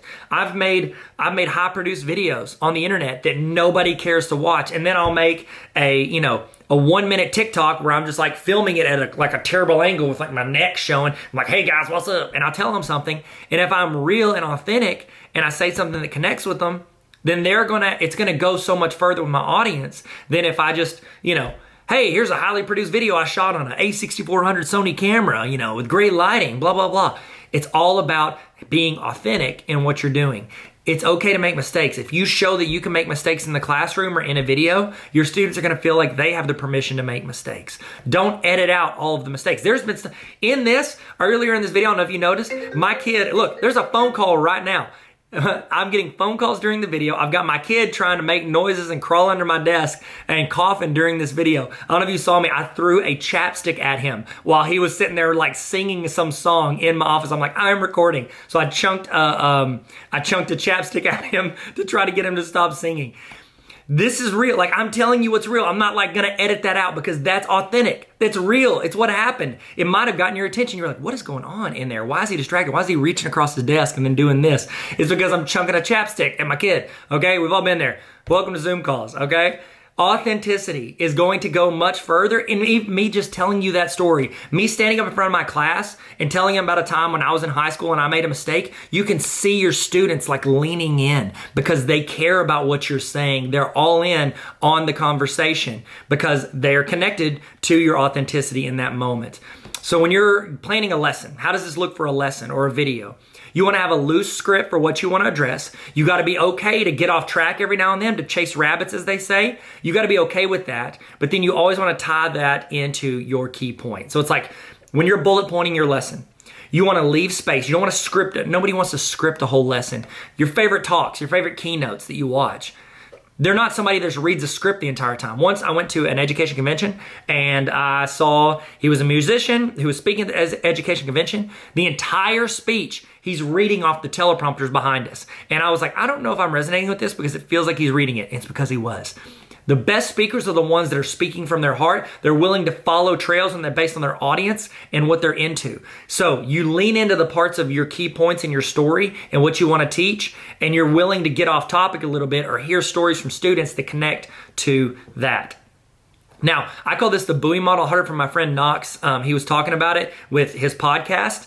And this is how you can teach your class. You have the key things that you want to learn that day. And it's like buoys in the water and you're trying to swim across a lake. Whenever I swim and I go under and I start just going after it, I look up and I've kind of like veered off, go like swim to the side, and then I have to like go back towards that next buoy so I can get a break. That's what you're doing. You have your key points. You're willing for things to get off topic, or you have to like, you know, modify and adjust. You have to adjust to a student's question, or you have to lean into something that maybe they should have learned to lead up to what you want to learn next. And then you always redirect to the next buoy. So it's like, we'll start swimming. We might go straight to the buoy. We might go a little off track, and then we might come back to the buoy. We want to hit our high points, but we're willing to get off topic. Do not feel like you have to stick directly to the script of what you have planned for class. It's okay as long as you're hitting your key points and you're willing to improv a little bit with your teaching and what's happening. It's going to add so much more, it's going to be so much more personal for you and your students. Okay, guys. So those are the 4 key ways of telling a story. You've got the NISTAT model where you have a setup, conflict resolution. You've got the Jenga model where you have it building in anticipation. You have cliffhangers either at the beginning or maybe at the end to lead into the next episode. So it's the Jenga model, builds in intensity. You've got the story brand model where you are the guide and your students or your audience are the hero and you are guiding them in what they want to learn or complete or do. And then the 4th one is the TikTok model where you're being authentic. You have key points, you're willing to improv and get off topic, but you're always going to come back to your key points. Okay, thank you guys for checking this out and learning with me today. What up? Welcome back. Hey, Tyler here. How are you doing? How are you feeling? In the chat, let's do emoji check. And how are you feeling right now? Have you learned? Oh, no. To this point, what is something that you are going to try in your classroom or implement that you might not have wanted to, an hour or 2 ago? What is something you're wanting to implement in your classroom? Put that in the chat right now. I'd love to see it. I know the other people in the chat would love to see it. I know it'd be some great input. So throw that in the chat and then you can also copy paste and put in your notes just so you don't forget. Make sure everything you're doing, you're keeping notes of. Keep links to it, all of it, because I want you guys to be able to access and actually make your classroom better. I've sat through enough PDs in my life, professional development in my life, that I don't remember one thing from. I pray that you walk through this. I am hoping that you get something out of this training that you can take and use, once a day, once a week, once a year, once a decade, something that you use and implement, whether it's a mindset or a skill set or just any type of framework to build your classroom and make things better. Okay? Speaking of making things better, making ourselves better, I do want to give you, some thoughts on something that I offer, a community that we have at Tarver Academy that I think could add you a ton of value. It could help you get better all year. Because right now we're getting better with PD, with professional development. Hopefully you're getting better right now. This summer you're gonna hopefully glean some information, some knowledge, some experience, and you're gonna get a little bit better. I want us to get better all year. I want us to get better all throughout the year. And here's the thing with teachers. We do not have time to go sit through a 6-hour professional development once a week. So what I did was I created a community called Tarver Academy. And it was based on teachers telling me they wanted resources. They wanted a continuation of these trainings, of templates, of resources. They wanted to be handed to them, because if you go out and search for it, you're gonna find random stuff. They wanted stuff that could be applied to their classroom, that they can sit there, bite-sized professional development for busy teachers. That's Tarver Academy on a roll. And I would love for you to join if you want to. If you don't have to, don't pay for it. It's not very expensive at all, but I don't want you to have to pay for it. I would rather you use your district's professional development money. So if you want, have them go in, order that for you. Hey, here's the deal. Okay, let me be real with you. So you are signed up for the premium summer PD. Okay, either you signed up for it yourself, your principal, your administrator signed you up for it, or your district or your co-op. There were some amazing co-ops, districts that jumped in and realized that this could add value and flexibility, because they're offering 3 different sessions throughout the summer. You have flexibility to watch from home, or maybe you're watching with a group, maybe you're watching in your classroom, wherever you're watching from. They wanted you to add that value, and I wanted to give you a huge discount on the Tarver Academy Honor Roll. This is just for this summer, and it's just for the people that are on the premium watches, okay? And so the premium watches, the premium PD, okay? And so if you're watching this, you're here, you're on it, okay? So what you can do is you can sign up at tarveracademy.com/honor-roll, and I want you to use this promo code. When you sign up, use this promo code. It's gonna cut in half. And it's one time for the full year, and it's gonna cut in half. Remember, use your district money if you can. So just write the promo code down or put it in there and then get reimbursed, whatever you need to do. The promo code is premium because you've signed up for the premium summer PD. And so I want to give you half off. So what that is essentially you or your district or your co-op or your building paid for the summer PD. And so what it is, you get half off for these honor roll resources that come to you every week for the entire year. They essentially, it paid for more than, it paid for half of this just because they signed you up for it or you signed up for it. So it's actually a better deal than if you just like straight up bought it. But you'll get access to these trainings anytime you want throughout the entire year, plus anything new. I'm gonna send you something every single week to help make you better in your classroom, because when you get better, your students get better. In the email, every week, you're gonna get either a template, a resource, you're gonna get a short PD video, professional development, a training to show you how to do something you might not know how to do, or reinforce something you're maybe already trying. You're gonna get something that makes you better every week, plus some quick tips, links to some other things, and also you can ask me questions. I have a mailbag where you get to ask questions, and that's the list I'm gonna pick from first. I wanna help you guys. If I don't know how to do it, I'll do the research for you. I'll build, you're like, oh, I really wish I had a digital interactive notebook. Guess what I'll do? I'll go in and I'll build digital interactive notebooks and I'll give you the template. You don't have to pay teachers. You don't have to go in and throw the money at anything. I wanna just hand it to you. And I wanna do trainings for you to help you. So if you wanna join that community, I think it's super helpful, and it's essentially where I become the tech facilitator for you. It's Netflix for teacher resources, and I would love for you to join and jump on that. So if you want, go there. It's tarveracademy.com/honor-roll, and you can sign up for that. And I think it's just going to be a huge. It's going to be a huge help to teachers throughout the year who have a lot going on and not a lot of time, extra time to go out and do it. It's like as teachers, they always give you more stuff to do, but they don't give you like, oh, here's like an extra 3 hours a day to go out and do whatever it is you're gonna do. So if you wanna sign up for that, you can. I hope you've used this time also to use the restroom. So if you're just getting back using the restroom, guess what? We've just been talking about Tarver Academy Honor Roll. No big deal. But I wanna give you guys time to go do that and get a snack if you need it. Whatever you need to do, we're about to kick back into, we're about to jump back in it. We're gonna fall back into the gap, fall into the gap. Man, do y'all remember that? That was a good campaign. That was memorable. Wasn't it? Memorable? Yeah, sure. Okay, so we're about to get started. We'll get started here very soon, and we're gonna jump back in, we're gonna keep learning. All right, let's do it. Let's go. We're still doing this. In the chat, here we go. In the chat, I want you to tell me the name. Okay, don't say that. I was gonna say, tell me the name of, you know what? You can do that. Tell me the name of a teacher who made an impact on you and what they did. Why did they have an impact on you? In the chat, what name of a teacher or an educator that had an impact on you and what they did to have an impact. It was either the way they treated you, the way they ran their class, or the way they inspired you, or just the way they had structure maybe. They were reliable, they were consistent. I would love to hear in the chat, name of a teacher that motivated you as a student or as another teacher and what they did. So let's throw that in the chat, and we're about to get started. We're gonna jump back into it. We're about to get started. We're gonna jump back into it like a pogo stick. See that? See what I did there? Nope? Okay, all right, let's get going. Okay, awesome. So our next session, how am I being selfish with the sessions? I'm so sorry. Just because I get to introduce everybody doesn't mean I should be selfish. So this next session is by Stephanie Howe. Stephanie, I got the chance to meet her. She is a fantastic educator. She's wonderful. I keep saying everybody's a fantastic educator because they are. If they weren't, I wouldn't invite them on here. So Stephanie Howe is going to talk to you called Yes, Personalized Learning. She's going to show you how you can personalize learning in your classroom, walk you through it. I get an open tab, walk through this, use this resource, and grow. I told you, we're going to jump between learning and practical and ideas and theories and actually doing. Stephanie, kick it off. Here we go. I mean, she didn't kick it off. We kicked it off earlier, but she's about to kick off this session. Stephanie, you know what to do.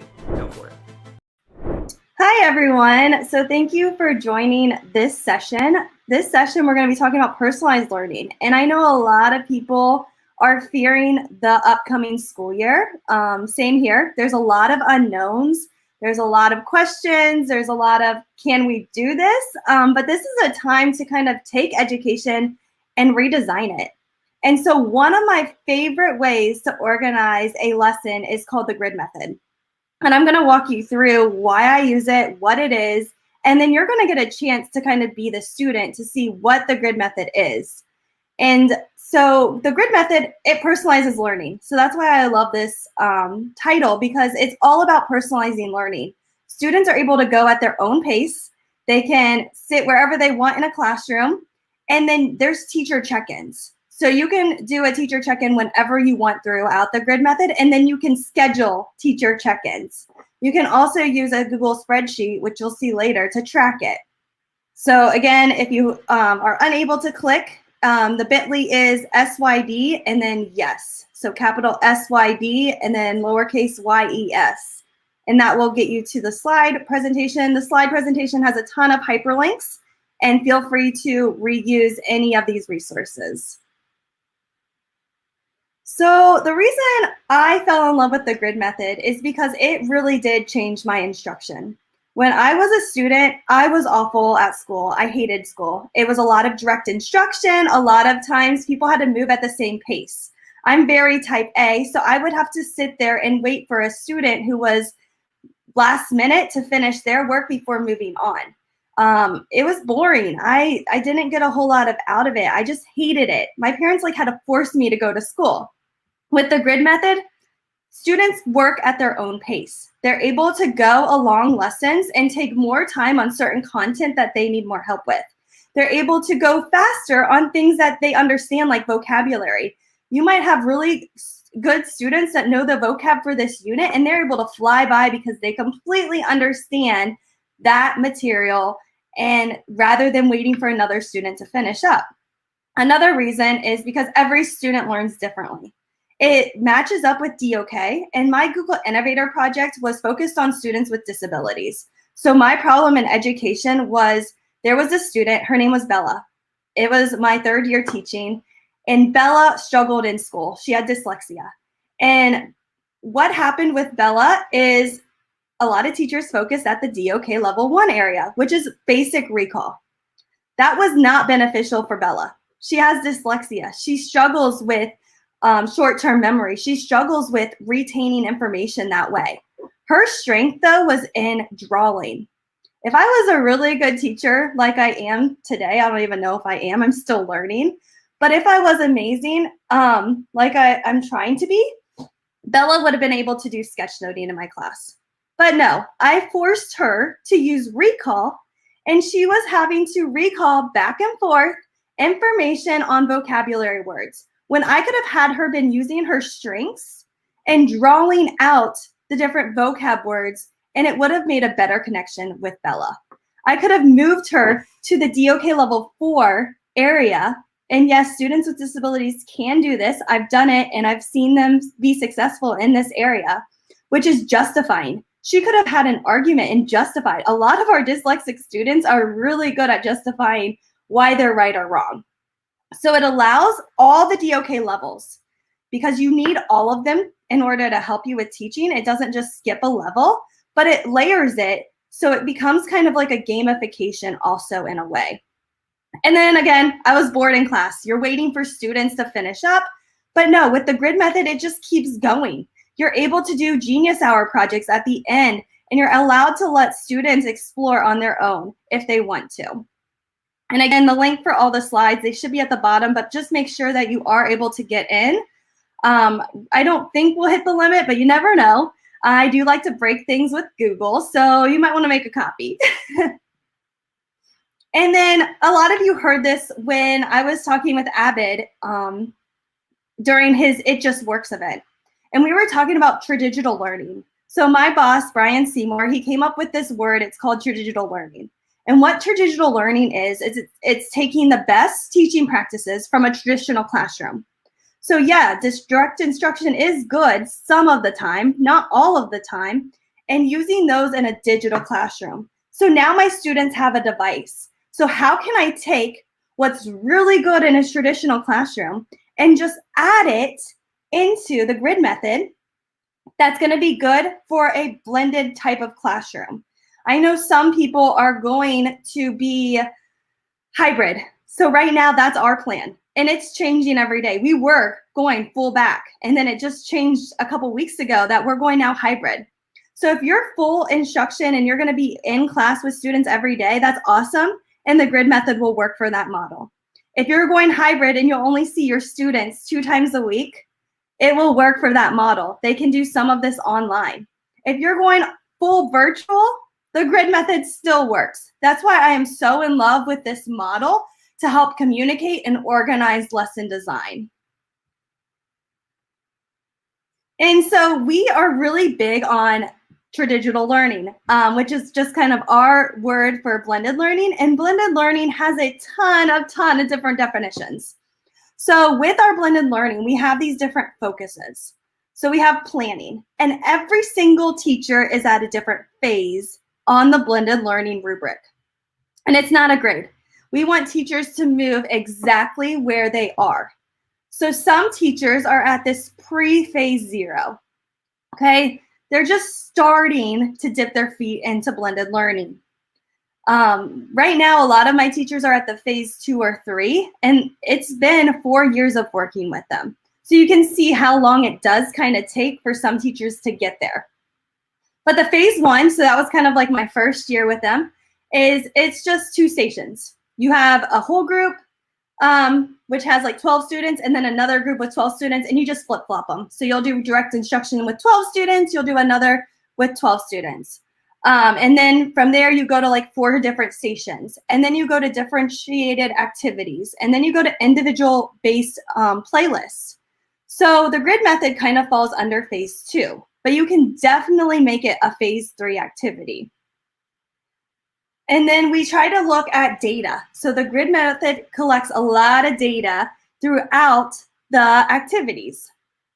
And then there's, again, path is very amazing with the path. So students move again at their own pace. They can go quickly on some activities. They can slow down. You can tell them to redo an activity, or you can provide other activities for them to get busy and working on different things. So let's go ahead and let's look at what this grid method really is. So again, I had a problem with ownership. My students were not taking ownership of their learning. But with the grid method, they started to become more accountable. They were excited because they wanted to get to the level 5, which was that genius project, and create a video about what they were learning. Failure to reach all learners. I was struggling. I was not reaching every single learner. I was reaching the middle, which is typical for a lot of teachers. With the grid method, you're able to reach all those different levels just naturally because it sets you up for success. And then I was having management issues, a lot of classroom management issues, as you can tell, like with a first year kind of teacher. You've got kids, doing whatever they are doing, and it was hard to maintain. But because every student was on their own path and pace, I was able to maintain classroom management. They were able to get help from me when they needed it. Rather than sit there and joke around, I was able to assist them, and then they were able to move on because they felt successful and they knew what they were doing. It provided them clarity, so they knew exactly what to do at that moment. And my lowest student performance went up. They were so excited to learn that they had so much ownership and they were proud in their work that their performance did increase.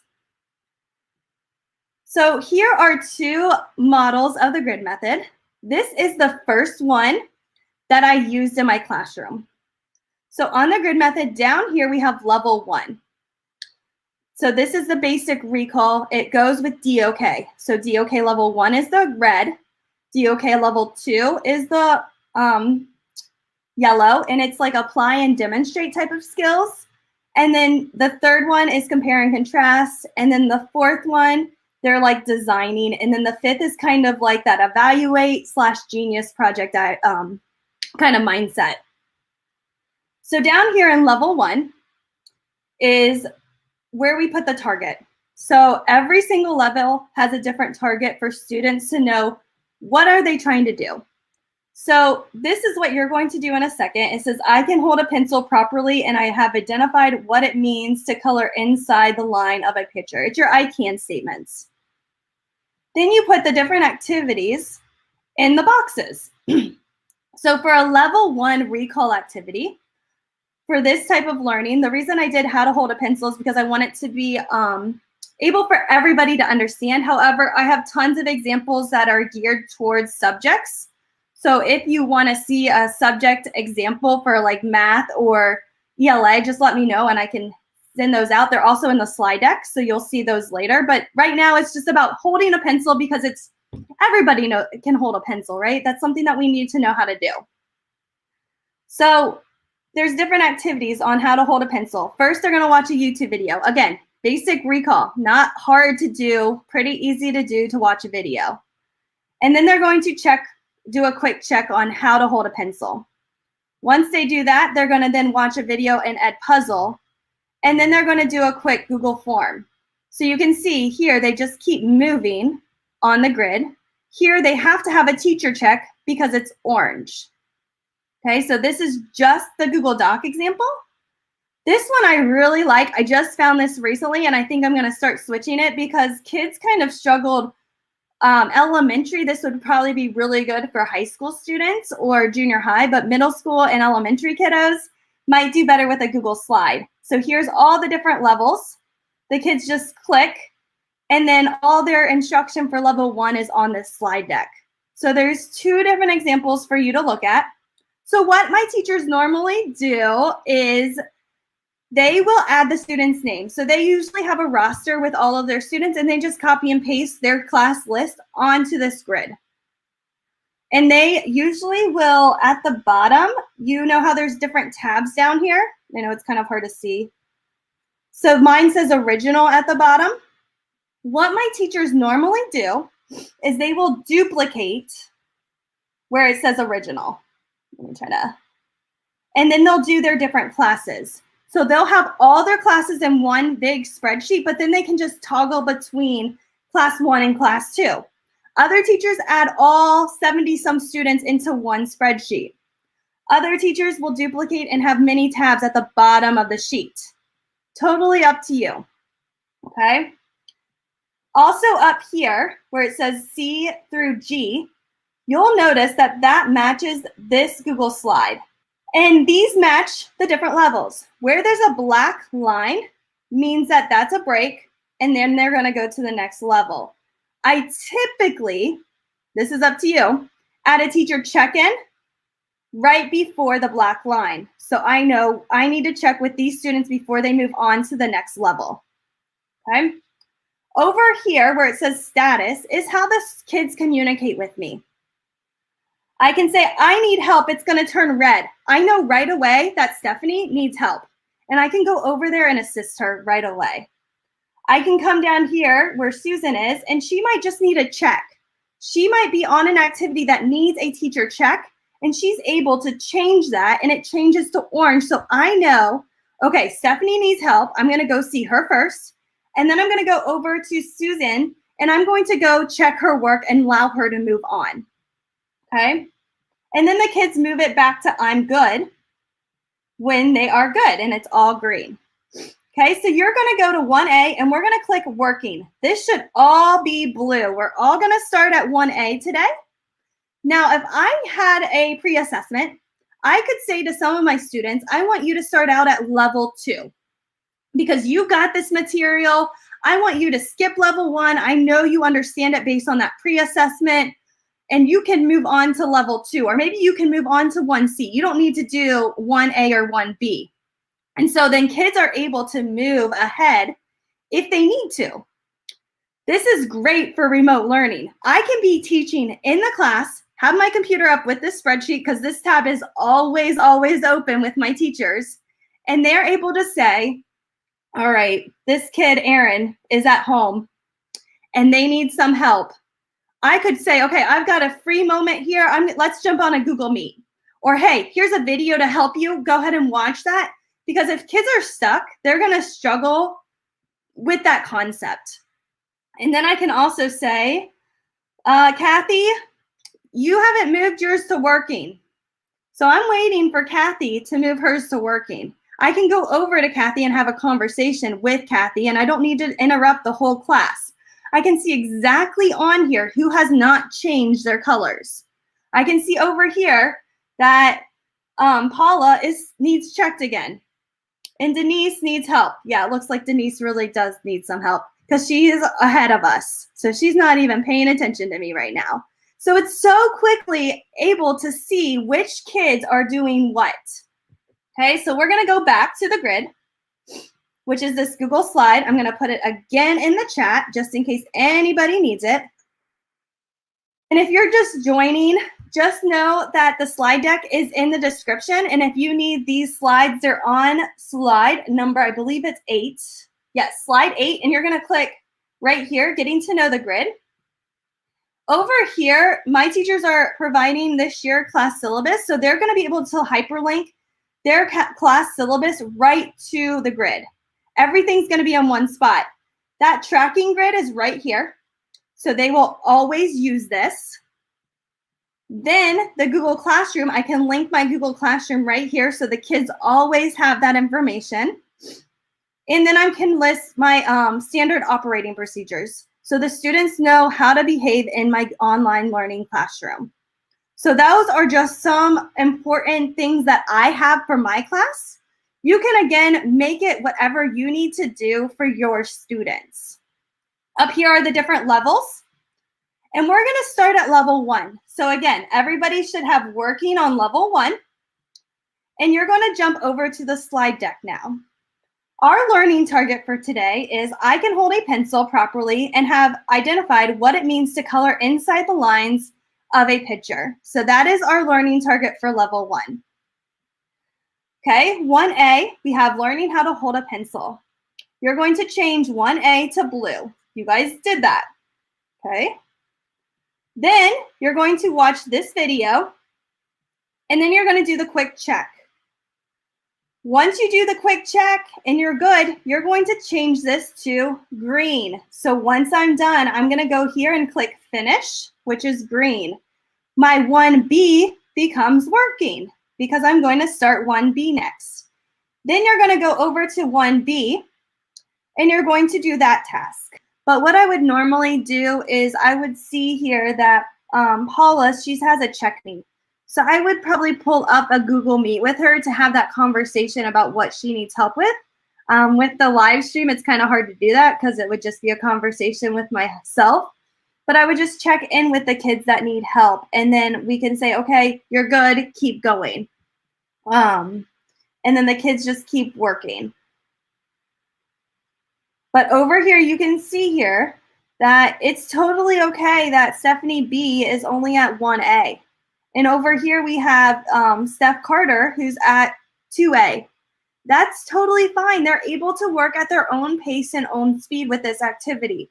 And that's what our students need. Laura has a really good question in the chat, so I just want to bring that up. She was asking, how would you do this? How do you set this up? I tell my teachers to focus on 3 to 4 standards or 1 standard. It really depends on what you're teaching. And so if you're teaching fractions, you could do it multiple ways. So one of my teachers for fractions, because in 5th grade you have to teach, I guess in Ohio too. I know there's all different places watching. So in Ohio for fractions in 5th grade, you have to learn how to add, subtract, multiply, and divide. So I would probably create 1 grid on just adding and subtracting fractions. And then I would do a whole nother grid on multiplying and dividing. And then I would do another one that the kids could work on throughout the year. It might not be right away because you kind of want to leave some time for them to master the skill. And I might in the spring, if I'm teaching this like in the fall or winter, teach them multiplying and dividing and then adding and subtracting. And then in the spring, I might bring back that grid that focuses on 4 different operations. So the kids are reviewing multiplying, dividing, adding, and subtracting all in 1 grid. And so then they're able to practice that learning. And a grid normally takes a week or 2. And it's okay if every single student does not get to all of the levels. I usually try to have the kids, I really want them to get through level 1, 2, and try to get through level 3. But if they don't get to level 4, these are more of the extension activities. It's totally okay.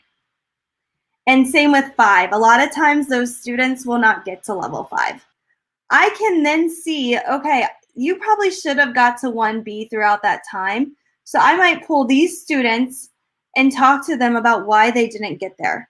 And then I might work with them. Maybe they need more instructional help.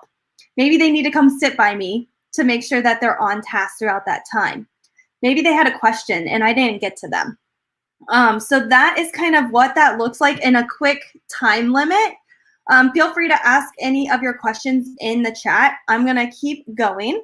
There was a question earlier before I get yelled at. There was a question about what do you do when that student, we all have that kid, that goes down to Laura's name, and decides to mess with her grid because they think it's funny. Anyone have that kid? I know I did. There's always usually one in a classroom, right? So what you're going to do is see how I highlighted the 4 row. You have to do this for all of your students. So I click the 4th row. You're going to do 2 fingers, 1 click, the right click, and you're going to go to protect range. Okay, it's down here. When you go to protect range, I'm going to type in the student's name just in case I need to edit it later. This is telling me that the entire row 4 is highlighted. So I'm going to click set permissions. And then I'm going to go ahead and unclick all of these people. And I just want me and that student to have access to that row. Okay, so now only me and that student can edit that row. If another kid tries, they're going to get an error message because they're not allowed to. However, you have to do this for every single row. So again, now I'm at row 5. 2 fingers, I'm going to right click, protect range. I'm going to type in Stephanie R. Set permissions. I'm going to unclick everybody, but for me, the owner will always be able to be clicked. And I'm going to add Stephanie's email. Okay. I could also click a co-teacher if I had a co-teacher. Okay. Usually I tell my teachers to trust your students and then do this if you need to, because it takes a lot of work to do it. But that way all of your students are there. Once a grid is done, what I typically suggest is go to File, Make a Copy. There it is. And then rename what the unit was. This will have all of your data from that unit. So if you need to talk to parents or communicate with a principal or maybe RTI services to show how students are performing in your class, you have that evidence. The students no longer have access to it. Then I go back to the original and I would highlight all of these different areas, hit delete, and we're back to normal on Monday or whenever you're going to start the next unit. So I always use this one as my original. And then I make a copy, because if you make a copy, it will not keep all those permissions that you just set. So this has all the evidence for how that unit went. And if I need to, I'll usually add a kid on here if they were absent or need to make up some work. They're able to keep working on this if they need to. But I always use this as my original. Okay. I also have teachers that have their entire class on here, so they might just duplicate at the bottom. And they might just say, this was our color unit. So that way kids can keep working on it, but then they have evidence of who is done and who's not done, okay? And you can also, like I have them also protect the sheet, so only they can access this information, and then kids have to check in with them and the teacher has to change their color. So just decide how you want to set up that protocol for your own classroom, okay?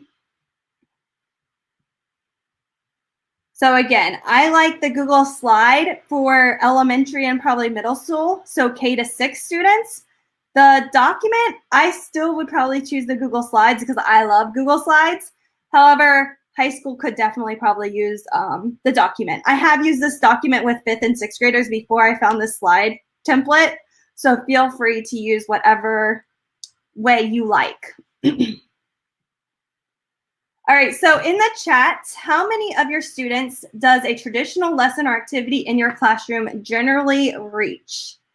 A, I'm not sure. B, some of them. C, most of them. Or D, all of them. So go ahead and answer in the chat.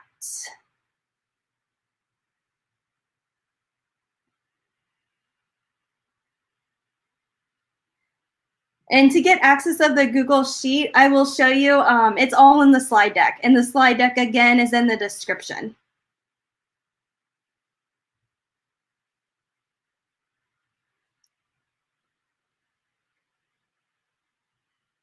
So everything that you could possibly need will be in this slide deck if you want to make a copy of it or keep. There should be no issues accessing it. I think volume-wise, we're okay for today. Okay, so I'm seeing a lot of C's. Yeah, most lessons, most kids are able to be reached at. However, with the grid method, how would you answer this now seeing the grid method? So using the grid method, how many of your students do you think it would reach?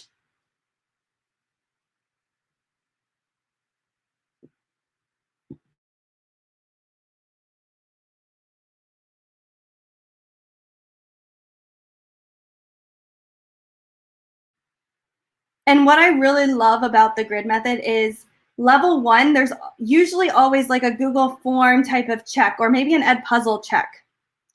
If a student gets below your expectation, they can redo those activities. You know those students that say, yeah, I watched the video, but they really didn't. So if they would have watched the video, they probably would have scored higher on that level. So you're able to say, go rewatch that activity.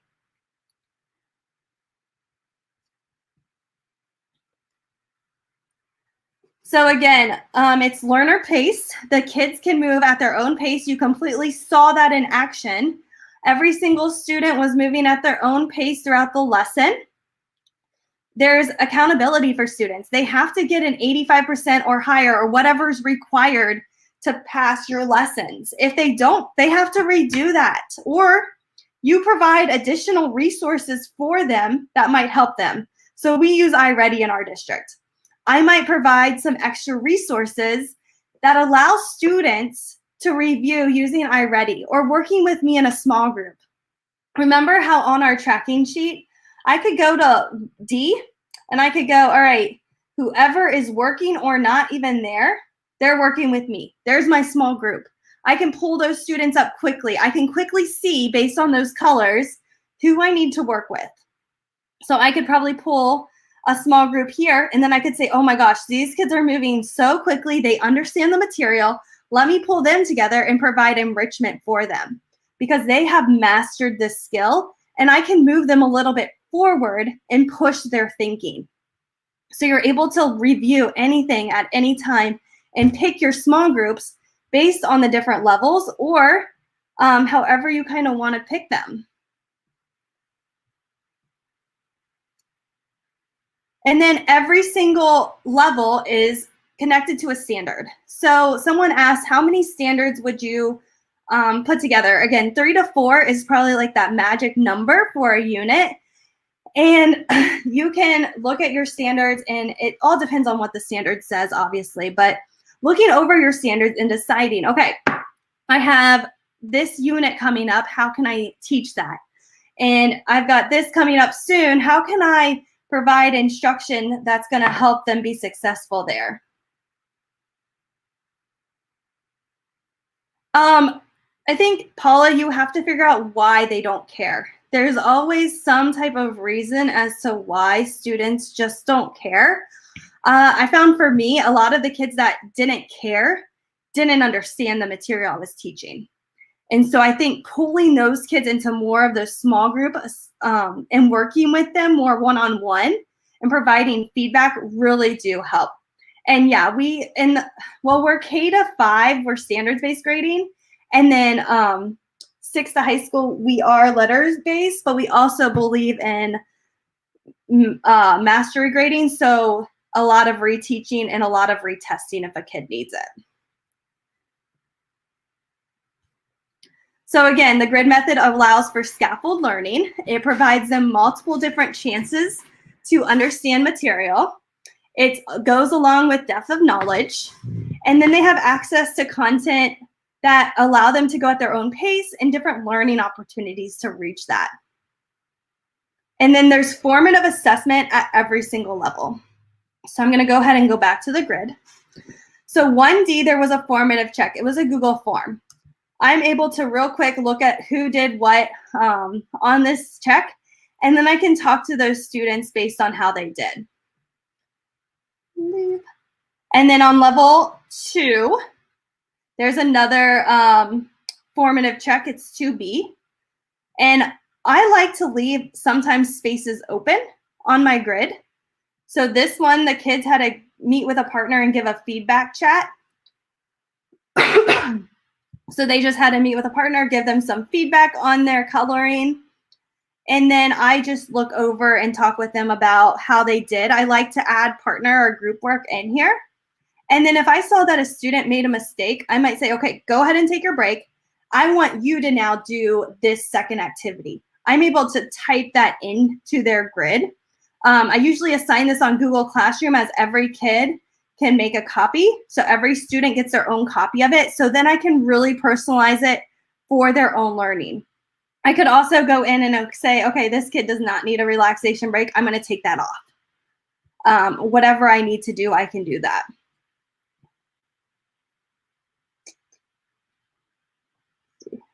So here is, this one goes with the Google Doc just because it was easier to show.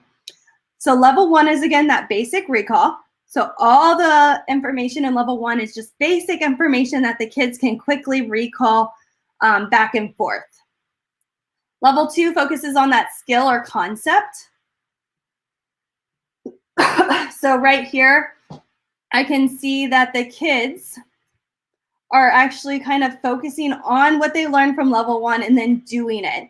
So for this example, they're going to this website and then they're going to start coloring one of these pages. I try to add choice so the kids could pick between which activity they wanted to color. So that's one way to kind of help too, is by providing that choice for students. And then I can go ahead and see them share their artwork. I put social media just for this example, but I might say, okay, go ahead and share it with a friend or go ahead and put it up on the board wherever you want to do. So you can see that they're starting to apply what they learned from level 1. Level 1 has a lot of vocab, videos, a lot of introduction to the topic, where level 2 is them like actually beginning to practice it. And then I also try to add like peer review in level 2 so the kids can hear from each other and have those conversations with one another. Level 3 is going on to strategic thinking. So it's looking at kind of comparing. I love the fix the error type of activities, especially with math. It's probably one of my favorite things for kids and they probably hate it. But like with math, they'll solve a problem and there's an error. The kids have to be the teacher and find that error. So I like to do those kind of things. So here's one where they have to compare and contrast. And then they have to explain. And then there's another practice. And they have to get feedback throughout the practice. So those are just some examples of how you could do a level 3 activity. And then there's also usually a summative assessment, because I want to make sure the students really have it. And if they bomb this summative assessment, they need to go back and maybe have a different review or meet with me one-on-one. And so in 3C, I'm able to provide maybe enrichment if they did awesome, or I can provide, let's relook at this and let's meet one-on-one, let's talk about what we can do, and then I might provide another activity for them to show that they've got it or don't got it. And then level 4 right here is going on to extended thinking. I like to use flip grids for level 4. because it allows the kids to kind of justify in what they're thinking. And so now that they've learned, they're going to do something with that learning. I, again, like to have kids respond by Flipgrid when they get to this activity. I've also done like a lot of would you rather activities, or which one doesn't belong. So there might be like 4 images and the kids have to decide like which one doesn't belong, or 4 different math problems, which one doesn't belong and why. They're usually having to justify why it does not belong in level 4. And then level 5, they can create however they want. Again, that choice is really important. So they're able to use video tutorials, a website, or they can even choose whatever they want for this activity. And they're going to be creative. They might create a video on how to solve fractions. They might create a poster, an infographic. They might use Canva to design. So the kids can use whatever they want to create. And then I like them to show it off to the community members, families, or other students in the class. And then slide number 7 was just an example of what this could look like. So you could move these around if you wanted to create like a pacing model. However, I think the power of the grid method is that the kids get to move at their own pace. So I might just say this is a suggestion. And again, everything is hyperlinked, which makes it really quick and easy for kids to know where to go. Same with my office hours. I like kids to know when I'm available to meet. Okay. Maybe after I get the spinning wheel, there we go. And then level 5 is again that exploration. So they're using what they've learned from levels 1, 2, 3, and 4 and really, really exploring what they've learned. Okay, so every single lesson down here is a line and they're tiered. And then it kind of goes easy to hardest as they move up. And so some ideas for summative assessments, you could use project-based learning. They could be problem-based, traditional assessments, performance-based. You can be creative with your different assessments. And so I like when learners, they have goals and they write these out. Also, I think it's important for it to be very well communicated with students. And then I like to provide peer-to-peer instruction so kids can work together. And then remember, every single student is allowed to work where they are. Same with our teachers. We've got to work with them exactly where they are. And so some formative assessment opportunities. I like to use Google Forms for this. It could be like a Google slide. It could be a Flipgrid. It could be anything that you kind of want it to look like. Here are just some examples. So some teachers I've seen use their entire whiteboard and they've made it a grid. Here's where they've got the standard, learning, and targets. This is like genius badges. So if a kid feels really confident in one of the levels, they could pick up a genius badge and then they could be like the go-to if you're too busy working with another student. Over here's another grid with a whiteboard. You could also use cups if you don't like the Google form or Google Sheet.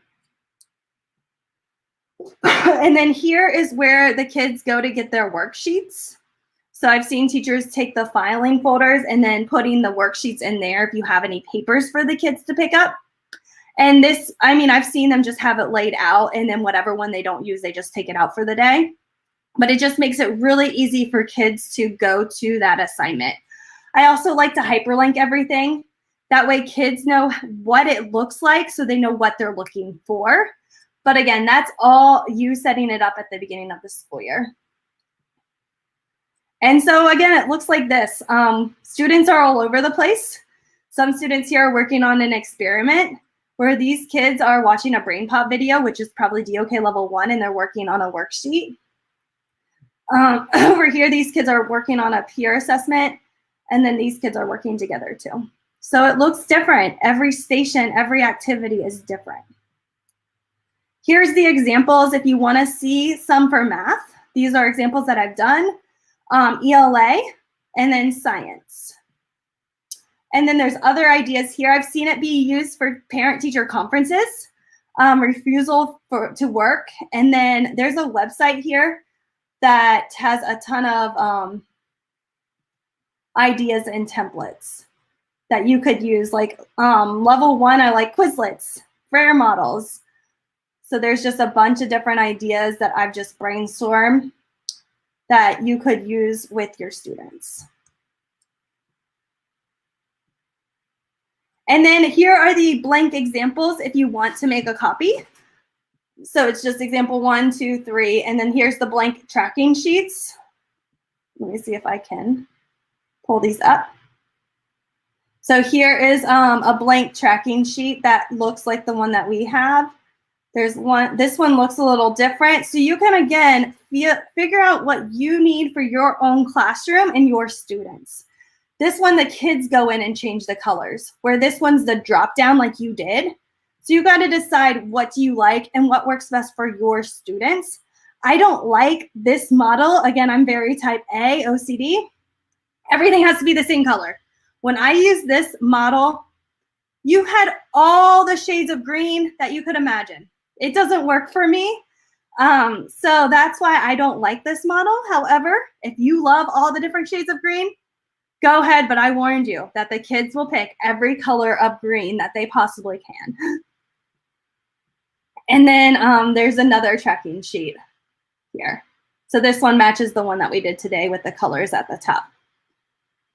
And then real quick, over on this side, we had an Alice drill. So if you don't know what an Alice drill is, it's a drill where students where we have to practice an active shooter drill, okay? And I was in a classroom and I told like 3 kids they could use the bathroom because the teacher was like, yeah, that's fine. And then we had this Alice drill and I knew none of the kids' names because I'm in like 20 different classrooms every single day. And I was like, I don't remember who I told to use the bathroom. And she was like, it's okay, we'll figure it out. And the kids, you know, came back, and everything was okay. But then I was like, if this was a real drill, what am I gonna do? And so this is kind of a safety aspect. And so if the kids use the restroom, we made it so it times them and it tells us what time they went. So I can say, okay, that kid has been in the bathroom for 15 minutes. I should probably go check on them. It allows you to do that. Also, if there's an Alice drill or fire drill or whatever drill we have, you know where those kids are at. So that just became a kind of a go-to for our classroom. And then I can go to hallway and I know the kids who are working in the hallway because I would often forget, oh, I already told like 6 kids that they could go to the hallway. 1 more kid does not need to be out there. So this allows you to know where the students are and when they left. Not sure if you'll need it for remote type of setting, but this works very well for in-person. So I loved having this model. And then My Google Innovator, this is just another helpful website that will help you with different ideas. So for My Google Innovator project, like I was talking about earlier with Bella and how she struggled with reaching those higher levels of DOK, every single month I focused on a different activity. So if you want to work on vocabulary, because that's really popular and a lot of students struggle with different things because they haven't mastered vocabulary, you can click September. And here it shows you the different DOK levels. So DOK level 1 would be like a Quizlet activity. DOK level 2 might be using Pear Deck Flashcard Factory. This one might be the Frere model. And then this one might be which one does not belong. So it takes every single activity and shows how vocabulary can be used at a DOK level 1 all the way to DOK level 4. It's also based on Hattie's research and kind of like why I picked the strategies that I did to focus on, because relationships are huge. If you don't have relationships with your students, they will not learn as much as they could. So a lot of my teachers were just using a Google form and they were calling that building relationships. Where really having a morning meeting with your kids will bring that DOK level 4 up and you'll be able to really get to know those kids a lot better than just a Google form. And so there's tons of different activities in here. If you want to steal any of those, completely feel free to steal. And then all of this, I learned about the grid method from the Teach Better Academy. So feel free, they've got a website. They also have a class that is all geared towards the grid method that will take you through step by step at your own pace to really master what the grid method is. This is kind of an overview about what it can do for you, but just know that they do have a website, they have a podcast, and there's a Facebook group too if you want support. Okay, so we're jumping into the next session. This one is another one that I'm going to get the chance to talk to you about. We are going to talk about video engagement. Video engagement has become so extremely important for young people and teaching in general, whether you're teaching in person, you're doing hybrid, whether you're recording what you're already doing and then giving that to students later to watch when they're reviewing for the semester exam or maybe ACT, whatever it is they're trying to review for, to watch those videos, how to not only make them, but find them. So I'm gonna give you some tips on what to look for, what types of videos are out there, and what I think has the best upside with regards to how much work it takes to actually create it. So I guess I'm gonna stop talking, and then I guess I'm gonna start talking again. So this guy's gonna start talking. The next guy's gonna start talking. What? What is up? Hey, what's up? Whoa, how'd I come so hot? Hey, I'm gonna yell at you. Okay, so today I wanna talk to you about how to optimize student engagement via video, okay? It is going to be something that not only, like, yes, you're creating video for your students, whether it's going to YouTube, it's going directly to your students, if it's going in a file that only your students see. These are tips and tricks and templates that could help you engage your learners longer and at a deeper level. So we're gonna talk about that, and I'm gonna give you some examples. This is just a couple slides that I toss into everything I do. I think it is very helpful for educators to have resources for students that they can just click and go to instead of being like, well, just go find it. So here are these, I've got these linked on my Instagram bio, my TikTok bio. Just click on that. I've got copies you can have, copy, paste, edit, all that, okay? I'm not trying to pitch that. I'm just letting you know this is super helpful, and it helps you tone down the amount of emails you get. Everything you do with that or with creating video can be a filter to run some students through to where they might not need to reach out individually and use your time, because we all have a very finite amount of time, okay? So let's get into it. We're optimizing student engagement via video, okay? Now I'm gonna talk about YouTube a lot because I think it is pretty much the most accessible platform for students. It's honestly one of the greatest educational tools in the history of mankind, because anybody can be a teacher and upload it and watch it and learn it. So if we can leverage that and pick out our videos and even create videos that help our students connect with us, then we're gonna see more success in the classroom than if we didn't, okay? So first off, why should you create your own videos? Let's say you're hesitant. You're like, Tyler, I just don't wanna be on camera. I get that. Like, you're not the only one. You think I like being on camera? If I watch videos from me from a few years ago, I mean, I watch one. I don't even watch like I watch my videos now. But if I watch videos from 3, 5, 10, 12 years ago, it is cringe worthy. That is normal. You just have to kind of get over yourself. Stop worrying so much about the YouTube comments or what people might say. You have to think, I need to make videos because I want to help young people. I want to help people learn either in my school or around the world. And you never know what's going to resonate with them and what's going to connect. You might be the teacher that some student, 5 states over or in another country, half around the world, that they connect with and that they want to learn from. You could be that teacher for them. Now, that's if you put it on YouTube. For those of you that are like anti-public video thing, I get that. That's fine.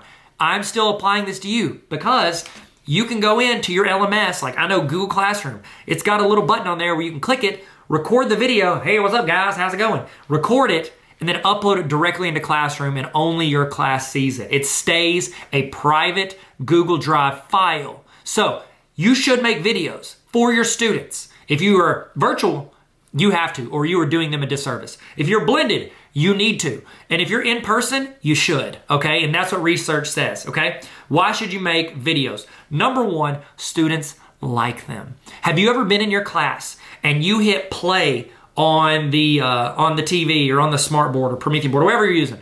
If you hit play on there on a video, the tone goes, it's like they get quiet. Now, they might start talking again once they realize they're not interested, but for that few seconds, you have their attention. It is a great fluctuation in your classroom to kind of re-trigger their brain to look at, okay, what's on the TV? What's the shiny new toy? You can do something and then you turn it off and you start teaching again. Students like videos. Now, they don't like every video. It's like the idea of like, if I give my students a Chromebook, they're gonna love it because they love technology. They love what they can do with that tool. They love the types of videos if you pick the right ones to resonate with them, okay? And we're gonna talk about that. Number 2, research says it helps them. There are research studies out there that the researchers tell us and their analysis that through the research that they're doing, students who have access to their teacher's videos, just record the lesson you're already teaching and make it available. Students find that extremely helpful when they're reviewing for an end of semester exam, final exam. They can go in and review that and use it as like a refresher. I had a young lady, she did really well on her AP US History exam. She made a 5, it's great. She told us that 90% of what she learned, she had learned through watching Crash Course YouTube videos. You could be that Crash Course video. Crash Course is a YouTube channel. You could be that video that your students learn from or other students around the world learn from. By the way, I haven't even told you, I got a YouTube account. If you want to check me out, like, subscribe, Tarver Academy, if you want to check it out. Somebody throw the link. First person throw the link in the chat, you win a new yacht. We give away yachts here. I'm just kidding, but maybe. 3, it helps them connect with you. If you're virtual, too often we go all business mode. It's like, do this, do this, do this, do this, do this, do this. You have a natural built-in community with your students whenever you're teaching in person because you're there, you're talking to them, you're chatting with them as they walk in, you're having side conversations, you learn about them from what they're doodling or what there's on the book that's on their desk. My first year teaching, every kid that was walking by was walking by with one of them Twilight books. I probably have one on my shelf. Twilight books. And I was like, wow, that's really popular. So I read it. It was a chance for me to connect with my students on something they were interested in. That community happens naturally in person. If you're blended, virtual, hybrid, anything like that, you need to be creating stuff for your students, connect with you in a community. If you're just sending them off to other videos, they're not connected with you. They're connected with somebody else on YouTube, but these young people, they genuinely connect with people through YouTube. Ask them who their favorite vlogger is. Ask them how they feel about them. They love them. They feel like they're their best friend even though they've never met them. You can use technology, you can use video to strengthen that bond you have with your students to where you build rapport, build connection, and they want to learn from you because they know you and you know them through video. It happens, I promise. And you're thinking to yourself, well, Tyler, I don't want to be that guy. I don't want to be the guy making videos, putting them on out there. You can't make me. First off, stop being so aggressive, okay? Okay, I'm not forcing you. I'm not your boss, okay? I'm not your boss. You can make whatever you want or not make whatever you want. If you don't want to make them, if you're dead set against it, start having your students create the videos. Have a student a day create a 1 minute or less video where they tell a little bit about themselves and ask a question for everybody else to discuss. You know, they could just record on their phone. Hey, what's up, everybody? My name's Tyler, and I'm in 3rd period biology, and I love learning about, what is it, photosynthesis or nucleus or whatever. I wasn't a science teacher, as you can tell. Nucleus, and it's just incredible to me. My question to everybody is, what is your favorite pizza place to eat at? Mine is Blaze Pizza because I like putting broccoli on my pizza. Tell me in the chat your favorite. That is a small opportunity for them to connect and grow. It's even better when you have the students actually teach a lesson on here. I had my students do it, and YouTube was not something like everybody uploaded to. So I had students that would create those and send them to me on like a DVD, and we would watch like 5-minute clips of them teaching a math concept in my class. True story. I'm not lying. Not making this up. I promise. It is a great way for them to connect with each other, and then you connect with them. And also, how much more do you learn whenever you are the one teaching it versus the one hearing it? So, sweet. This is the theoretical framework that I'm using for my dissertation, and I think it's something that we as educators should think of whenever we're presenting any type of digital multimedia content to our students, okay? This is the cognitive theory of multimedia learning, and I've got a picture there at the bottom, okay? We want to get to that circle. It's that perfect combination of what you see, what you hear, and then connecting that to the previous knowledge, images, different types of ways of tying in seeing and hearing. Because that's how we learn. We see it, either we read it or we watch it. We hear it, either we listen to it or we watch it and hear the audio from it. All of that, or we're watching you in person. That's audio. We're visual. We're seeing you. It's the tie-in of all the things that help it stick and stay in our memory and start connecting it, okay? So if you get a chance, look this up, or whenever I get done with the dissertation, you can just read it. I'll summarize it for you. So save you some time. So check that out. That's what we're thinking. what in all these videos, think of what can I do? What is the greatest video I can make with the tools and the experience I have and the comfort level I have that reaches my students visually and auditorially. Wow, my brain literally has turned that word into mush. What is the word in the chat? What is the word when you hear a word and it stops becoming the meaning of the word, it just becomes the word to you? There's a word for that. I've said word a lot. We want to meet the visual and audio tie-ins at the peak of what we're capable of as educators when we're creating videos or having our students create videos. So let's keep that in mind as we go through some of these examples. Okay, so what I want to do is I want to show you some video styles and give you some examples. So here's one of my earliest videos. It was very basic. I stuck a Sony camera I bought at Best Buy up. This was, I think in the summer, I got done setting up my room and I was like, you know what, I'll record a couple basic videos. I'm wearing a hat backwards, okay? It's okay to judge me. It's a Hurley hat, wearing it backwards. It was 2008. It was a weird time for everything, okay? And as you can tell from the graphics, I made this on iMovie, which is a free program that Apple offers. So all I did was I did a 5-minute video on this. This video currently, combined between my two channels, has over, I think it's over 2 million views now. This one video on one of my channels has 1.9 million views.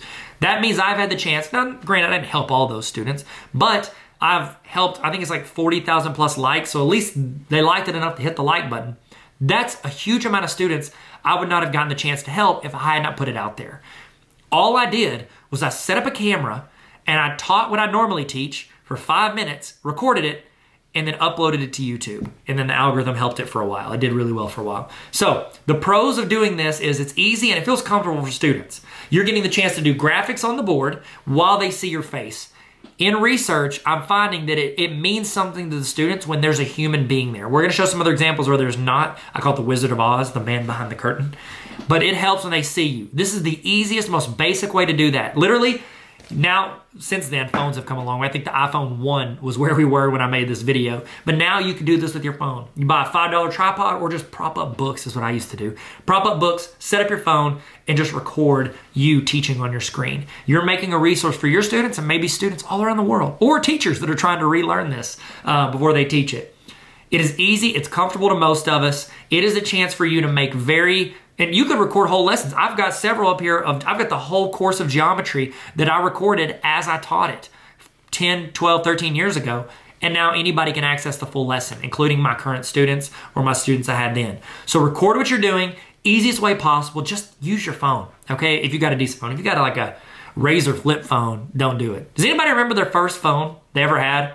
Throw it in the chat. I want to hear the first phone you ever had. Let me hear it, okay?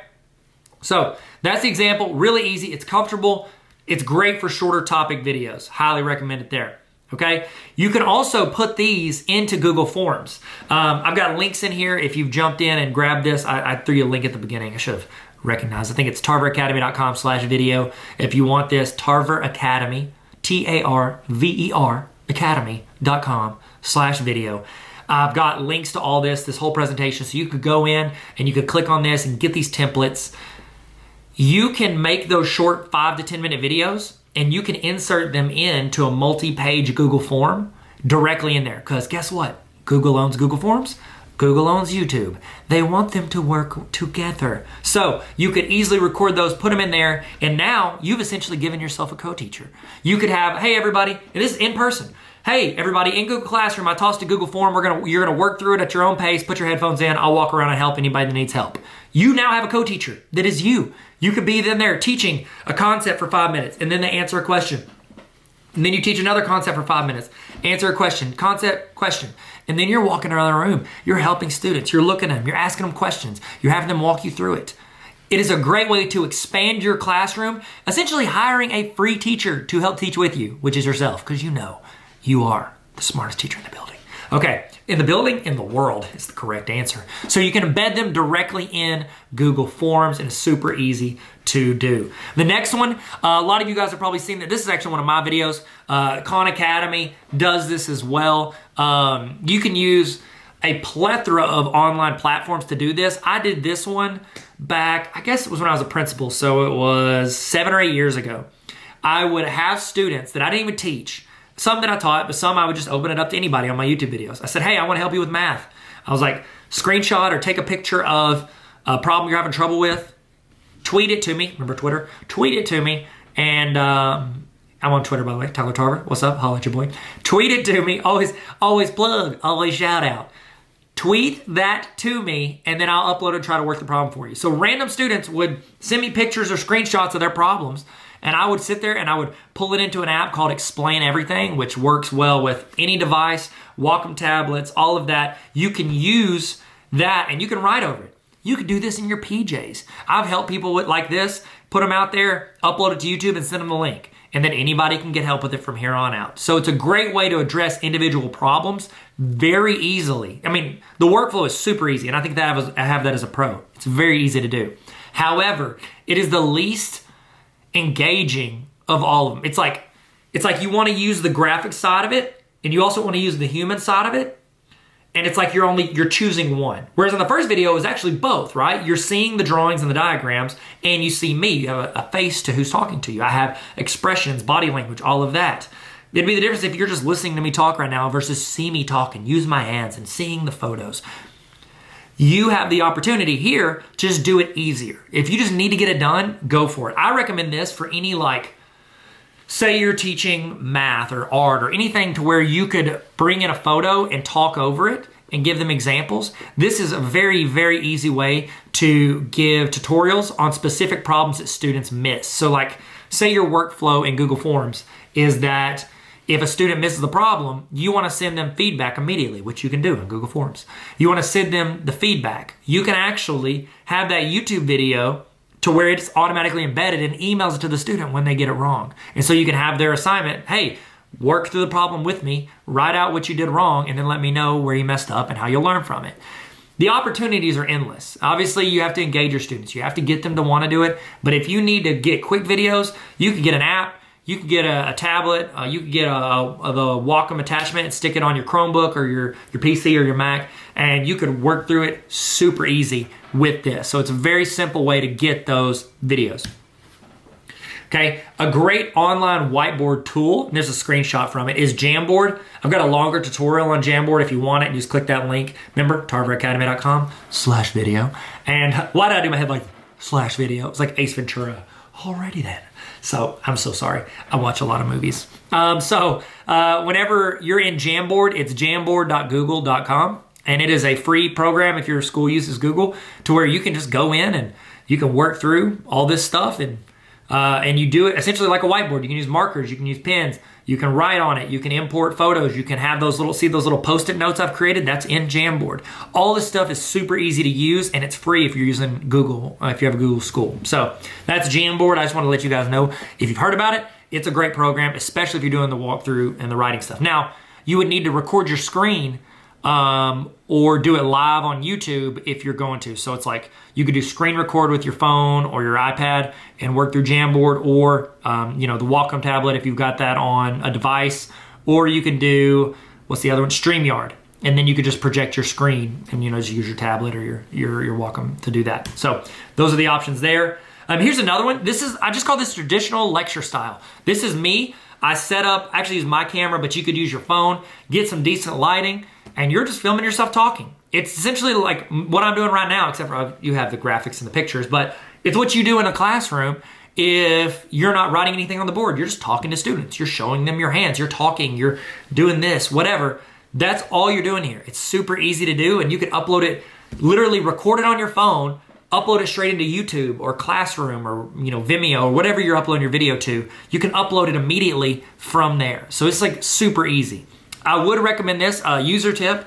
I try not to record like videos that are longer than like 20 or 30 or 40 minutes directly from my phone because storage is always an issue with phones. So what I recommend is I stream it. So it's like I don't have to worry about the storage because I'm streaming it live on either YouTube Live or through StreamYard, StreamYard, StreamYard.com. They've got a free option there. I highly recommend. I'm not paid by StreamYard, so there you go.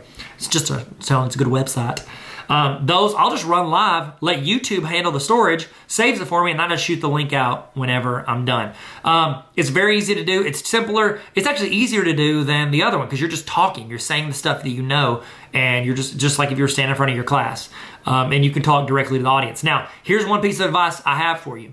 When you're talking to them, do not look at yourself on the camera. So like if you're looking at me right now, I'm not looking at you. I'm talking and I'm blah, blah, blah. I'm looking off. That's me looking at myself. You want to look at the camera. You want to talk to them. You want to look directly at them. Because what am I doing right now? If you're looking at me, who does it look like I'm talking to? You. I am having a direct conversation with you. My eyes are facing your eyes. Even though this is, I'm miles away, I'm still talking directly to you. I can't see you, but it looks, for your perspective, I'm talking to you. So, as you do all of the stuff you're doing for your students and you're recording, you always look directly at the camera. It's like a Zoom call. Have you ever done a Zoom call or a Google Meet where they're just like, nobody ever looks directly at you, and then there's those people that look directly at you? It's because they're looking at the camera. Look at the camera. That's just the user tip, okay? Next one, I've used this before. I've got a ton of resources here. If you want them, they're on my website, tarveracademy.com. I've got free bell ringers. So I did a quote of the day bell ringers, and I did throw in some edit on this, but really it's just me talking. I have the text of the quote, and the idea is that your students can get their conversation started every day doing a daily interactive, easy discussion, personal application question, okay? So I used to do math bell ringers, and I would use old released ACT Aspire questions. That's great because we're learning math, but also during the bell ringer time, I'm trying to take roll. I'm handing out papers to kids that missed the day before. I'm doing all my admin stuff. I'm emailing the secretary saying, hey, so-and-so missed, whatever. Students, if they hit a snag when they're doing that math problem, then they're stuck. They can't move on. They're either like asking somebody else or they have to ask me, and then I have to stop what I'm doing to help them. So what I always recommend for bell ringers is you can either have this, there's 180 of these, it can every day your whole school year. I've got templates, notebooks with it. I've got more bell ringer resources than you ever need. And you can have those for free, tarveracademy.com. Or you can create your own very simply like this. You don't have to do the edits I did. You can make a daily discussion question. It's a great, I call them community connection questions. You're talking about something that they can either learn about or grow from, and then it's easy for them to answer because they don't hit a snag when they don't know how to do quadratic formula. They can literally just go, oh, here's a quote, or here's a thought. I'm going to give my opinion on it. With our opinions, yeah, there's people's opinions who are more correct than others, but when you're giving your opinion, it's not really wrong, it's still your opinion. And so it's a great discussion conversation starter. And what that does is that helps get the conversation started when you start doing class. So in person, online, hybrid, I highly recommend you have a 1 to 2 minute daily community connection video where they either learn or they're just answering questions about like, what's your favorite TV show right now? What's your favorite movie of all time? What's your favorite sport? Whatever it is, to start the conversation, the students feel comfortable talking, and they're also connecting with you and each other through this. So if you want that resource, you can have it, tarveracademy.com. Just click at the links at the top, bell ringers, or hit me up on whatever social media platform you want, and I'll give it to you. Okay, sweet. So let's keep rolling. You can also do math or bell ringers. I did this to like, what resource would I want as an educator if I was still teaching math every day to high school students? I would want this, where there's somebody in 5 minutes or less that works through a problem with my students. Therefore, I am freed up and I have someone else teaching and walking them through it. So it's a great resource. You can create your own. Shoot me your YouTube link. I want to subscribe to your YouTube as you create your own stuff. If you do, no pressure. Got to follow your heart here. Okay. Another one, and this is actually one that's super popular, and we don't think of it as an educational tool because it has become so, is prolific the word? It's become so prominent in the world. This is myself and my friend Neil. We had a podcast called Explain Everything with Tyler and Neil. He made me put my name first. It should have been him first. He's way better. So with this, we would just do a podcast where we'd spend anywhere from 15 minutes to an hour explaining something. And we go through the topic, we talk through it. This is a really cool thing you can start using for your students. And yes, you can find other people doing it, but this is super easy to do. Record with your phone, you can live stream, you could just do audio. There's a free podcast app called Anchor that I recommend. You could do it just audio and send it out to your students. Think through how this would feel engagement-wise for students if you and another teacher were literally like say you teach history and there's another history teacher and you two are sitting there and you're talking through context, stories, all of that from the American Revolution and, what Paul Revere felt whenever he was riding through town announcing that the British are coming. Whenever you were doing that and you're having that conversation, it's almost like someone is sitting in the room, your students are sitting in the room having a conversation with two friends about something they like. It's not a 45-minute lecture, a monologue by one teacher. It is a chance for them to hear a conversation where there's context and opinions and thoughts and this overlap. And it's like every time a new person talks, it's like a little reset in your brain. Think of the podcasts you listen to. Why do you listen to those podcasts? Because it feels like you're their friend and you're chilling on the couch where your buddies are talking about whatever. That's why we like them. So you could start incorporating these more into your classroom, into your teaching, into your learning of your class with your students. Also, you can have students do it. They can create podcasts, interview people, bring that in and add it as an actual learning material. In our brains as teachers, we think it only counts as a learning material if we say it standing up in front of the class. How often can students teach each other? How often did you, as a student in college, work with other students and you guys taught each other and worked through different things? You can do that. That's a great way to learn and grow. You can also do it. When I was a principal, I would bring students in to my office and we would do the daily announcements. This was a community connection. It was a back and forth conversation. We could feed off each other's energy and talk.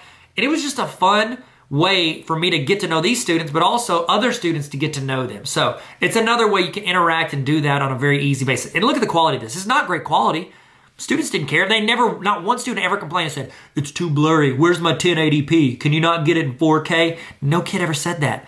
They don't care. They watch TikToks and Instagrams and Snapchats all day that are filmed from terrible angles and like in the dark and weird places. Like they don't care, okay? They just want to hear what is the story, what are they saying, and why do I care, okay? Next, this is online focused, vertical with text. So I like to think of this as like I'm making this for the internet. So like right now, this video is similar to this because I'm sitting here talking to the camera, so you see me, and then I've got text, I've got GIFs, I've got video clips, I've got slides. Like you're seeing this slide. You have a video of me, you have a slide, and then you have a video within the slide. Inception. You have all that right here on this one video. Okay, so this is a great tool. If you know you're making this for online or you know you're making this for your students, this is a very good way to incorporate both of the things that are important: the audio, the visual, the human interaction, the text and photo, all of that. I edited this in Final Cut Pro. If you've ever edited, let me know in the chat. Have you ever edited with an editing program? iMovie, what is the free one that Apple does? It's like, they only do the boxes. My 7-year-old daughter created videos, clips. She would create videos with clips. iMovie, all of that you can do through this. And there's a ton of other programs you can use. I recommend, if you're not comfortable editing, just use StreamYard. StreamYard. StreamYard. Yard. Okay? Here's another example.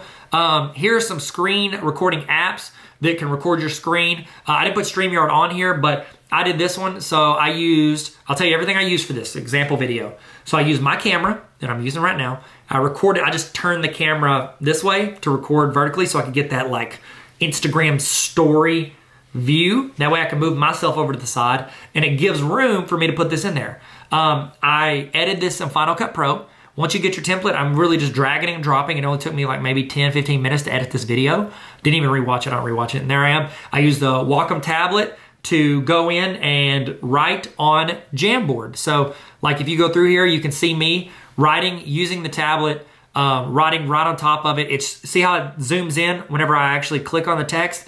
You can use these programs and these screen records and you can stream live. You can do all this. You just got to figure out which app am I comfortable with. There's no correct answer. I gave you guys 5 options here to write online and upload and record and all of that directly from here.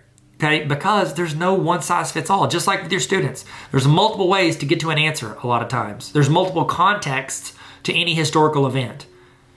This is multiple options for you. I say play with them. If you like it, lean into it. Ask fellow teachers who are already doing it. See what they like, because if they're collaborating with you occasionally, then that's an opportunity for you guys to just help each other edit or ask each other questions, troubleshoot. Find out what your colleagues are using and the people you can communicate and connect with frequently. So that's a great one.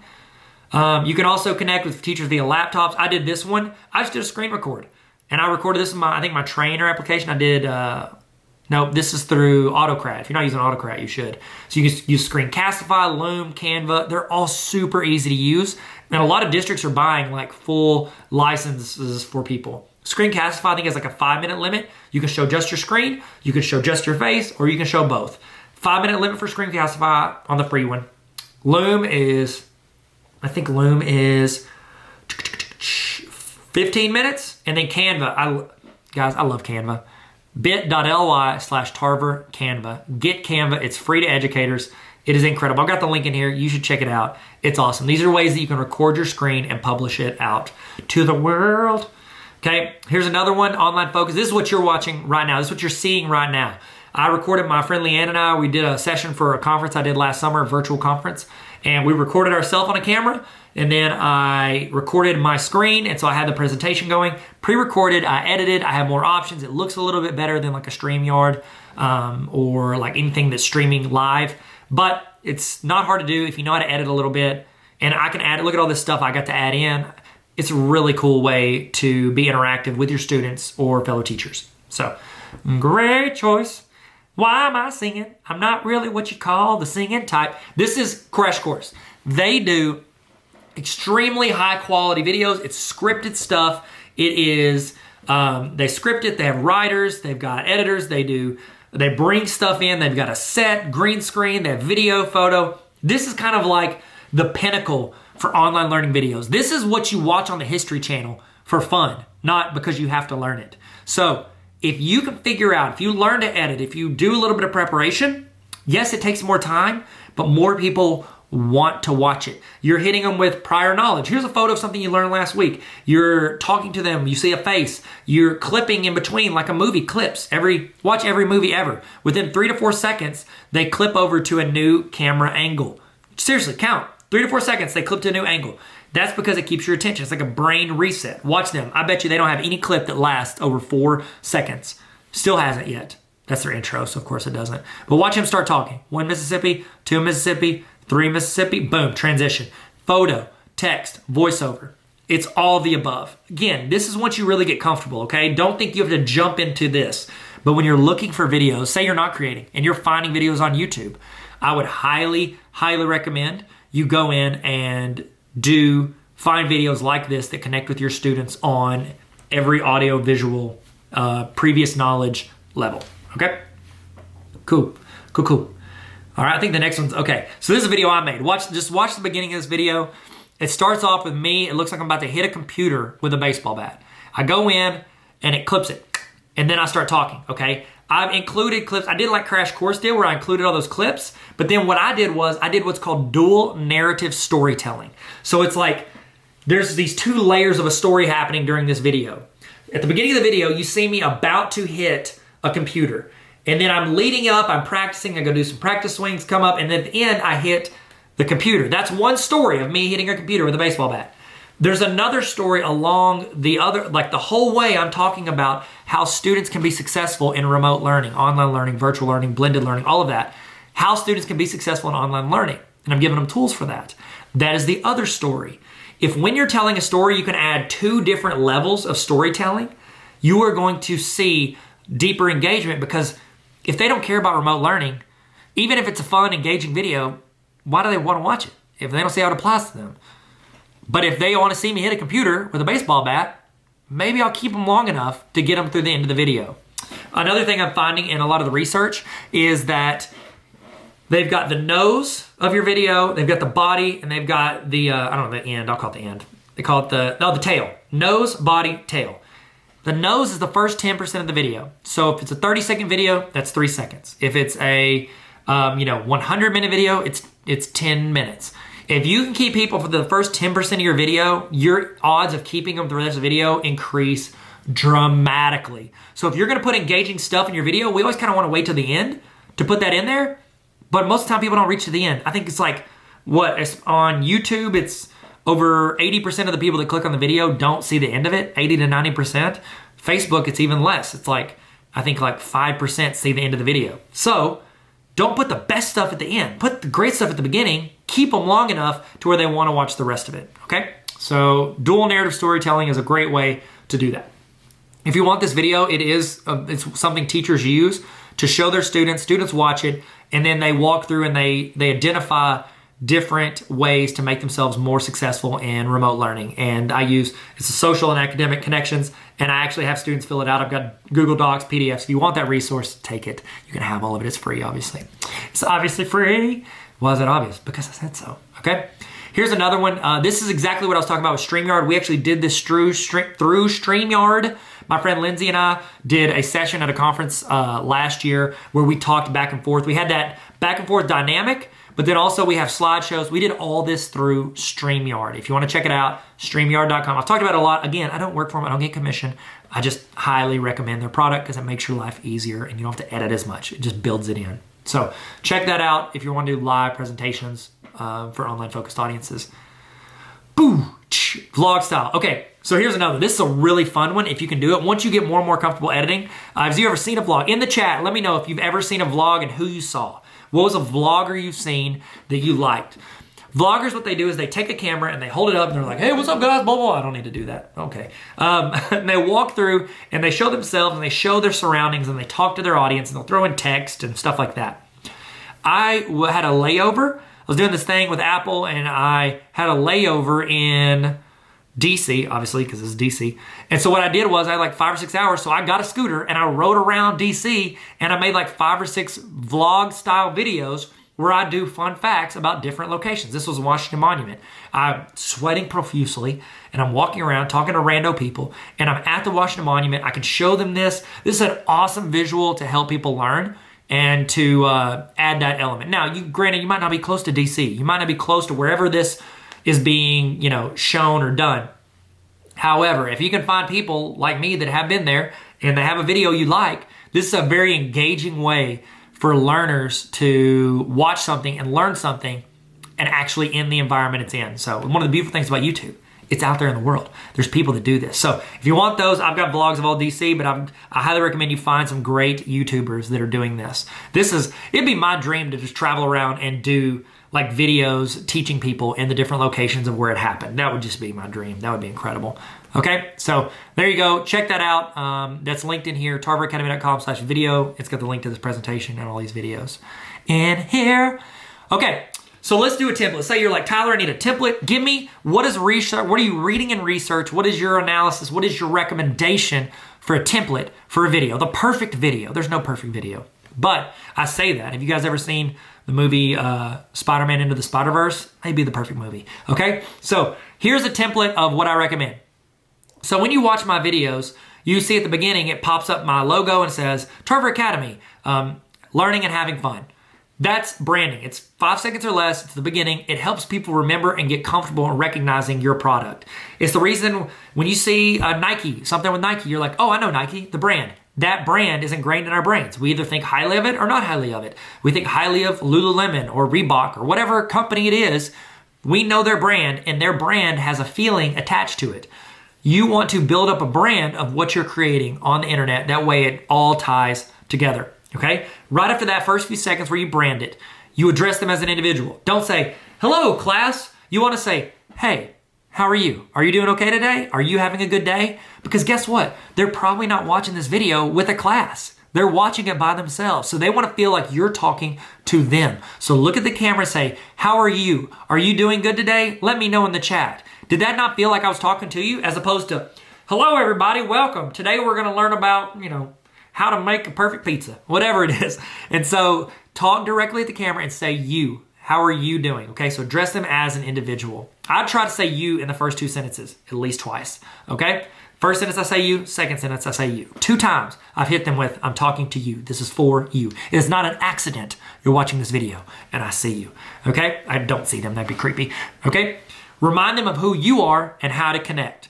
So you want to tell them like, hey, my name's Tyler Tarver. You can check me out at Tarver Academy YouTube channel or at Tyler Tarver on any social media platform. I'd love to connect with you and learn with you and, grow with you there. Boom. You know who I am. You know a little bit about me that I'm on social media and how to connect. Number 4, community connection. Give them something about your personality. They don't want to just be like, I am a robot, Bueller. They don't want to just be like, here's quadratic formula. Joke around with them. That math video, I made a joke about how boring math is at the beginning. People get comments, I get comments all the time about that little phrase. It's a little bit of my personality. Here's one thing. I'm getting super into like cards. By the way, if you want to sell your card collection, hit me up, Tyler Tarver. But I'm getting super into cards. So I'm going to try to incorporate card stuff. And what I might tell people in the video is, hey, I just got into cards, just got this Jordan PSA 8. Would love for it to be a 10, but I can't afford it. So I would love to know. In the chat, tell me your favorite athlete and if you have any cards that have them on it. That is a great conversation starter where there's no right or wrong. It's just tell us who your favorite athlete is, okay? After that, number 5, you want to provide clarity for the learning. In research that I'm finding, there are 2 reasons people stop watching videos online. And by far, there's multiple reasons, but it's like if this is the bar graph, these 2 reasons are back here, everything else is down here, okay? Way more important. These are the 2 reasons students stop watching online videos. Either because they don't see how it applies to them, like, I don't need to learn this, why would I need to know this? They don't see how it applies to them, or they're confused about what's going on. Constantly provide clarity for the learning. Why they need to learn it, what's happening, what are you doing? I've repeatedly told you, tarveracademy.com/video, because that is a home base where you can learn about what's happening if you're getting far off or you don't know what we're talking about. So hit them with the big topic, tell them the agenda. Here's what we're talking about today. Here's what I'm going to be doing. At the beginning, I'm doing this, then this, then this. That's what's happening. And then why they need to learn it, how it applies to them. So I'm telling them the topic, and then I'm hitting them with those 2 things. Here's what's happening today, erase confusion. Why they need to learn it, show how it applies to them. Okay, so hit them with that. Then you discuss the key points. Teach them what you want to teach them. Then tell a story, okay? Teach them what you want to teach them. Sometimes, based on that, remember that framework we looked at, the multimedia learning? Cognitive theory of multimedia learning. One of the key things is that you're tying into previous knowledge. When you tell a story, you've got a lot better chance of putting the story in a situation where people can relate to it. Then you tie your key concept in. So you teach them something, you tell a story, and then you tie those 2 together. You're tying on that previous knowledge that you've got to allow your students to learn and have a deeper connection.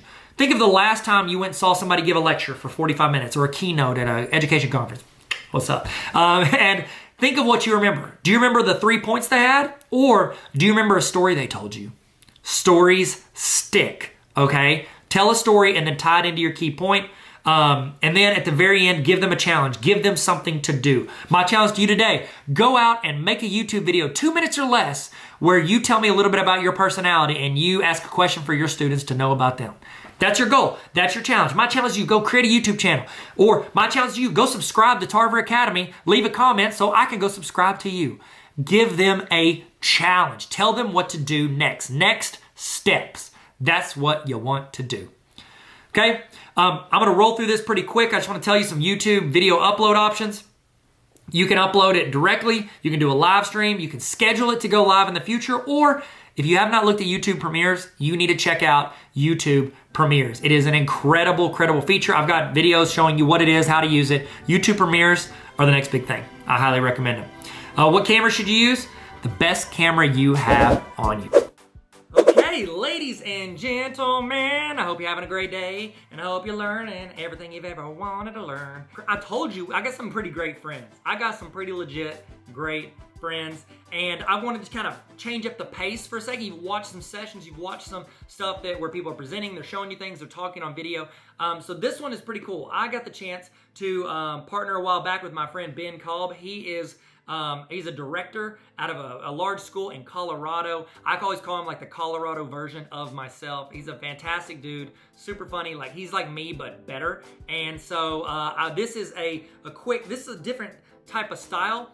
What we did is we took this, they do this thing at Apple, it's called an Apple EDU chat. It's like a Twitter chat where different educators jump in and they ask questions and educators will answer that on the chat. Well, it's always moving really fast. So Ben and I thought, what if we did a show where we went in and we recapped that chat. We went in and we picked the questions, we gave our thoughts on it, and then we pulled some amazing answers from some educators that we thought were kind of like doing really good. They've had really good answers. And so we're trying to summarize and kind of rapid fire that. Here's the cool thing. As we're going through and asking these questions, through this chat, sorry, I hiccuped in my brain.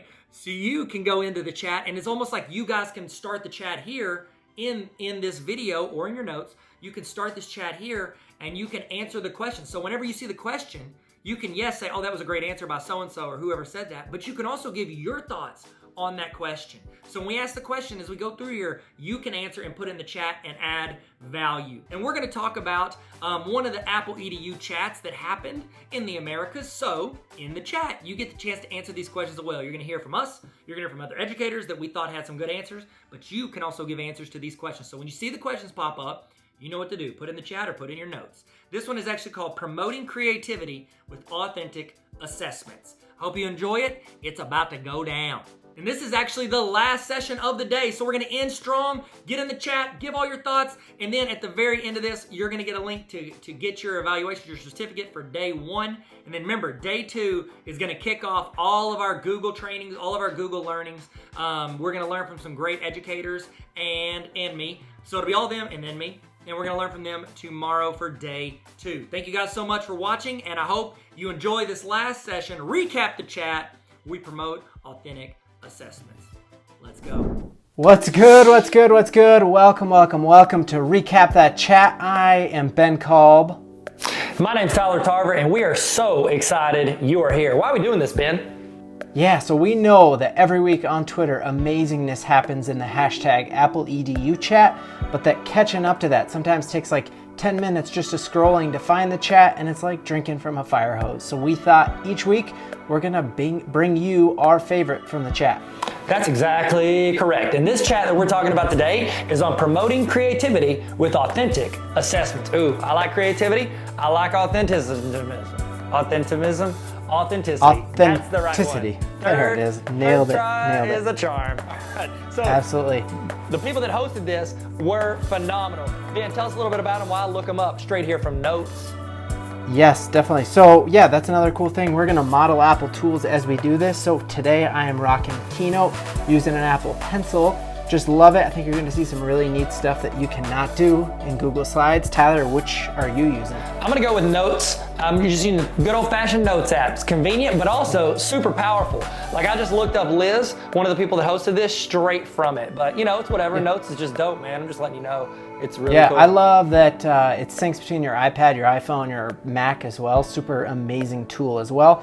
And yeah, I love Keynote as well. So we're talking all about how authentic assessments can really get our students to be better critical thinkers and more creative as well. So Tyler, question number 1 as we look into this was authentic assessments are powerful, we know that, but how do you define an authentic assessment? To you, how do you know something is an authentic assessment? Well, I feel like whenever it resonates with students where they are, whenever you're doing something that they can find is relevant, but also it engages them, and not because like, oh, it's flashy, but because it means something to them. So when it's authentic and they can give authentic answers and authentic application, I think that goes a long way with students. How about you, man? When I think authentic assessment, I think it needs to be a task that a student actually would have to do in career or beyond just like K-12 classroom. So I think, you know, I haven't written a 5-paragraph essay since I graduated high school. So that's a perfect example of something that is not an authentic assessment. You never have to do that in an actual job. Yep. I think, you know, so having kids do blog posts, having them do videos, having them convince someone, all of those, because they are things you have to do in real work and in college and beyond, that's what I think of, a task that you need to do outside of school. Yeah, I mean, how many times do our bosses come into our office and say, hey, you have exactly 45 minutes to complete this task. If you don't, then you're gonna fail this job and you can't call or use any resources. Happens all the time, right? Never, which is very good. So let's, so each of us then picks our favorite answer for the week, and it's a total science. Mm-hmm. Right? There's definitely no judgment in their favorites or anything like that. No, so Tyler, playing faves. Who'd you pick, man? Who did you pick for your favorite answer for question 1? I used @Miss T. Leon. I used her because she also curated the chat, but what she said was awesome. She said, authentic assessments engage learners through creativity. They are relevant, high interest, and designed with students and not just for students. The students are a part of that, and I love that she said that. Yeah. Love Anytime you can have students like designing with it, that's probably a really good example of it being authentic for sure. Owners versus renters. They own it. Yeah. I like that for What about sure. you? What do you got? And I obviously have the correct one. I went, whoa, I skipped ahead there. Let's go back. So I went with Emily Lynch Deegan, who said that the big characteristic is that it's real and it has to give students an opportunity to show their ability and to apply skills they've learned in real situations. So that's kind of what I was saying. Just the idea of like not just a multiple guess test. It has to be something you need in life outside of school. That's so good. That's so good. Excellent. Excellent. Okay, question 2. Question 2 says, what are the benefits of authentic assessment? Consider the benefits from both the student and teacher perspective. So, Ben, my question to you first. Kick us off. What are the benefits of authentic assessment? So many benefits. We're going to see that in the answers. We saw a lot of common themes come through. For me, being a classroom teacher for 7 years out in Illinois, the biggest benefit is anytime one of my former students hits me up on LinkedIn, hits me up on Twitter, Facebook, whatever, and says, hey, Mr. Call, remember that one time you had us do this persuasive speech to the class? It reminded me a lot what I had to do today in my job. And so it's like that building of a skill that actually helps the kid succeed outside of the walls of your classroom. And without a doubt, that is the biggest benefit for me when I was a teacher. How about you, Mr. Tarver? What you thinking? You know what? Mine is honestly, it's a very similar answer, but I want to give a different example. When I was a principal, I got the chance to teach a couple of the classes as well. And whenever it was time for them to show their learning, their evaluation, yes, they could do a quiz or a test, but I also gave them the option of creating a presentation. They could do a video, do a podcast audio. And I had a young man that really loved doing video and he wanted to learn more about it. So he did that for all of his, built up an actual video career and became the guy in college who filmed his school at football games. And so he actually built like a side hustle off of that. And I think doing, just like you said, both of those learnings at the same time was beneficial in 2 ways instead of just one. So who'd you pick out for your answer on this one? Well, you know I always pick the best, and I just went with like my hometown, right? Coming to you from Colorado. So in my district, one of my friends hopped in here, and Nate Wilcox said that the biggest benefit to him is that it's fresh and every day is new and never boring. I think that's another part. Like we get super bored grading paragraph essays all the time. And so the fact is that it's always new. And since kids like it, like classroom management's cake, because like when was the last time a kid was making a video or a podcast or a song and you had to be like, hey, stop talking to your friend. Like they enjoy it. So I think there's really no downside as a teacher to doing them. Who'd you pick? Absolutely. You know what? I went hometown as well. This is Jessica Herring-Watson. Jessica is phenomenal. She actually teaches in the same town as me. So holla at Jessica. Jessica, you're incredible. Jessica said, for teachers, grading is so much more fun because every product looks a little different. For students, it encourages ownership of the process and product of learning. Man, I think she's right on par with us. I think all of us, let's just start a school together. What do you think? I think it's just the best thing. You 2 people from Colorado, 2 people from Arkansas, let's take over the world. I think we've all got it figured out. You're a math guy on my screen. I just love that you can annotate on top of slides as you're in presenter mode. I just did Colorado and the greater than sign, Arkansas. Oh, wow. I hope I spelled it right because we're live. Ben, we like to keep this show honest and authentic, so let's try not to lie to people. Arkansas is a natural state. What's Colorado? The artificial state? I can't even remember. I don't know. Next question in Recap the Chat. We're looking here. How can students design authentic assessments for a global community?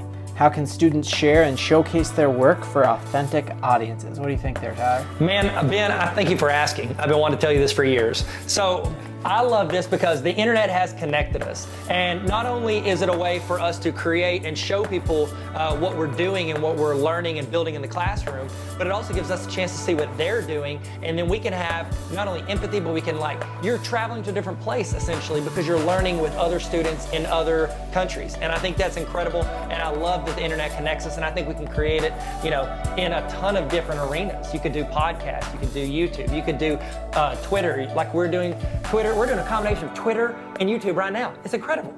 Look at us. It's nuts, man. Who would have thought? Not me. How about you, Ben? What do you think? Yeah, I completely agree. The power of the internet. There's the world is flat now for sure. And I think one of the biggest things to me is that you don't have to wait as a kid anymore to matter. And just the fact that Spotify was developed by a high schooler, if we're in this arena now where it's all about your ideas and about just like putting content out there, and we don't have to like tell kids anymore, when you grow up you can do this. It's like, no, you can do something right now that gets traction and that makes a difference in the world. So that's what I think, that when students are making for a global audience, they don't have to wait to matter when they grow up. That's incredible. Who'd you pick?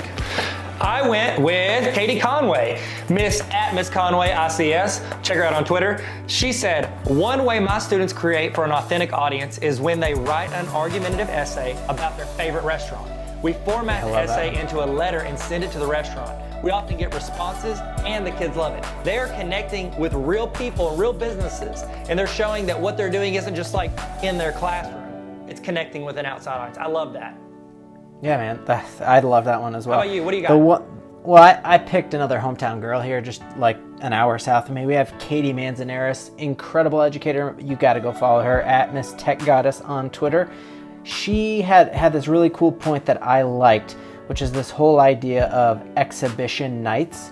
So there are a lot of that. I think some of those schools in California, I don't remember the name right now, and this red light's recording and blinking and making me nervous. But there's those like those PBL schools and stuff like that that really tout the power of an exhibition night, where you are showing off to the whole community. You invite stakeholders from all over to come in and see what you're learning. So I loved that idea of having an exhibition night. And Katie, I only live an hour away, and you didn't invite me to your exhibition night, so that better happen next time for sure.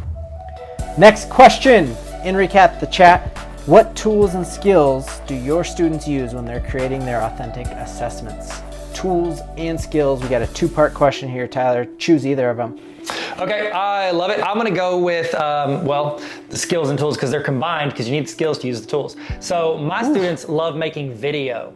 So whenever I give them the opportunity to do that, that's kind of their medium that they're really into, because they're already on it. They're on Snapchat, they're on Instagram. So I ask them to incorporate that in that world into their assignment. So anytime I'm like, hey, create an Instagram account of what it would look like for this person if they were living today, or create a Snapchat, like essentially connection and a news story from what you're doing. I want them to create in the world they're already in, the world they have the screen time minutes in already. I want them to create with that. So video, and then they edit in Final Cut Pro, and they make some really cool products. Some of it's not very good, but it gets better every time they do it. How about you, Ben? Just like this show, episode 2. And this is this is the floor. We're getting better every single time. Every time. When I thought of this, and really this is another reason why you need to dive into giving your students authentic assessments, is that the biggest skills that all those assessments draw on are those 4 C's, or the 7 21st century skills that Tony Wagner talks about, the survival skills, that you are communicating, you're collaborating, you're critically thinking, you are working in teams. And so I think that is the biggest thing, that these all draw on the 4 C's, or those 21st century survival skills. Tyler, I'm gonna go first, just because I feel like you've been hogging it and sharing your folks first, so I'm gonna go first. Okay. And I had to share 2 of this gal's tweets because she just absolutely crushed it. And I think her answer for number 2 was one of my favorite ones as well. So this is Bethany Nugent, at Bethany_Nugent on Twitter. Give her a follow. The tweet that I loved and I retweeted the second I saw it was called 101 Ways for Students to Show What They Know. And it just has a list of collage, drawing, podcast, book, editorial, letter, essay, all that stuff. So all of those are great examples of a way that you can give an authentic assessment. And then she talked a lot about kind of what I said, just the idea of the skills that it builds on is a lot like Bloom's taxonomy, that it's, when you're doing an authentic assessment, it's a lot of the top part of that pyramid. Tyler, what'd you choose?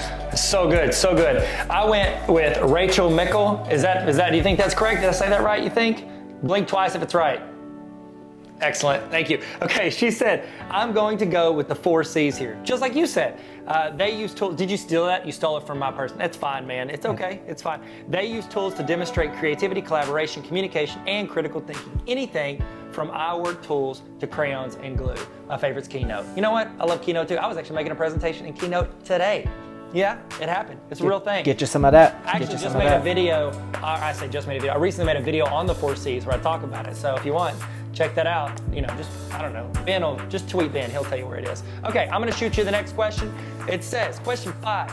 How do teachers design authentic assessments in a way that will prepare students for future opportunities? Ooh, that's a good one. Ben, what you got, man? Yeah, so I think this is where it's super important that as teachers we're really like have friends outside of our own like realm, you know? So I know like my brother's a doctor. That's a brag. I mean, you were a principal, but my brother's a doctor, so. Oh, wow. That's probably that hurts. better, right? It hurts. I mean, I'm working on being a doctor. I'm a specialist. Does that count? No, Oh, not okay. at all. So, I mean, I'm wearing Beats by Dr. Dre, so like that's close as well. I'm wearing Airbuds by Tim Cook, so it's whatever. Oof, wow. Okay, so you're better than that for sure.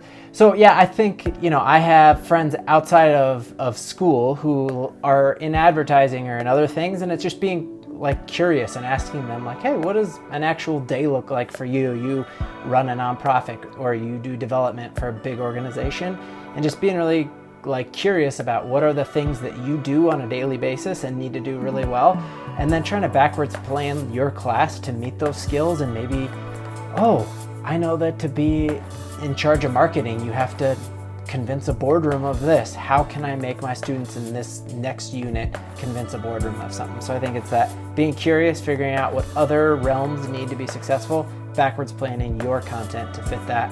How about you, Tyler? What do you think? Yeah, I think you do it in a way that's going to add 2 skills instead of just 1. If everything they do is just reporting or taking a test on it, all they're really doing is, you know, learning how to do multiple choice tests or create an essay on it. But if you allow them to create, collaborate, work together, use critical thinking skills, work through problems in the process, they're adding layers of skills that they can present in any situation. So if they go out and they want to be a welder, cool, I'm gonna go out, I've got all the school I need to be a welder, but then if I go in and I say, also, I can weld and I know how to create video, I can make a commercial for you that I can put on social media and promote your business, and I can weld. You're adding a skill set that's valuable in almost any arena, but also adding that to what you want to do and what you're passionate about. Okay, so you go ahead, Ben. Who did you pick out? What answer do you got for this from the Twitter?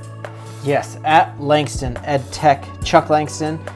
Big follow, definitely give him a follow on Twitter, he's amazing. But here he said, this is where as teachers we need to focus on research, what opportunities will be available for our students, and how does doing well on a multiple choice test reflect that reality. So the world's changing faster than any time in human history. It's exponential change.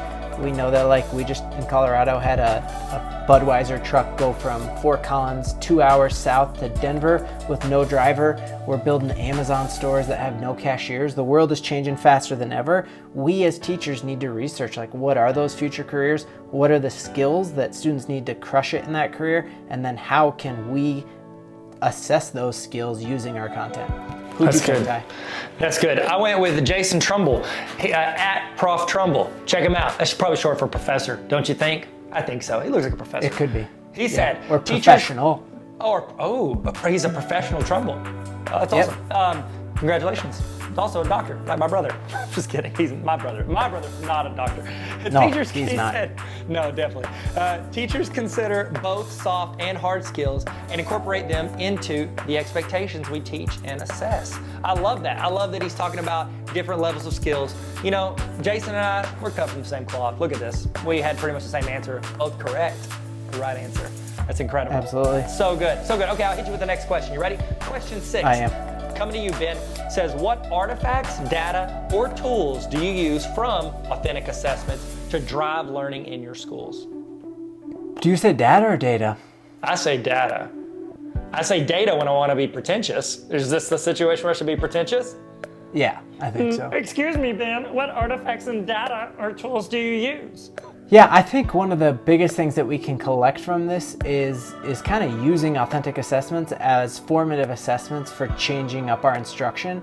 I think a lot of times with the multiple choice test, you didn't always understand why a student got a certain answer wrong. You just understood that, like, hey, the answer was B and they should have said C. So I think, like, in a video, when a student makes it, or a podcast, you really actually understand their thinking at a much deeper level, and you can actually use that formatively to be like, oh, my kid kind of understood this thing but didn't 100% understand that thing. So that's the data that I always took from it, was like, how deeply did my student really get a concept? How about you, Tyler?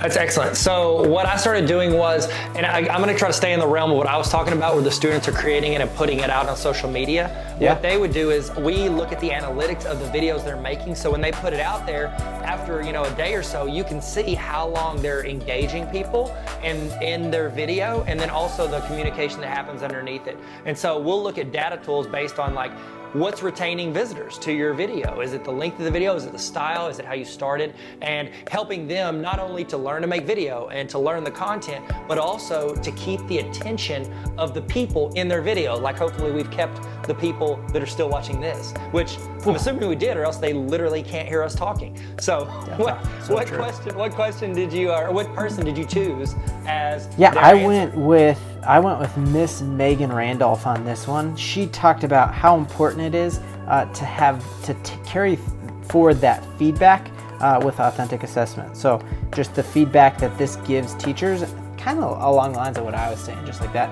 You can use it as formative assessment. Everything is feedback, and feedback is not a bad thing. No, feedback, the more you communication in any role is always good. The more communication, the better.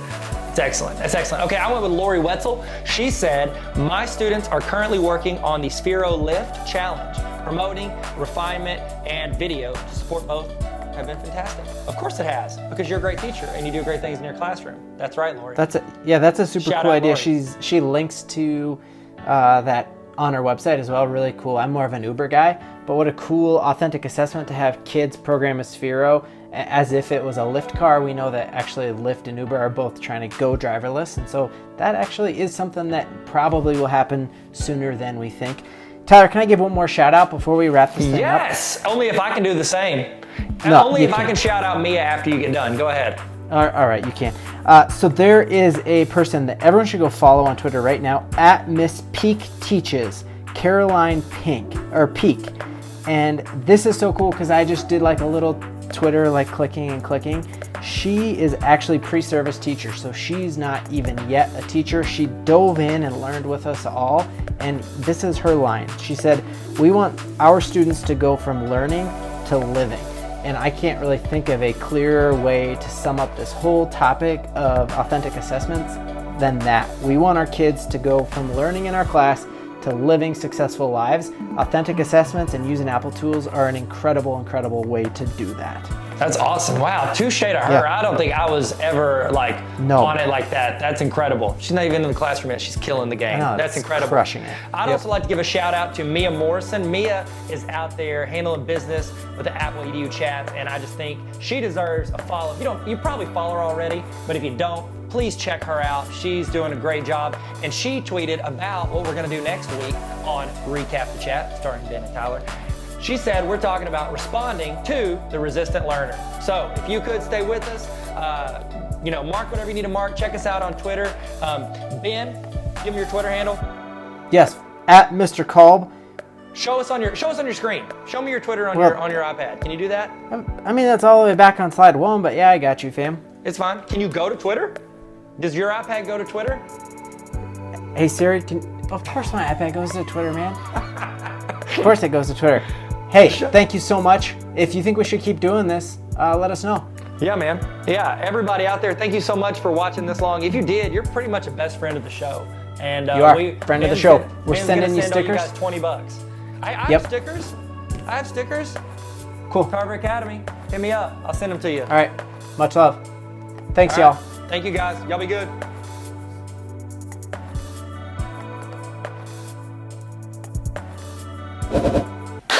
We did it. We did it. We learned something. Did you learn something today? In the chat, I want you to put the thing that you are taking away from today. Put one thing in the chat right now that you have learned or that you have realized or that's reinforced something you think. Put that one that I like to call this the golden nugget. Put the golden nugget from today in the chat. And that way, if somebody's missed it or they checked in, go ahead and you guys can copy paste what other people put. If there's some advice, you can screenshot it. Get this. I want you to throw in the best thing you learned today. It's like a best of highlight reel for your favorite thing that happened during this training. Toss that in the chat right now so we can share and grow together. Okay, we're about to do the evaluation. Before we do, I want to remind you, if you want access to this, this entire training at any time throughout the year, not just these live broadcasts, you can join the Tarver Academy Honor Roll. Why'd I do this? Hey guys, Tarver Academy Honor Roll. It's like Netflix for teachers. Netflix for teachers, because you have resources, you have templates, you have PDs, trainings. It's literally like a library of trainings, and then access to ask questions, to request resources that I build and send out to teachers all around the world. So tarveracademy.com/honor roll if you want to join the greatest community on the planet. And I'm not biased at all. I mean, all of us, you're on the honor roll. You want to be on the honor roll? Sick. Let's all be on the honor roll. And I'm a dean, so keep me on the dean's list. Hey, that works. Okay. All right. Now it's time for your evaluation. I'd love to get your thoughts on what you thought for this, but also I'm going to send you a certificate saying that you sat through this training. You put in the time. You wanted to learn. You wanted to grow. You wanted to get better. This is going to be a certificate that I'm going to email to you. What I need you to do is I need you to go to the link on the screen, or hover over the QR code with your phone. Get your phone out, hover over it. It's going to ask you a few questions. If you don't get this, it means that you put your email address in wrong. Make sure, please do not rush this. Type your email address in correctly. Please, I'm begging you, because if not, you're gonna email me, I never got my certificate. It's because your email address is wrong. Type in your email address correctly, fill it out, fill out your name, make sure you capitalize, make it look good, because it's gonna fill into the certificate from this. So I need you to put this in correctly, please. Okay, go there, we're gonna walk you through it. Go into this, click on the link, or you can't click on the link because it's on a video. Type in the link on your computer, or type it in on your phone, or whatever device you have. Scan the QR code, fill it out. I'm gonna send you a certificate with a timestamp on it saying what time you ended. You have proof from earlier if you sent in to the other link of what time you started. And then you also got your notes and all the stuff you've learned, your screenshots, all of that to show your administrator or whoever, your spouse. You show your friends, show people on the streets, all the learning that you did. You can frame that certificate. I think we're all getting framed. You get it framed? I'm getting framed. I'm gonna put it up on my shelf. I got too much stuff on my shelf already. So look at this, Lonzo Ball rookie card. If you got any, by the way, you got any basketball cards you want to sell? Hit me up. I've been slightly obsessed with basketball cards, and I apologize for bringing it up. Look at this. This is all Lonzo Ball. Lonzo Ball, I mean, he's the GOAT. Everybody says it. Who's in the chat? Who is your favorite basketball player of all time? I'd love to know. If it's Lonzo Ball, it's quite the coincidence because I had it sitting on my desk. If not, it's probably this guy. Probably this guy right here. See that guy?